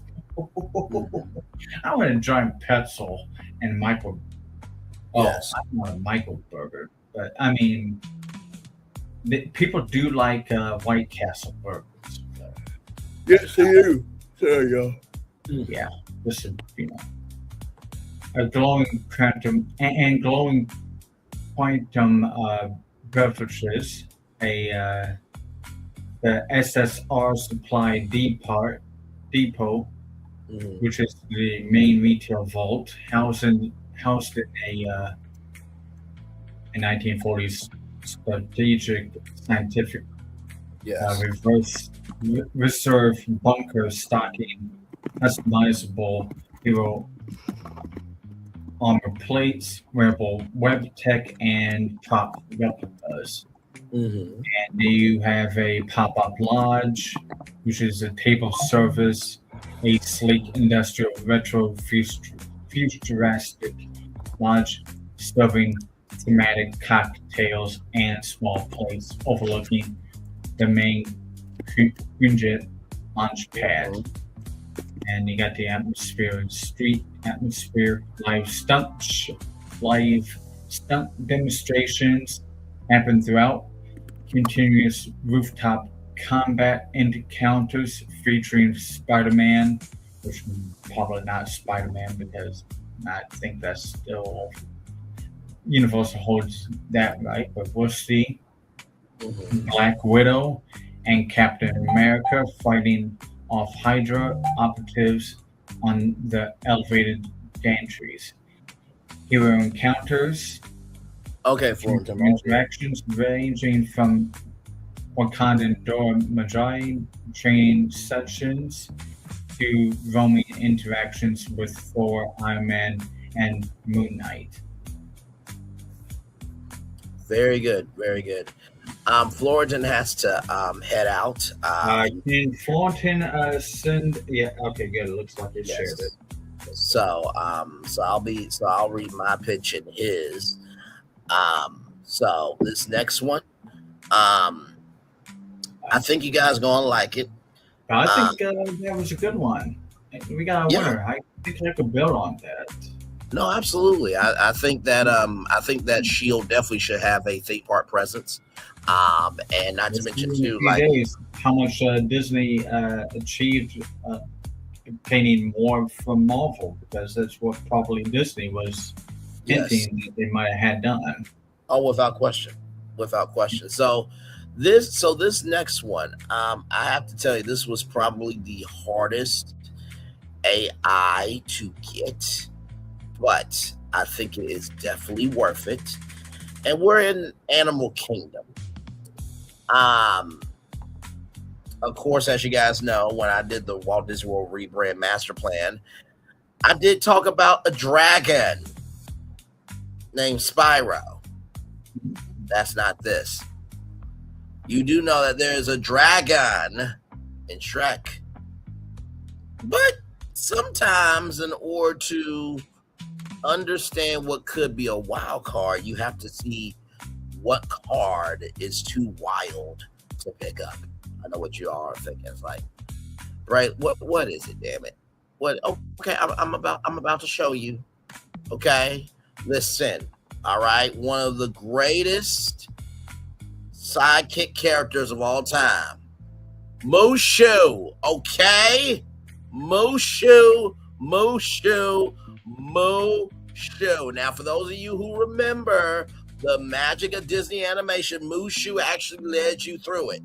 And so ever since then, he's never been anywhere else. So we're bringing Mushu to Animal Kingdom. So here we go. This is designed to fit the park's emphasis on animals, mythology, adventure, and immersive storytelling. So Mushu, the Dragon's Adventure. Location, Disney's Animal Kingdom, Land, Asia. Ride type, trackless dark ride family adventure. Theming Mulan, Chinese mythology, Animal Kingdom exploration.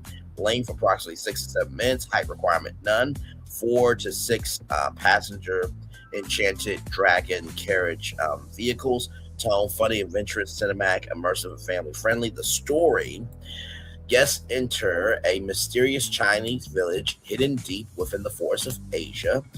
Ancient murals tell stories of legendary dragons who once protected the land and its animals. As guests approach the landing area, they hear a familiar voice. Mushu. Okay, everybody, stay calm. I'm a professional. Well, technically, I'm a former professional, but that's not important. And of course, Eddie Murphy would do all the lines. So, you know, how long it's been since, you know, Eddie Murphy has, you know, went in and I think it was Eddie Murphy, I believe. Yeah, it was Eddie Murphy. Okay, thank you, good sir. Like I said, it's been too long since he's done lines, so these will be brand new lines for the ride. Suddenly, Mushu appears and explains that a very ancient dragon spirit has awakened, causing animals throughout the valley to flee. Mushu has one problem: he needs help. Guests climb aboard their enchanted vehicles and join Mushu on an adventure through the wilderness to discover what is frightening to the animals. Cue the dragon's temple. The queue winds through an ancient Chinese temple overtaken by nature. So stone carvings depict dragons, pandas, tigers, cranes, monkeys, birds, elephants, ancient forests, mountains, and rivers. Interactive elements allow guests to touch glowing dragon symbols and hear different animal sounds. Mushu occasionally appears on murals and projections, arguing with himself about how important he is. Eventually, guests enter the temple's central chamber. A giant dragon statue comes to life. Mushu, the doors open, seeing one of the village. The ride vehicle enters a peaceful Chinese village surrounded by mountains. Villagers are prepared for a celebration while animals move throughout the environment. Birds fly overhead, monkeys climb rooftops, pandas wander through bamboo. Mushu rides alongside the vehicle. Mushu see, peaceful, quiet, completely under control. A massive roar shakes the village. Everything stops. The animals run. Mushu looks towards the mountains. Mushu, okay, slight adjustment to the plan. The vehicle suddenly accelerates into the forest. Scene 2, the bamboo forest. Guests enter a massive bamboo forest. The bamboo towers above the ride vehicles with projected sunlight moving across the ground. Guests see pandas climbing bamboo and monkeys jumping between trees.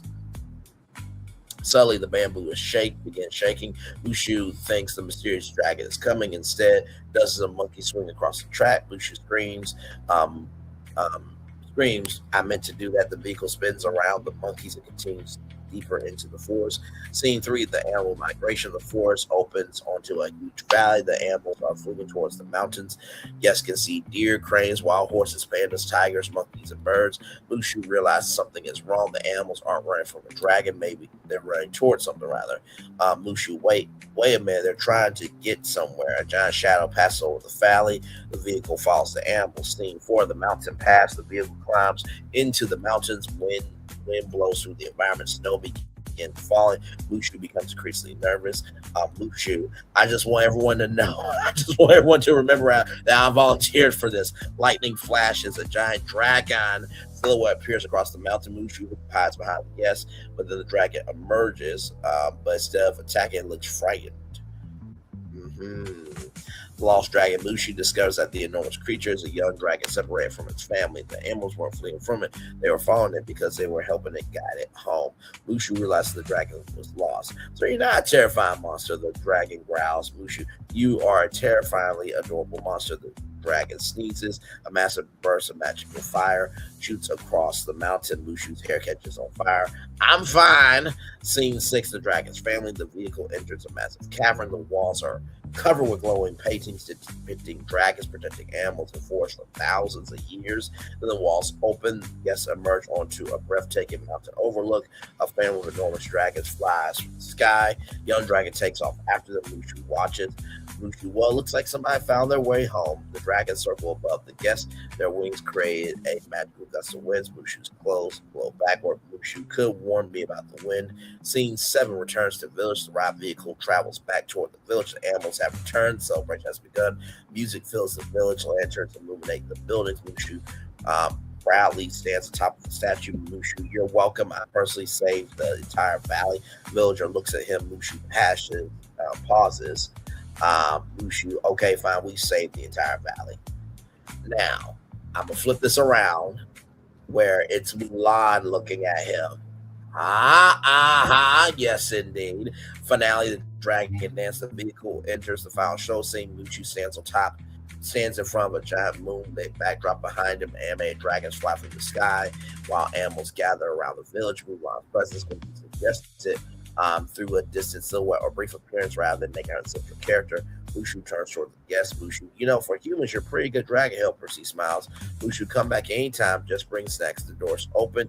Guests return to the station. The exit leads to a immersive dragon discovery gallery featuring artwork and interactive exhibits about Chinese dragons, Asian wildlife conservation, and the relationship between mythology and the natural world. A file Mushu audio gag plays overhead. Mushu, remember, respect nature, respect dragons, and definitely respect me. A beat Mushu, mostly me. So the Disney Animal Kingdom connection, the ride will work especially with Animal Kingdom because it could combine the fantasy of Mulan with the park's larger things of animals, nature, exploration, mythology, and conservation, rather than being simply Mulan attraction. Mushu the Dragon Adventure would feel like an Animal Kingdom attraction that happens to be led by Mushu. The result will be a humorous, highly immersive family dark ride that gives Disney's Animal Kingdom a major indoor attraction while expanding the Asia area into a larger world, Chinese mythology and wildlife. So imagine this, okay? All right, I know. So you have that, and then you have this. Okay. All right. Those are your images? Yes. Oh my goodness, those are the best things that I ever seen. I had to, I know. I had to dance around it because copyright. But if you look right there, really beautiful dragon there. Yes, if you look right there, that looks like Mulan. Oh, look, it's Mulan. And there's her husband there. It looks like, but yes, that is a whole dragon. Okay, and then of course, if we go to this here.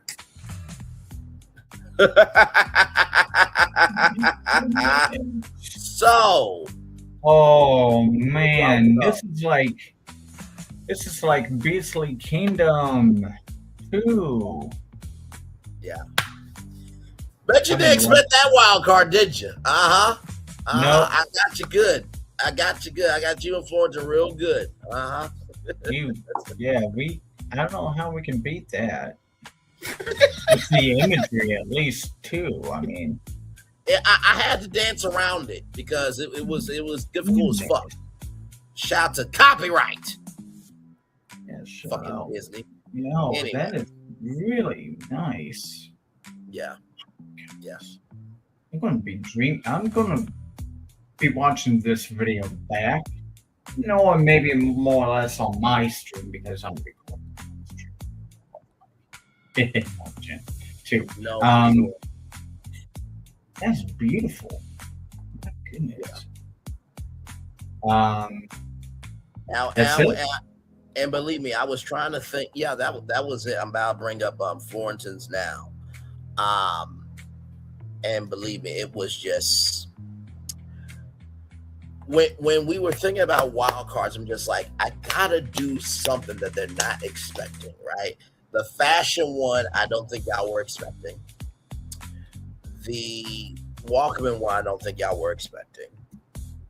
The quicker picker upper, your reaction said it all. Like, wait, what? Bounty? Really, bounty? Really? Really? But then it's like, oh, okay. Quicker picker upper picks up messes. Got it. But this one, I think out of all four of them, this one is probably the one that y'all least expected.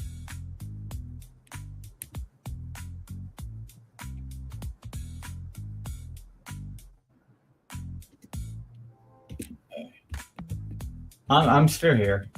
I just couldn't decide between one thing or the next, so I'm gonna.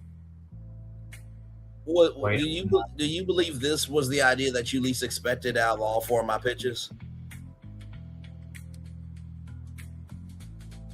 Yeah, I would admit that this was kind of. Then again, it's perfect. What is the one that was really out of left field was bounty picker up. Like, what are you doing here? But I brought it home, though. Don't you agree? I brought it home. You did make it, but you did try to make it sensible and make sense, as we got the Backstreet Boys that came back and over to close out the opening of Divide, saying bye Stains. So yeah, there. See, you got it. But yeah, I did again, and then the boys show up, and yes, they bye the Stains. So. Yes, so. And like I said, I knew that one was going to be crazy, but I think once you guys saw the concert art, you thought like, actually, I would not mind seeing that. Because imagine if you got to be a volunteer on the show. Like, how cool would that be? You got to be in all this foam and, fog and water and just, that's an experience you'll have with your family for a lifetime.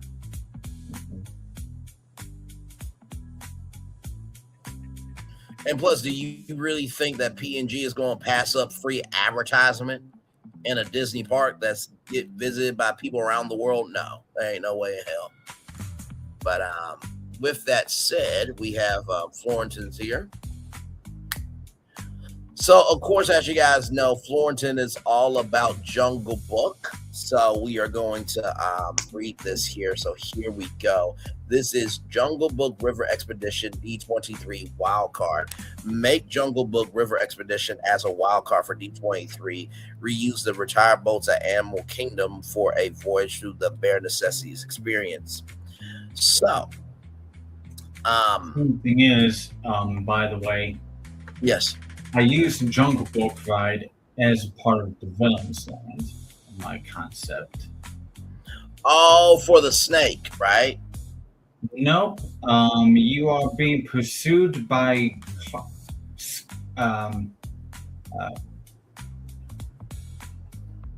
Shere Khan. You're being pursued by the man-eating tiger, Shere Khan. Oh, okay. And your riverboat is trying to escape him. So you're going to probably get wet as your boat splashes and maneuvers, and he is on the high ledges trying to get you. Because this is a villain's land. Absolutely. Yeah. Mm-hmm. And I like pretty good. Too. Say that again? It turned out very good. I only good. showed you Dr. Facilier because, like, it is very long, and you got to see a little bit of the side shows. Yes. There's 20 rides, 50 retail shops. Well, you already saw most of them. And you have 8 different dining experiences as well. And did you want to Nightmare Christmas area? There you go. Yes. No, for sure. It was almost like Scooby-Doo's Spooky Island, but Disney-fied pretty much. But no, it was a great job for sure. Well, yeah. Mm-hmm. Yeah. If you did not hear what I just said, yes, a Nightmare Before Christmas area attached to the Villain's Land. Yes, absolutely. So here we go with Florentines here. And I'm gonna bring in an article that I think will relate to this as well. But after I read this, though, the concept, the Jungle Book River Expedition, while the original Discovery River boats were criticized in 1998 for lack of thrill and purpose, this reimagined version will repurpose the existing waterway circling Discovery Island to create a lush, narrative-heavy boat ride. So wait, this is by Discovery Island? Okay, interesting. Let's continue on and see what the end's going to be here. Unlike Navi River, yeah, they had boat docks, yes, on Discovery Island. Mm-hmm. Okay, so that would be like turning the island to Jungle Book Island. Okay, let's continue on and see because I'm curious about this one. Unlike Navi River Journey, which focuses on ambient atmosphere, this attraction will be a character-first journey through the Indian jungle. Experience a voyage of the bare necessities, guest board refurbished versions of the original Discovery River boats. Example, the Hasty Hippo or the Crocodile Bell, now rethemed as handcrafted expedition vessels. The departure, Discovery Island. Peaceful begins. The boat leaves the dock near the Tree of Life. You're greeted by Ayo animatronic Bagra, who warns that the jungle is beautiful but requires a guide. As you drift, the upbeat tune of the Bare Necessities begins playing. Number 2, the Lazy River Asian Waters. Immersive storytelling. You encounter Baloo and Mowgli floating on a log using modern projection mapping. Similar to Frozen Ever After, the water's surface appears to ripple around them as they teach you how to forget about your worries and your strife. The ruins of King Louie. The boat enters a crumbling stone temple, massive, state-of-the-art King Louie animatronics. Lead a high-energy musical number, fire effects, rhythmic drumming, turning the quiet river into a celebratory chaotic jungle party. Number 4, Shouts of the Jungle. The tone shifts as you enter Shere Khan's territory. Dramatic light and mist effects create tension. A chase sequence ensues, utilizing the river's current to push the boat quickly through a narrow canyon before escaping into the safety of the foliage and homecoming. The boat turns around the final bend toward the Tree of Life. A grand musical reprise plays as the entire cast, including Ka, safely coiled in a tree, and the vultures wave goodbye, returning guests to the dock. While this works for D23, it bridges the gap between Discovery Island and Asia. Utilize the underused Central Parkway that currently hosts only temporary character tortillas. Nostalgia versus innovation. Fans often claim for the return of classic Disney storytelling. We're using the legacy boat infrastructure, honors the park's history, while modernizing the ride system with a level of animatronic fidelity seen in newer attractions like Tion's Bayou Adventure, Wildcard Factor. Animal Kingdom is currently anticipating a major expansion. Examples Beyond Big Thunder and Tropical Americas, a mid-scale, high-capacity boat ride acts as the perfect bridge attraction to absorb crowds and add family-friendly charm to the park central hub. Operational feasibility infrastructure. The original docks at Upcountry Landing and Safari Village now Carrier Landing still exists, requiring only a refresh rather than a full-scale demolition. On capacity, by using larger legacy boats sitting 60 guests rather than small rafts of Navi River journey, the attraction was significantly increased hourly throughput, helping the park balance the park's wait times. I love that. Very, very well done. Of course,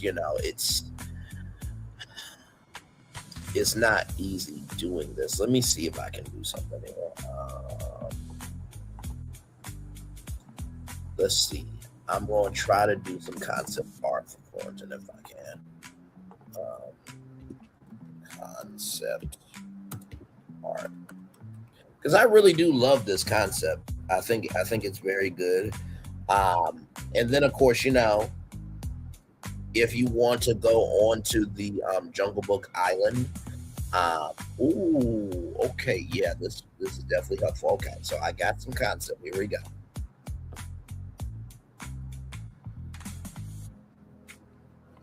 So, didn't mean to do that. I always hate when it does that shit. Did I erase that? No, I can't. Hang on. Sorry, I'm trying to.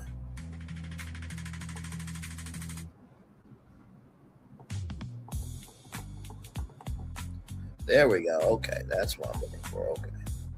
So as we zoom in here, you see Baloo's Drift. You see Mowgli there. I love this. I think that this is very good if you can transform the actual jungle. And what I would do, honestly, is make the island, Jungle Book Island. And, you're going through the island and stuff like that. And so guy's like, oh my God, we got to leave the island because something's going on. And then, the island is actually safe, but you gotta, be on the river and stuff. So, Phil, what do you think of Florentin's concept? I think I was able to do some concept art. It was done pretty well. That's beautiful imagery, just like yours. Oh my goodness. No, absolutely brilliant. And I wanted to bring this in here because I think that this concept will definitely relate to this here. And and offhand, Disney, you better be here for this, okay? Walt Disney Imagineering will unearth newly rediscovered Society of Adventurers and Explorers artifact at D23. Now, if you know offhand Disney, he brings this up any chance he gets. And I believe he deserves his damn credit for this, for sure. And if you know this person here, he is I think it's this guy here. Yes, because the monkey's there.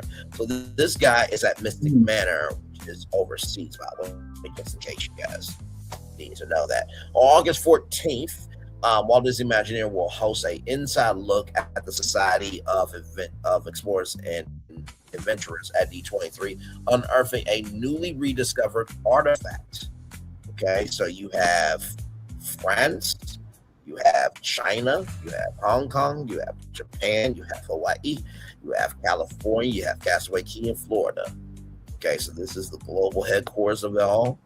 So Artifact Vault, Global Controls, Archive, Tech Lab, Airship Docking, Rocket Launch Bay, Time Train Station, and Nautilus Docking. So you got time travel here, here, here, here, and here. Now we do know about Spaceship Earth, the TV show. Could the Society of Adventurers and Explorers help out with Spaceship Earth, the TV show? Just saying, because you're gonna need artifact. You're gonna need artifact vaults. You're gonna need global controls to understand, the polarity and the axis and the equator and all that stuff. You need archives. You need tech labs. You need an airship docking. You need a rocket bay. And you might have to go underwater. So this could actually be something bigger here. Okay? Not just for Spaceship Earth, but Disney at large. Let's keep going here. According to Disney, this summer, C is collaborating with Walt Disney Imagineering to show the world more about the organization. In particular, C wants to share more about the adventurers who demonstrate insatiable curiosity for the world's mysteries who make up their organization. While there's no shortage of secrets across history, and even in your everyday life, they might, emphasis on might, discuss some enigmas which even elude the society. And keep this private, but C has a newly rediscovered artifact ready for presentation. For the past 3 months, a C archivist has been cataloging all the artifacts in the Society's collection. And they've rediscovered incredible pieces of sea history, such as intricate Greek avoras from Lord Henry Mystic, or acquire Sarcophari, courtesy of Harrison Hightower III. One crate unearthed from the archives, unopened for at least a century, is making its way to D23. But here's the surprise, or the gag, as I said, ladies and gentlemen. Gag. The surprise is neither Imagineering or C has any clue what's inside. I'll say that 2 more times. Neither Imagineering or C has any clue what's inside. Neither Imagineering or C has any clue what's inside. It's just one of C's enigmas. Like what the Voyage manuscript really says, or what exact books were lost in the burning of the Library of Alexandria. So the Society is eager to reveal a piece of C and share the spirit of discovery together with you. So guests attending D23 can stop by the Society's presentation on August 14th, rather. So what is C? For the uninitiated, the Society of Adventurers and Explorers is devoted to adventure and exploration. C's mission is to reveal truths, right wrongs, and live to tell the tale. You might have heard the original Mal Exploreo Continua in Latin, which means continue in Latin, or continue exploration in English in the modern day. That saying is coupled with wonder, explore, discover. That also means the Society is always looking for the next blood-rushing, exciting adventure to embark on, from mounting expeditions, shout out to Expedition Everest there, into the unknown, and to chronicling the explorations of other adventurers. C is proud to protect the artistic achievement of human society. Society members have climbed the highest mountain peaks, rode through the world's longest rivers, and built countless imaginative inventions that expanded the organization's ability to explore. So there is that there. With humble beginnings dating back as far as the 1500s, C was founded by its distinguished bio of mariners, scientists, adventurers, and arts. The Society traces its origins back to the mythic fortress exploration, its earliest known headquarters here. Early explorers exchanged information about daring adventures, new inventions, and shared their collective knowledge for innovation for all. Since then, C remained a hub of ingenuity and discovery, passionately dedicated to exploring what is not yet understood. To accomplish this, members meticulously document their long history, from finding lost artifacts to retracing steps of their adventurer alumni, and embark on modern expeditions to under-researched locations, or to put it simply, to identify, conserve, and curate the world's unknown around us. After all, mystery is only the catalyst to adventure. So who makes up C? Camilla Falco. So do the names of Mary Oceaneer, Dr. at Barrow Falls, or Lord Henry Mystic sound familiar? If you heard them, then you most certainly heard the Society of Adventurers and Explorers. So you have these guys here. All right, there. In keeping with Society's traditions, their modern-day members are more than adventurers. The members are academics, artists, athletes, and everyone in between. In fact, most members are proud interdisciplinarians, rather. For example, Imagineering is in contact with a particular enthusiastic archivist who takes care of C's mass collection of artifacts as a part-time historian, part-time curator, and full-time explorer. Or for a historical example, Society member Camilla Falco was an avid aviator who invented her own devices to further humanity's understanding of flight, as well as embark on new adventures throughout the sky. So that is, of course, Barnabas T. Bullion, who looks like Tony Baxter, okay, allegedly, okay. And then you have the people from Jungle Cruise, of course. In fact, traces of C members can be found all over the world and across history. You might have seen Dr. Fall's map of the world's rivers, or Lord Mystic Manor's various historical curiosities for eagle-eyed readers who might be inspired. Oars with their members' names and noble expeditions engraved on them. At their core, all society members possess natural curiosity and unbreakable desire for adventure. So, offhand Disney, you better be at this damn presentation, because you talk about this more than anybody else, and you deserve your credit. So August 14th, you need to be there, because neither Imagineering or C knows what's inside. So I just thought that would be cool to mention there. Phil, does that excite you at all? I mean, the fact that there's going to be something brand new. Very good. Neither C or Imagineering knows. Now, Imagineering usually knows everything, but I think this is the first time that Imagineering sincerely does not know anything going on, which is exciting, because they have to be us for a change and be excited about something. Mm-hmm.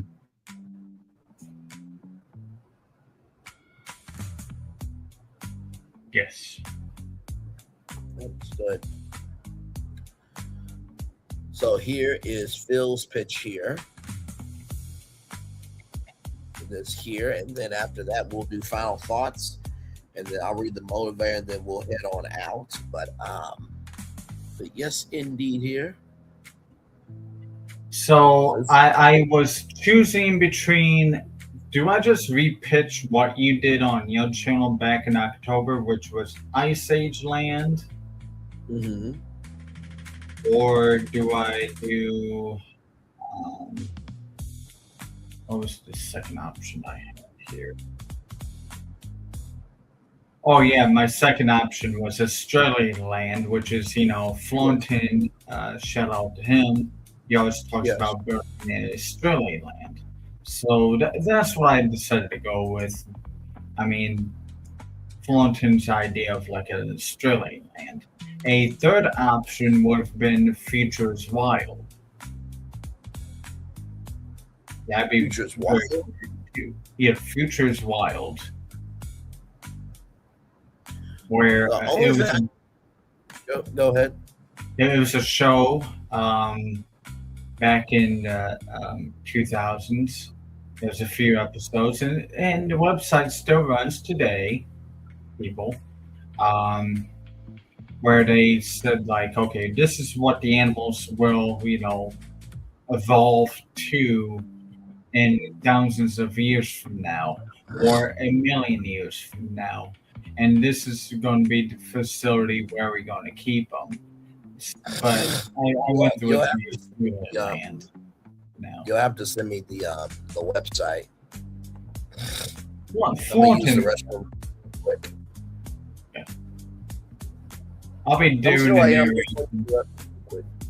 doing the narration as he always, not missing much. So, create a concept and information of the Australia land for the animal kingdom located to the west of the Africa land village. Provide the information and the number of acres it could cover, including a walkthrough exhibit habitat of Australia. Located directly to the west of Harambe Village in Disney's Animal Kingdom, Australia Wild, the Great Outback, expands 14 acres. Now, I expanded it to 30 acres. There's only 8.5 acres of public guest pathways and interactive habitats, and rustic bush station dining paired with 5.5 acres of dedicated backstage holding facilities and veterinary space is not enough. Not enough. Here's an example of what the Outback Red Dune ecosystem is. Yes. It looked like. You got to catch all the two trumps too? I did. Absolutely. I think the biggest thing is making that landscape a reality. in Florida. I mean, it can be done. I mean, they did manage to make Africa look African. Yes, no, they did a beautiful job of that too. They really did.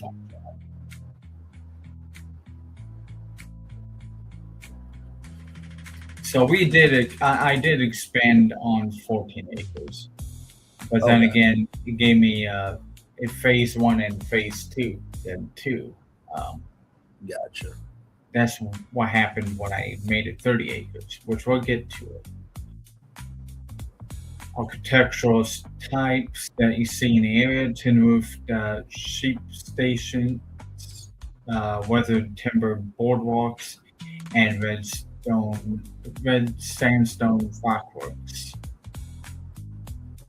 Headline experience is the Bushwalkers Trail, a walk-through free-roaming exhibit of animals.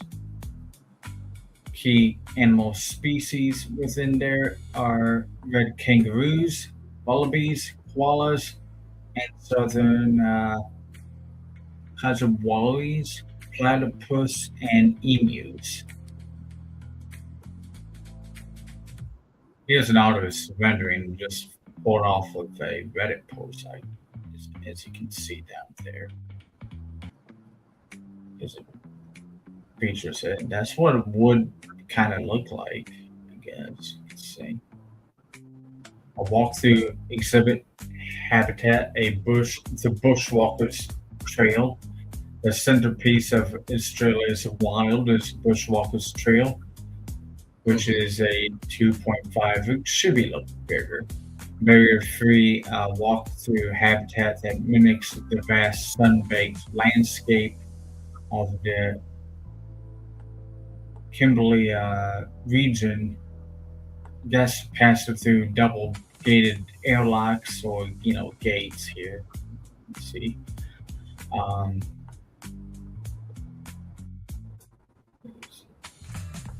Shared habitat space where native fauna roam without visible fences. Free roaming zone. Guests walk through an elevated ground-level paved track, while red kangaroos and red-necked wallabies and emus move freely across the grassy mounds and red dust plains right alongside of the guests. The Icarus overlook an offshoot boardwalk winding through mature eucalyptus trees, providing high-level viewing platforms for sleeping koalas and vibrant lorikeets. Billabong and Borough Complex, a shaded subterranean viewing bunker embedded into a simulated rock face, allowing clear underwater views of platypus and freshwater crocodiles. Now, I expanded on that one, I believe. Phase 2. Ranger station and touch points. Wilderness rangers, staff interactive stations are throughout the walk through, teaching visitors about the marsupial conservation, invasive species control, and the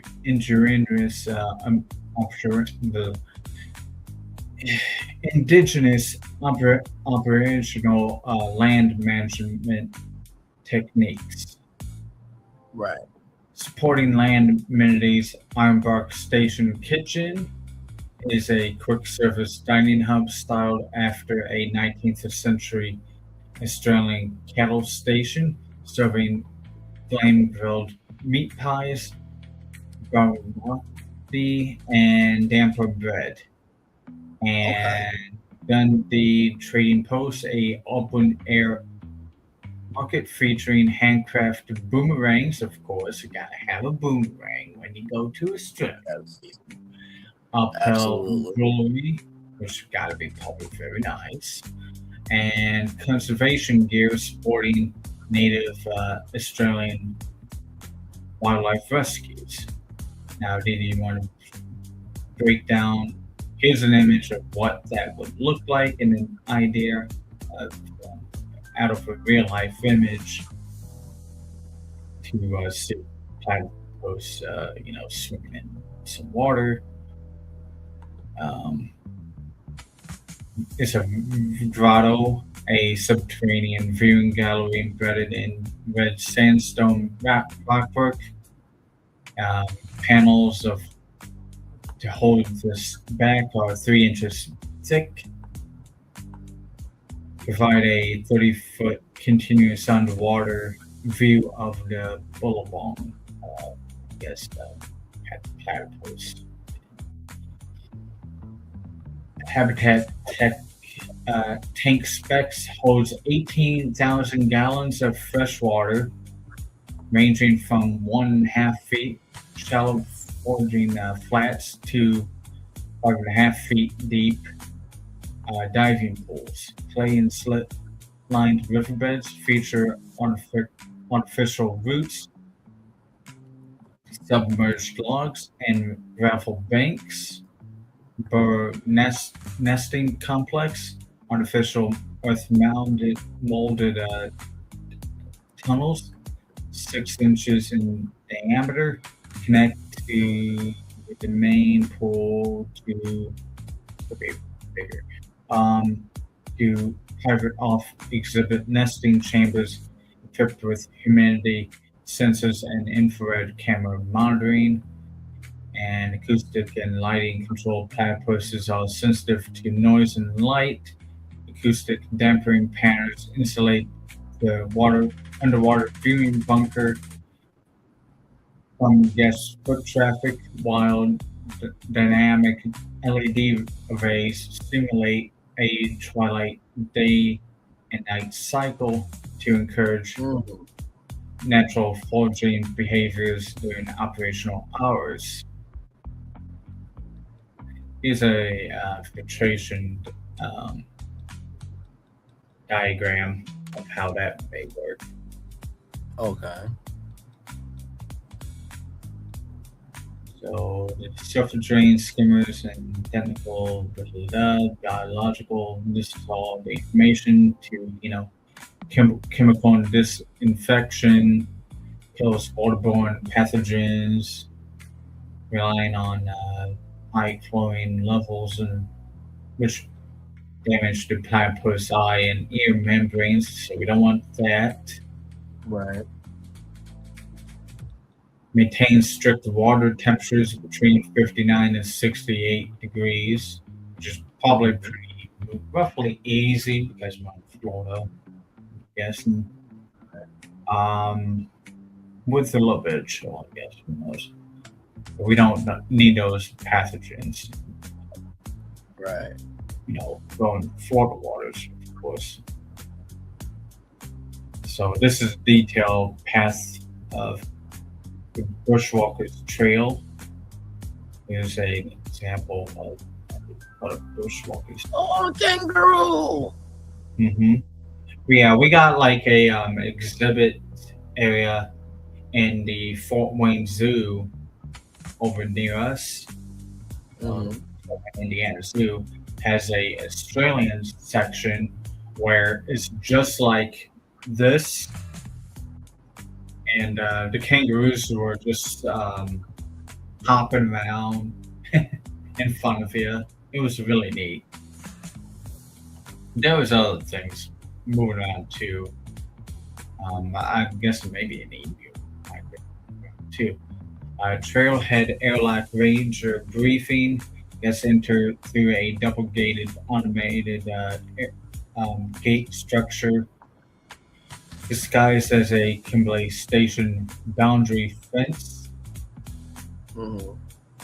A wilderness ranger provides brief safety guidelines while guests view an interactive digital field guides explaining respectful animal interaction rules before you enter. You don't want to be like touching the kangaroo and like the kangaroo goes kapow, with his legs. They're really well formed. They have claws, big claws. So, yeah, we may trim them, but don't get hurt. Don't be petting animals you shouldn't be petting. Moving on, the red sand plains is the first scene. A ground level red clay pavement lies to open grassland and low shrubbery. Red kangaroos, emus, and red-necked wallabies free roam without barrier fences right along the path, restricted to suboptimal ground level topography.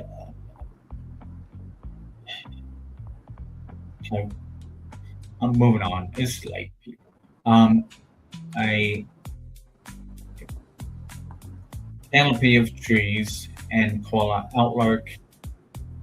The path transitions into an elevated wooden boardwalk that rises 12 feet into a dense grove of eucalyptus trees. Guests arrive at eye-level viewing platforms to observe sleeping koalas, 20 frogmouths, and vibrant rainbow locusts feeding into high foliage. The causeway glade, dense tropical foliage, closes in around the trail as it enters the humid D23 biome. Guests view southern cassowaries, walrus across high impact acrylic safety walls disguised behind tropical root structures and fallen timbers. Right. Subterranean billabong grotto. This tread descends into a cool, air-conditioned sandstone cavern embedded in the riverbank. Seamless 3-inch thick viewing windows offer submerged views into the 18,000-gallon Piper's billabong. Adjacent is freshwater crocodiles, sunning rocks, and maybe you can sit swimming out the ground if you happen to have this same area. Ranger outposts and exit. Before exiting, guests pass an interactive ranger station featuring touchable native artifacts such as emu eggshells, shed snake skins, marsupial pouch models, a second automated airlock automatic door returns the guests directly into the Dundee Trading Post courtyard itself. So,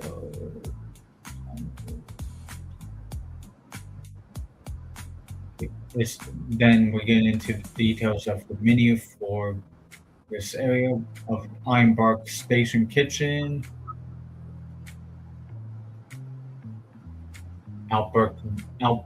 Outback braised beef and pepper pie, rich and slow braised beef brisket, and crushed black peppercorns, baked inside a golden short crust pastry soaked in garlic mash and minted peppery. I would definitely. I would take that. I would just have to get rid of the pea puree and the garlic mash. But that in a pie, that sounds really, really good. Flame grilled Bunbury palate, native Australian Wildcard Bunbury glazed with lemon mocktail butter, served over warm Weedle seed wild rice and roasted seasonal vegetables. Right. Jovo's smoked pork ribs, and you got Kimberly-based plant-based curry as well. But pork ribs sound not too bad either. Then you got snacks and sides. One rather sweet damper bread, bush spice seasoned wedges, desserts and beverages, a deconstructed Victoria lemon tin vanilla sponge cake, layered with raspberry jam, dipped in dark chocolate ganache, and dusted with toasted coconut flakes on top. Bavaria bowl as well, fish shell with passion fruit curd and fresh kiwi berries and whipped cream. Then you got the Eclipse's lemonade fizz or drink, and you got a Aussie Bush Brew draft beer. Rotating tap Australian style lagers, pale ales, and hard ciders. Well, no, I think that's actually really a good concept. Here, Bush Bland Centerpiece, Outfitters Wall, operational art and artisan corner. This is all within the shop, in the main store. Echo exploring this kids discovery zone, and a customization station, which is the outdoor veranda. Right. Then you got apparel and hardware. Then you got character and theme park collectibles.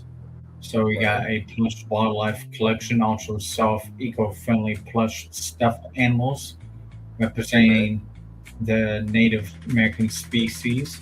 And you got Outback character pins, limited edition pins featuring Mickey, Minnie, Pluto, and Goofy in bushwalker gear. Right. Handcraft tours and handcrafted goods and souvenirs. Hand-painted boomerangs and instruments, decorative boomerangs crafted by partner indigenous artisans,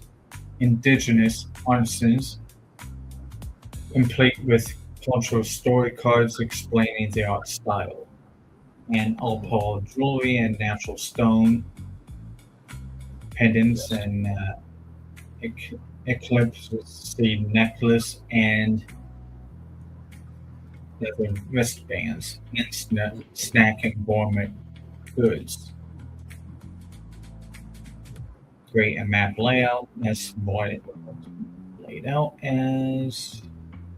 I think that this is a great concept because when you think about it, right, it gives, in addition to what we did already with Animal Kingdom, this Australia concept, it brings out all new energy to the park and makes it a full day.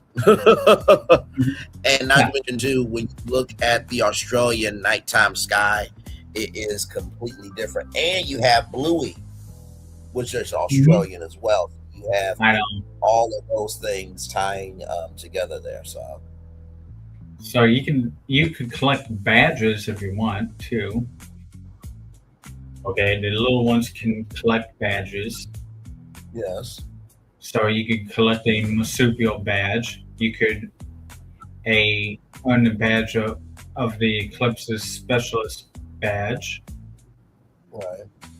As an example of that, explorers test their sense of smell and interactive scent canisters featuring different Eclipse's leaf oils, scented peppermint and blue gum, and examine preserved Eclipse's branch specimens. And all And all these badges, by the way, y'all can be like tracked on the My Disney Experience app. And it could probably be, if you get all the badges, you get like an exclusive item only available at the Animal Kingdom. So there's definitely some ways to do this for sure. It's quite a criminally a shame. It's a criminally shameful that they did not do this kind of thing for Wilderness Explorer. Right. You collect the badges, and you can walk out of there wearing just as many badges he did. Well, yeah, I think on one of the shows this week, I think I mentioned that you could do the Up experience or bring Up into the Tropical Americas area. You know what I mean? Even though they do not mention it, which is criminal. Yeah. I'll hold it against them when they announce further updates about the Tropical America. And if they do not mention, Wilderness Explorer, badges or whatnot, shame on them. Shame on them. No, I agree. Second badge and a expert badge, a bush stewardship badge. Create a master plan summary of the Australia Wild.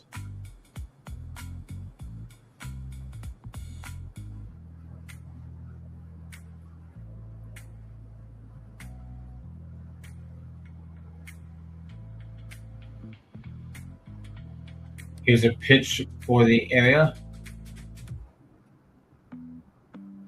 which I expanded upon. It's 30 acres now. Right. So my pitch to you guys at D23.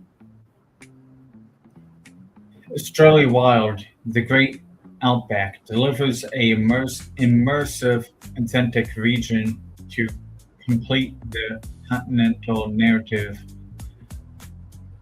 of Disney's Animal Kingdom. Situated directly west of the Harambe village, this is a 14-acre, which is phase 1 expansion, bridges the gap between the African savannas and the Asian rainforests by introducing the unique evolutionary biology of marsupial fauna and rich indigenous land care heritage of the Australian continent.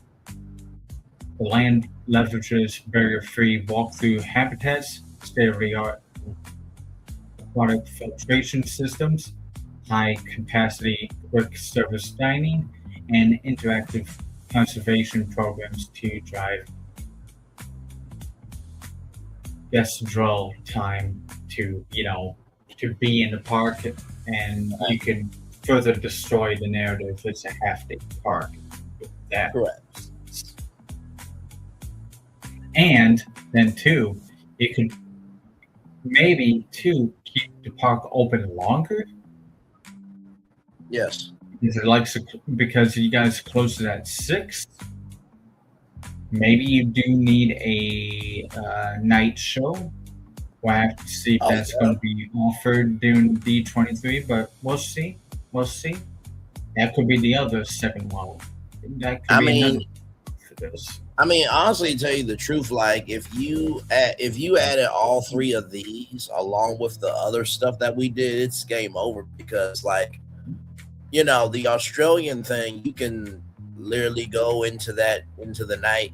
The Mushu ride is going to be lines wrapped around for the Mushu ride. And then, if you want to do a, Jungle Book nighttime island experience, right? You're doing this tour of the island. It's like, oh my God, we got to get off the island. Is everything okay? No, everything's not okay. We got to get off the island. And then, you're back on land afterwards. So, yeah. Yep. So this is development breakdown, land area divided amongst buildings and the key attractions and amenities of each of them. Roaming marsupials.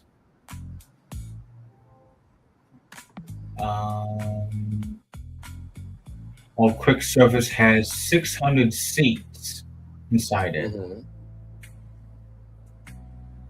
And has a engraving hub at the training post. And backstage care facility is a climate and climate controlled. Right. That's controlled. Well, very good, sir. I think we got it. And if you want to see what it looks like as phase one, it's a way. That's amazing. Very well done. I love how, and everything is like literally where it needs to be.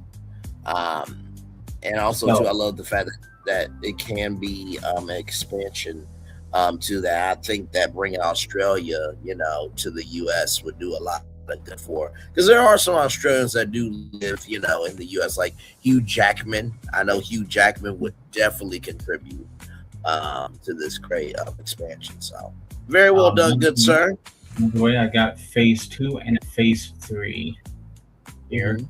And while you were talking about the Adventurers and Explorers Society, I wanted to add them to this area as well. So, Gibson Desert Expedition, which is 8.5 acres for phase 2. I don't know if camels are in Australia. I don't know why that's there. Well, hold on, wait a minute. I don't know. Maybe the Society of Explorers and Adventurers brought the camels over because they're not native to Australia. No more Egypt than anything else, but I get what you're saying. Thorny Devils, though, or Tasmanian Devils, I'm guessing that's what I'm trying to say. But then again, maybe something different. Dingoes are in Australia, at least. So that's the new animals you get to see there. Probably exclude the camels, but maybe they brought them over to the Exploration Society. Then you go to phase 3, which is 13 acres. To complete the 30 acres of land, you have a guided electric river expedition boat, which is a 7.5 minute long ride. 16 guests can fit in per vehicle. Saltwater crocodiles, sawfish, and sea turtles are what you'll see. Charting the horizontal falls and estuary.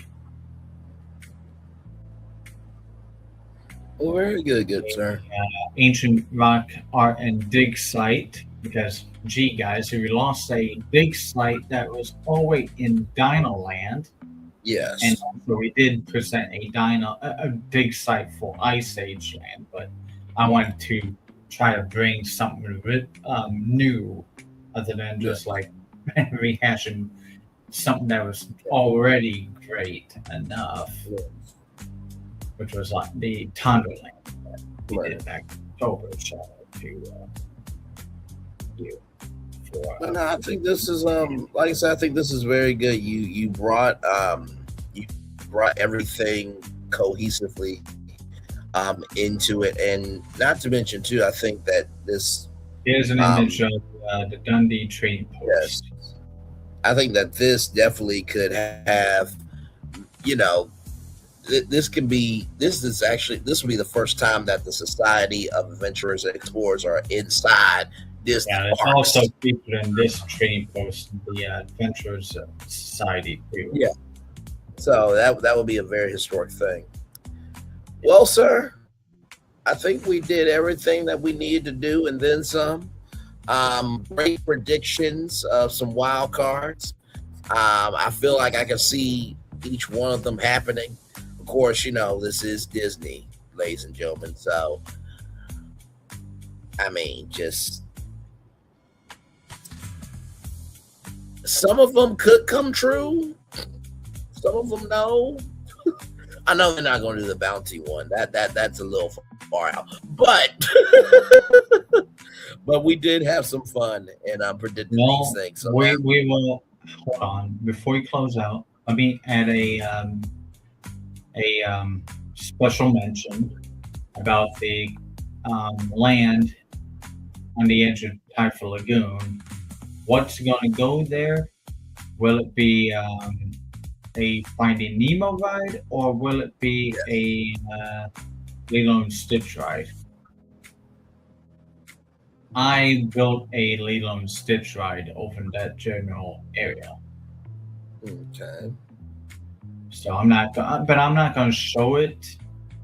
Okay. Because just to save our minds for tomorrow. Yes, because my God. So at night. Yeah, yes, it is. But we all knew it was going to be a long show. So. Oh yeah. I mean, we went through 4 theme parks, so 3, 6, 9, 12. We gave away 12 predictions, 12 wild cards in one show. So, but we're here for 5 hours and 40 minutes. So. Yeah, not too bad at all. Like I said, tomorrow will be the movies and TV. That will start at 10 o'clock. Predictions from you before we lose our minds, because it's like 2 o'clock. Yes. I got to wake up around 5, of course, for work every day. Yes. Yes. On me. Being that will Twilight Zone get a shot of a movie this time? Based upon, I think so. I mean, I look at it like this, right? I look at it like Johansson was like, it's a little bit hard nut to crack because she was being offered or to do it and stuff, and that was last year around this time too. I look at it like this, right? And Scarlett Johansson was supposed to do something with it. I think Ariana Grande might be a fan of Tower Terror as well. I will say this, right? Yeah, she wanted to protect it after what happened. Yes. I will gladly say this, right?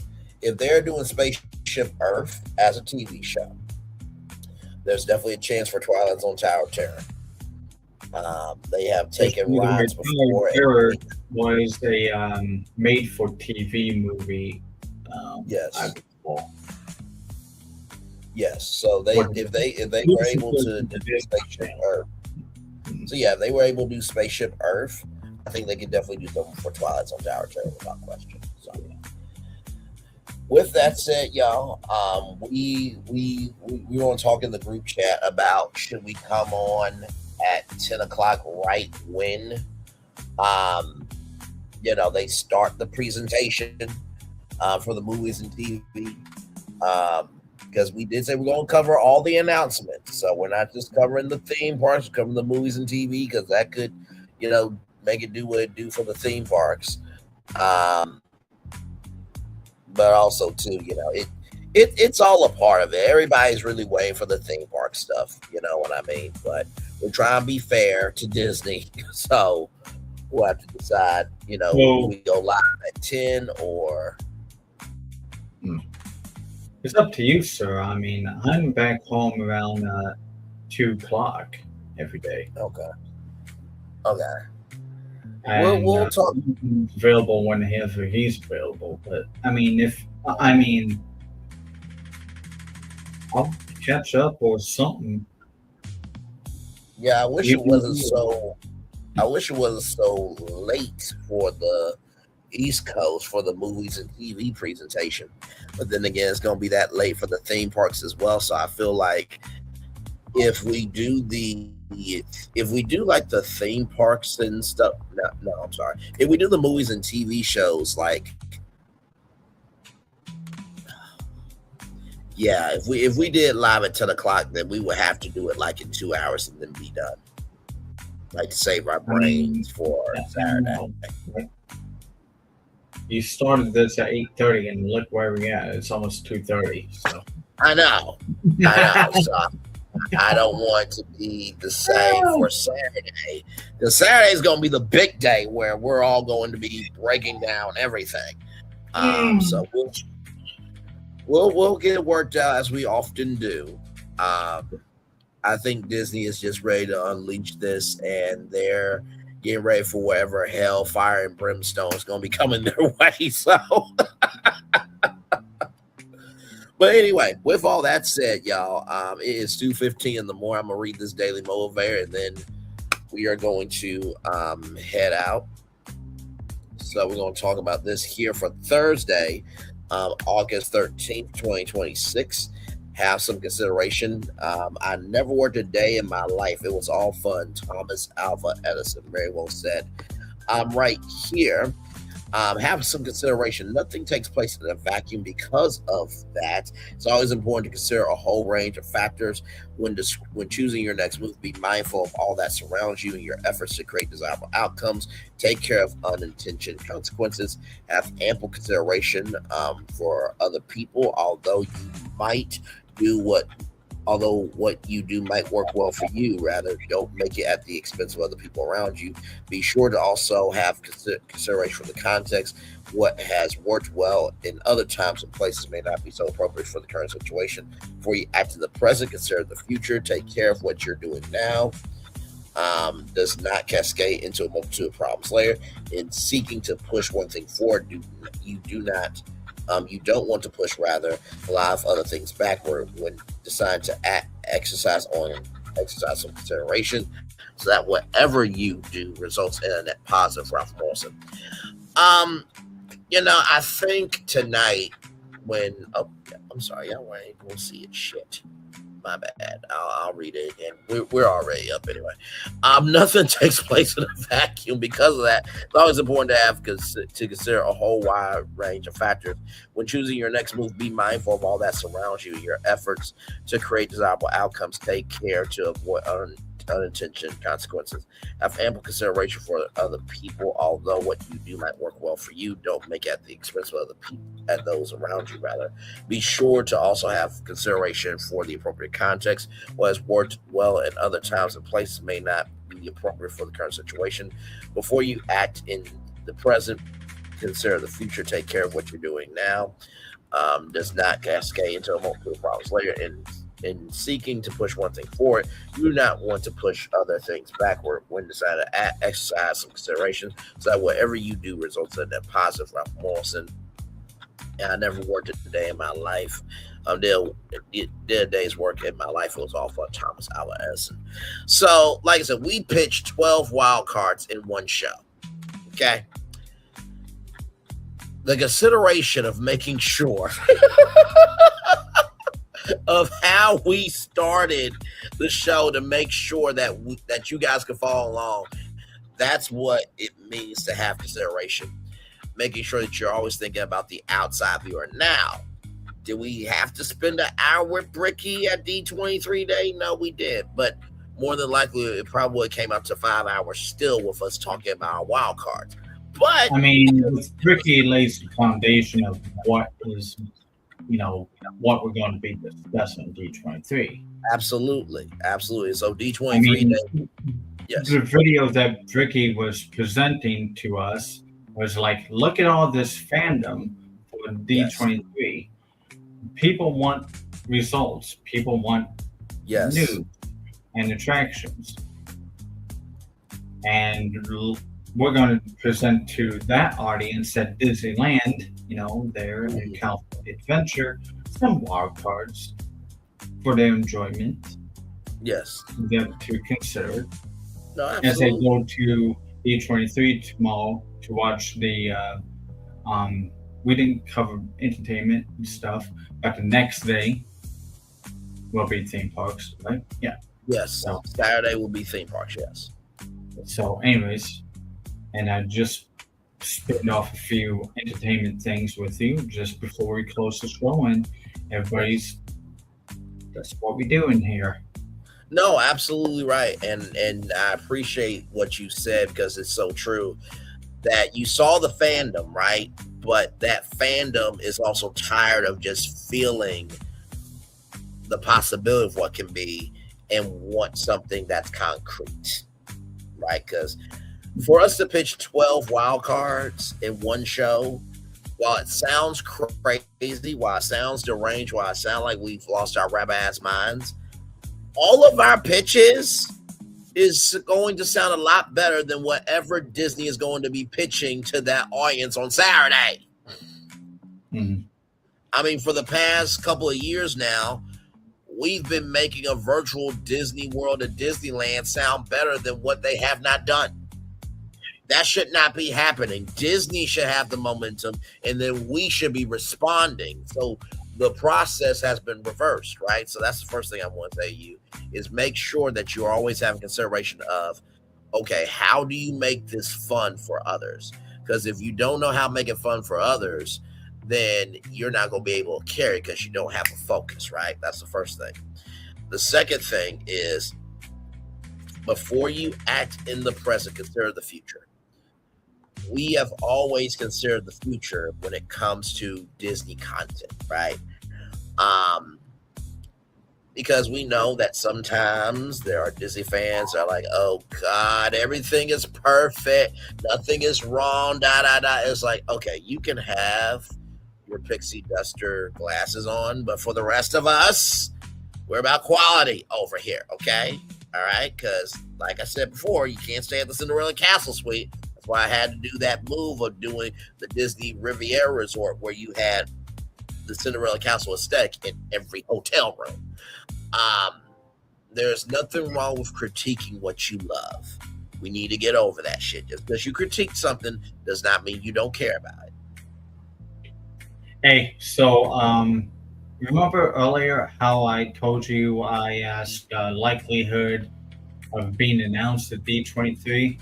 Yes. 0% for the Haunted Mansion restaurant concept. Maybe it was because a suite was offered to it.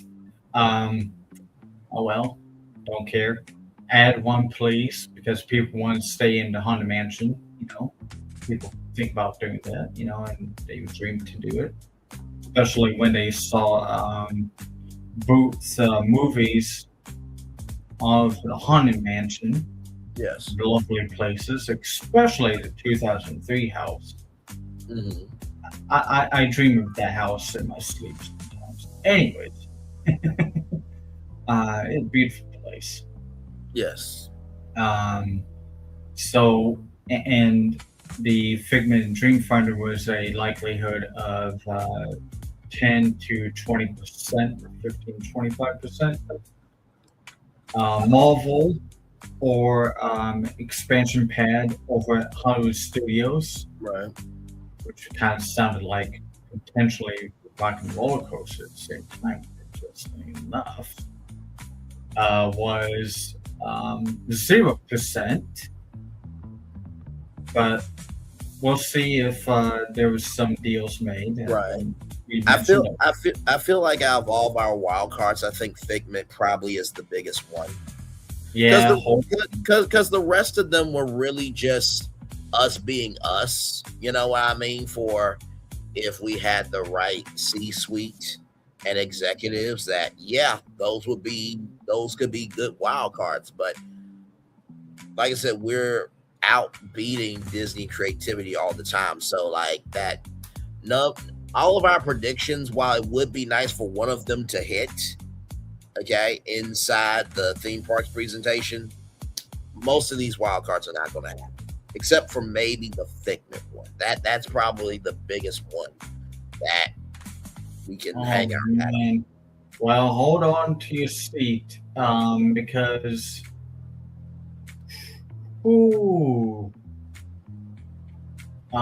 guess what is the percentage chance of the Australia expansion happening? What's the percentage? I would say maybe, I'll be generous, 10-15%. 15 to 25%. Okay, I was in the ballpark. Okay. Yeah.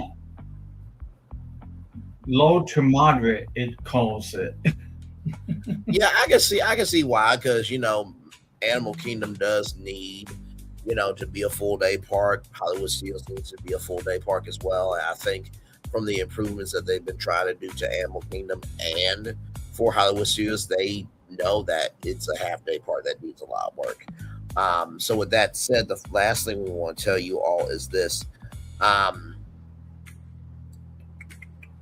They liked it so well, it made a blue sky presentation outline for D23.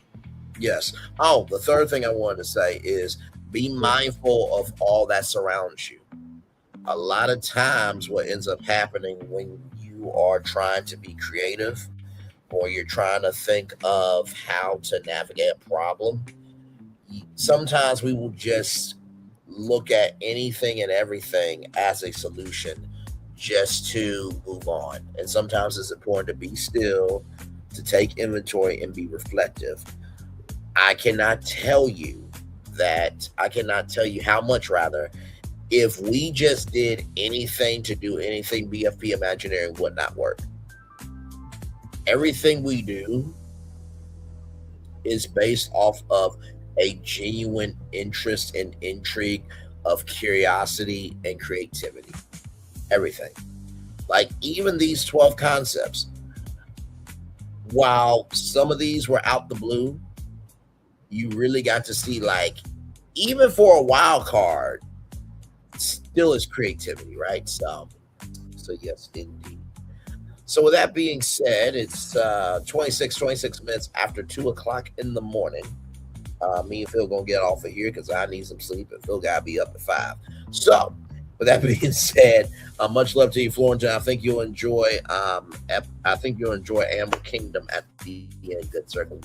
We have some good ones, for sure. So with that being said, it's time for the best outro on YouTube. Know what you do and do what you know. Never say one more special, because you are always one of us. And trust, you may not be where you want to be, but by the end of it, you'll be where you need to be. Do what you've been chosen to do. Wise one to call yourself is another thing chosen. One love, much love, all love. We have spent time with you. You spend time with us. And hopefully I spend time together, rocking great together. I always remember where you're doing radio, television, YouTube, living your best life. Or, child, like I said, 12 wild cards in one show. Okay? Make sure the replay is not just for review. Walton's going to be confused in the morning when he looks at his phone, because I copied a little bit of the draft pitch from D23 and sent it to him in the text message. Like, what is going on here? D23 in Australia? Yes. Yay. Oh, wait a minute. That was Phil. Yes. No, absolutely. I always remember. He's despicable. No, absolutely. And I always remember on C-Love, you got to give it, on C-Love, you got to give it, on C-Love, you got to give it. Where obstacles you will come, where success you have achieved upon this particular day, we're extremely proud of you, but no one else is proud of you. Be proud of your damn self. And finally, y'all, listen, at the beginning, middle, end of the day, whatever Disney is about to give, okay, it will be dragged through hell because they got a lot of work to do. But I did say that for some people, they have their tuxes and their dresses ready to be remarried to Disney. I also said that there are some people that are ready to get out of pen and divorce from Disney. But here's the gag. Whether people divorce Disney after this D23, whether they renew the vows, or whether they still consider Disney a friend, Disney's not going away. The only way Disney is never going to be able to have the social capital of the audience be as strong as it is if this D23 falls on the fans' face. Because Disney, they have a good social media team that can listen to all of us, and they know exactly what people want. And they can say, screw y'all, we're going to do exactly what we want to do. If y'all do that, believe me, when y'all try to do something good, you're not going to be able to make withdrawals. You do not want to be in that position, and y'all are so in that position right now. So, commercial break and fireworks coming your way for the day. That was for the day that's come for the blessings on the way for you, me, all of us as a society, as people, as culture. We feel the love is in right back to you. Tomorrow, movies and TV shows for Disney will not be streamed live, but that'll be at 10 p.m. We'll talk about, how we want to do it. If we just want to go live at 10, do that, and then get sleep. And then the theme park live will be on at 10 p.m., but we'll be streaming live on Disney Plus. So because I have Disney Plus, I will have it in another tab, and we'll talk about it that way because I can't show it here because I will get copyrighted. Although Disney, if you could just make a D23 content creator directory, so for future D23 expos, we can pull up, the Disney YouTube channel, pull up Disney Plus and stream it so we won't get a copyright. That would be great. All right. Phil, love you, brother. Good morning, good afternoon, good night to you. Good morning, good afternoon, good night to Florentin and to myself and to the world. Love you guys. The fact that there's 2 people here right now at 2:30 in the morning. Go the fuck to sleep. Probably both of them being me. Right? They're probably both me right now because I'm trying to figure out which button is to press to leave this, or do I just end up losing the whole live stream? Oh no. So what's going to end up happening is when I hit in stream, it'll end on yours too. So okay. All right. Go for it. Good night, everybody. Love you all. Bye. Good night. Farewell.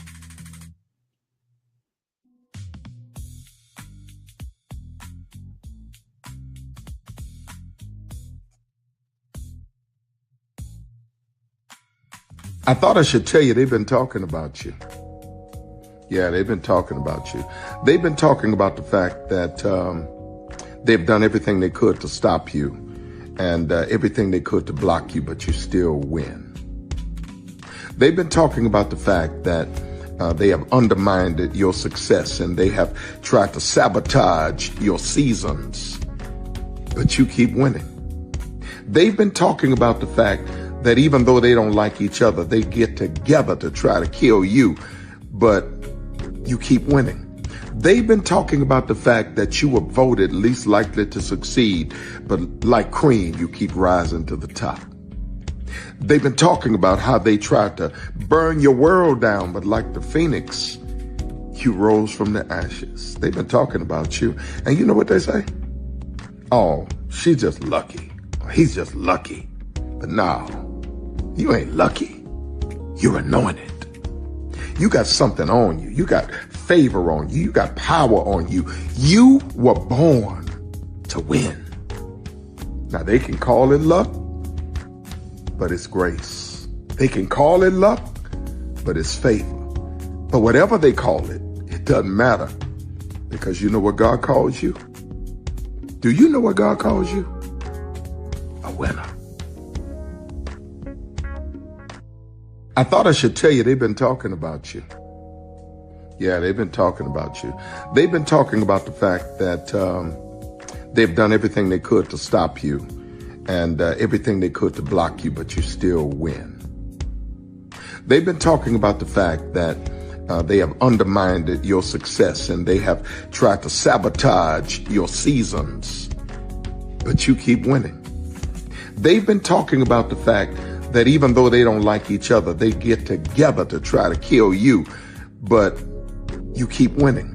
They've been talking about the fact that you were voted least likely to succeed, but like cream, you keep rising to the top. They've been talking about how they tried to burn your world down, but like the phoenix, you rose from the ashes. They've been talking about you, and you know what they say? Oh, she's just lucky. He's just lucky. But no, you ain't lucky. You're anointed. You got something on you. You got favor on you. You got power on you. You were born to win.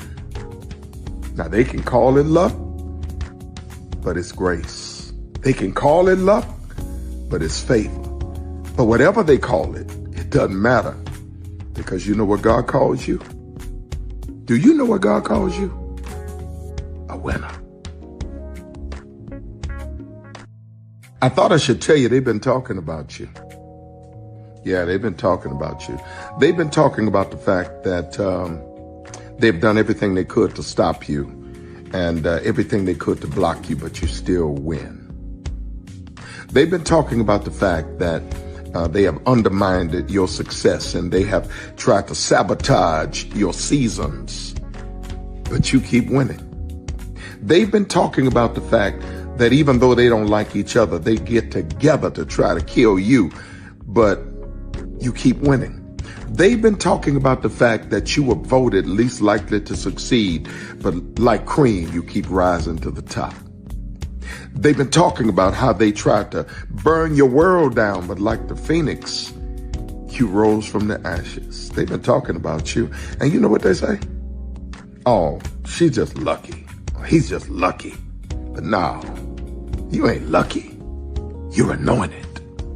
You got something on you. You got favor on you. You got power on you. You were born to win. Now they can call it luck, but it's grace. They can call it luck, but it's favor. But whatever they call it, it doesn't matter, because you know what God calls you? Do you know what God calls you? A winner. I thought I should tell you they've been talking about you. Yeah, they've been talking about you. They've been talking about the fact that they've done everything they could to stop you and everything they could to block you, but you still win. They've been talking about the fact that they have undermined your success. Open your eyes. Think of the one place you've always wanted to see.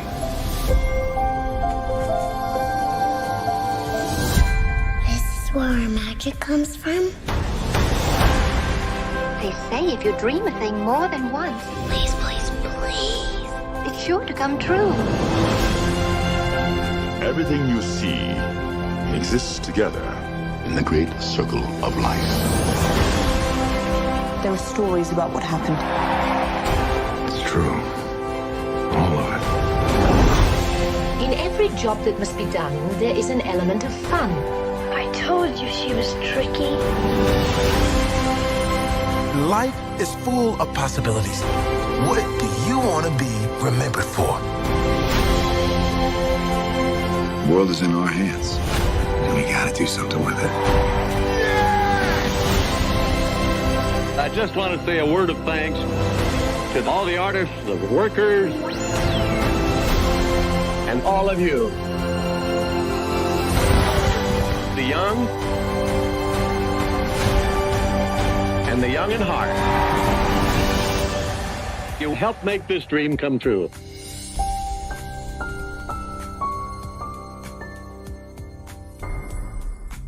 Because here's the thing, a good streamer can find other content. Because here's the thing, a good streamer can find other content. Because here's the thing, a good streamer can find other content. Because I've been moving on my own accord, covering Black culture. There is more to life. I heard that, friend. Braylon, shout out to Braylon. Make sure y'all go follow Braylon in case y'all haven't. I love your content. I have been moving on my own accord, covering Black culture. There is more to life. I heard that, friend. Braylon, shout out to Braylon. Make sure y'all go follow Braylon in case y'all haven't. I love your content. I have been moving on my own accord, covering Black culture. There is more to life. I heard that, friend.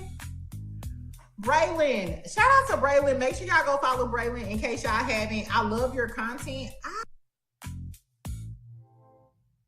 have been moving on my own accord, covering Black culture. There is more to life. I heard that, friend. Braylon, shout out to Braylon. Make sure y'all go follow Braylon in case y'all haven't. I love your content. Child, Braylon been over there doing his thing, minding his GD business, staying out of trouble, trying to get the folks some positive stuff to talk about, besides lying all the damn time. Child, Braylon been over there doing his thing, minding his GD business, staying out of trouble, trying to get the folks some positive stuff to talk about, besides lying all the damn time. Child, Braylon been over there doing his thing, minding his GD business, staying out of trouble, trying to get the folks some positive stuff to talk about, besides lying all the damn time. Child Relevant over there doing his thing, minding his GD business, staying out of trouble, trying to get the folks some positive stuff to talk about, besides lying all the damn time.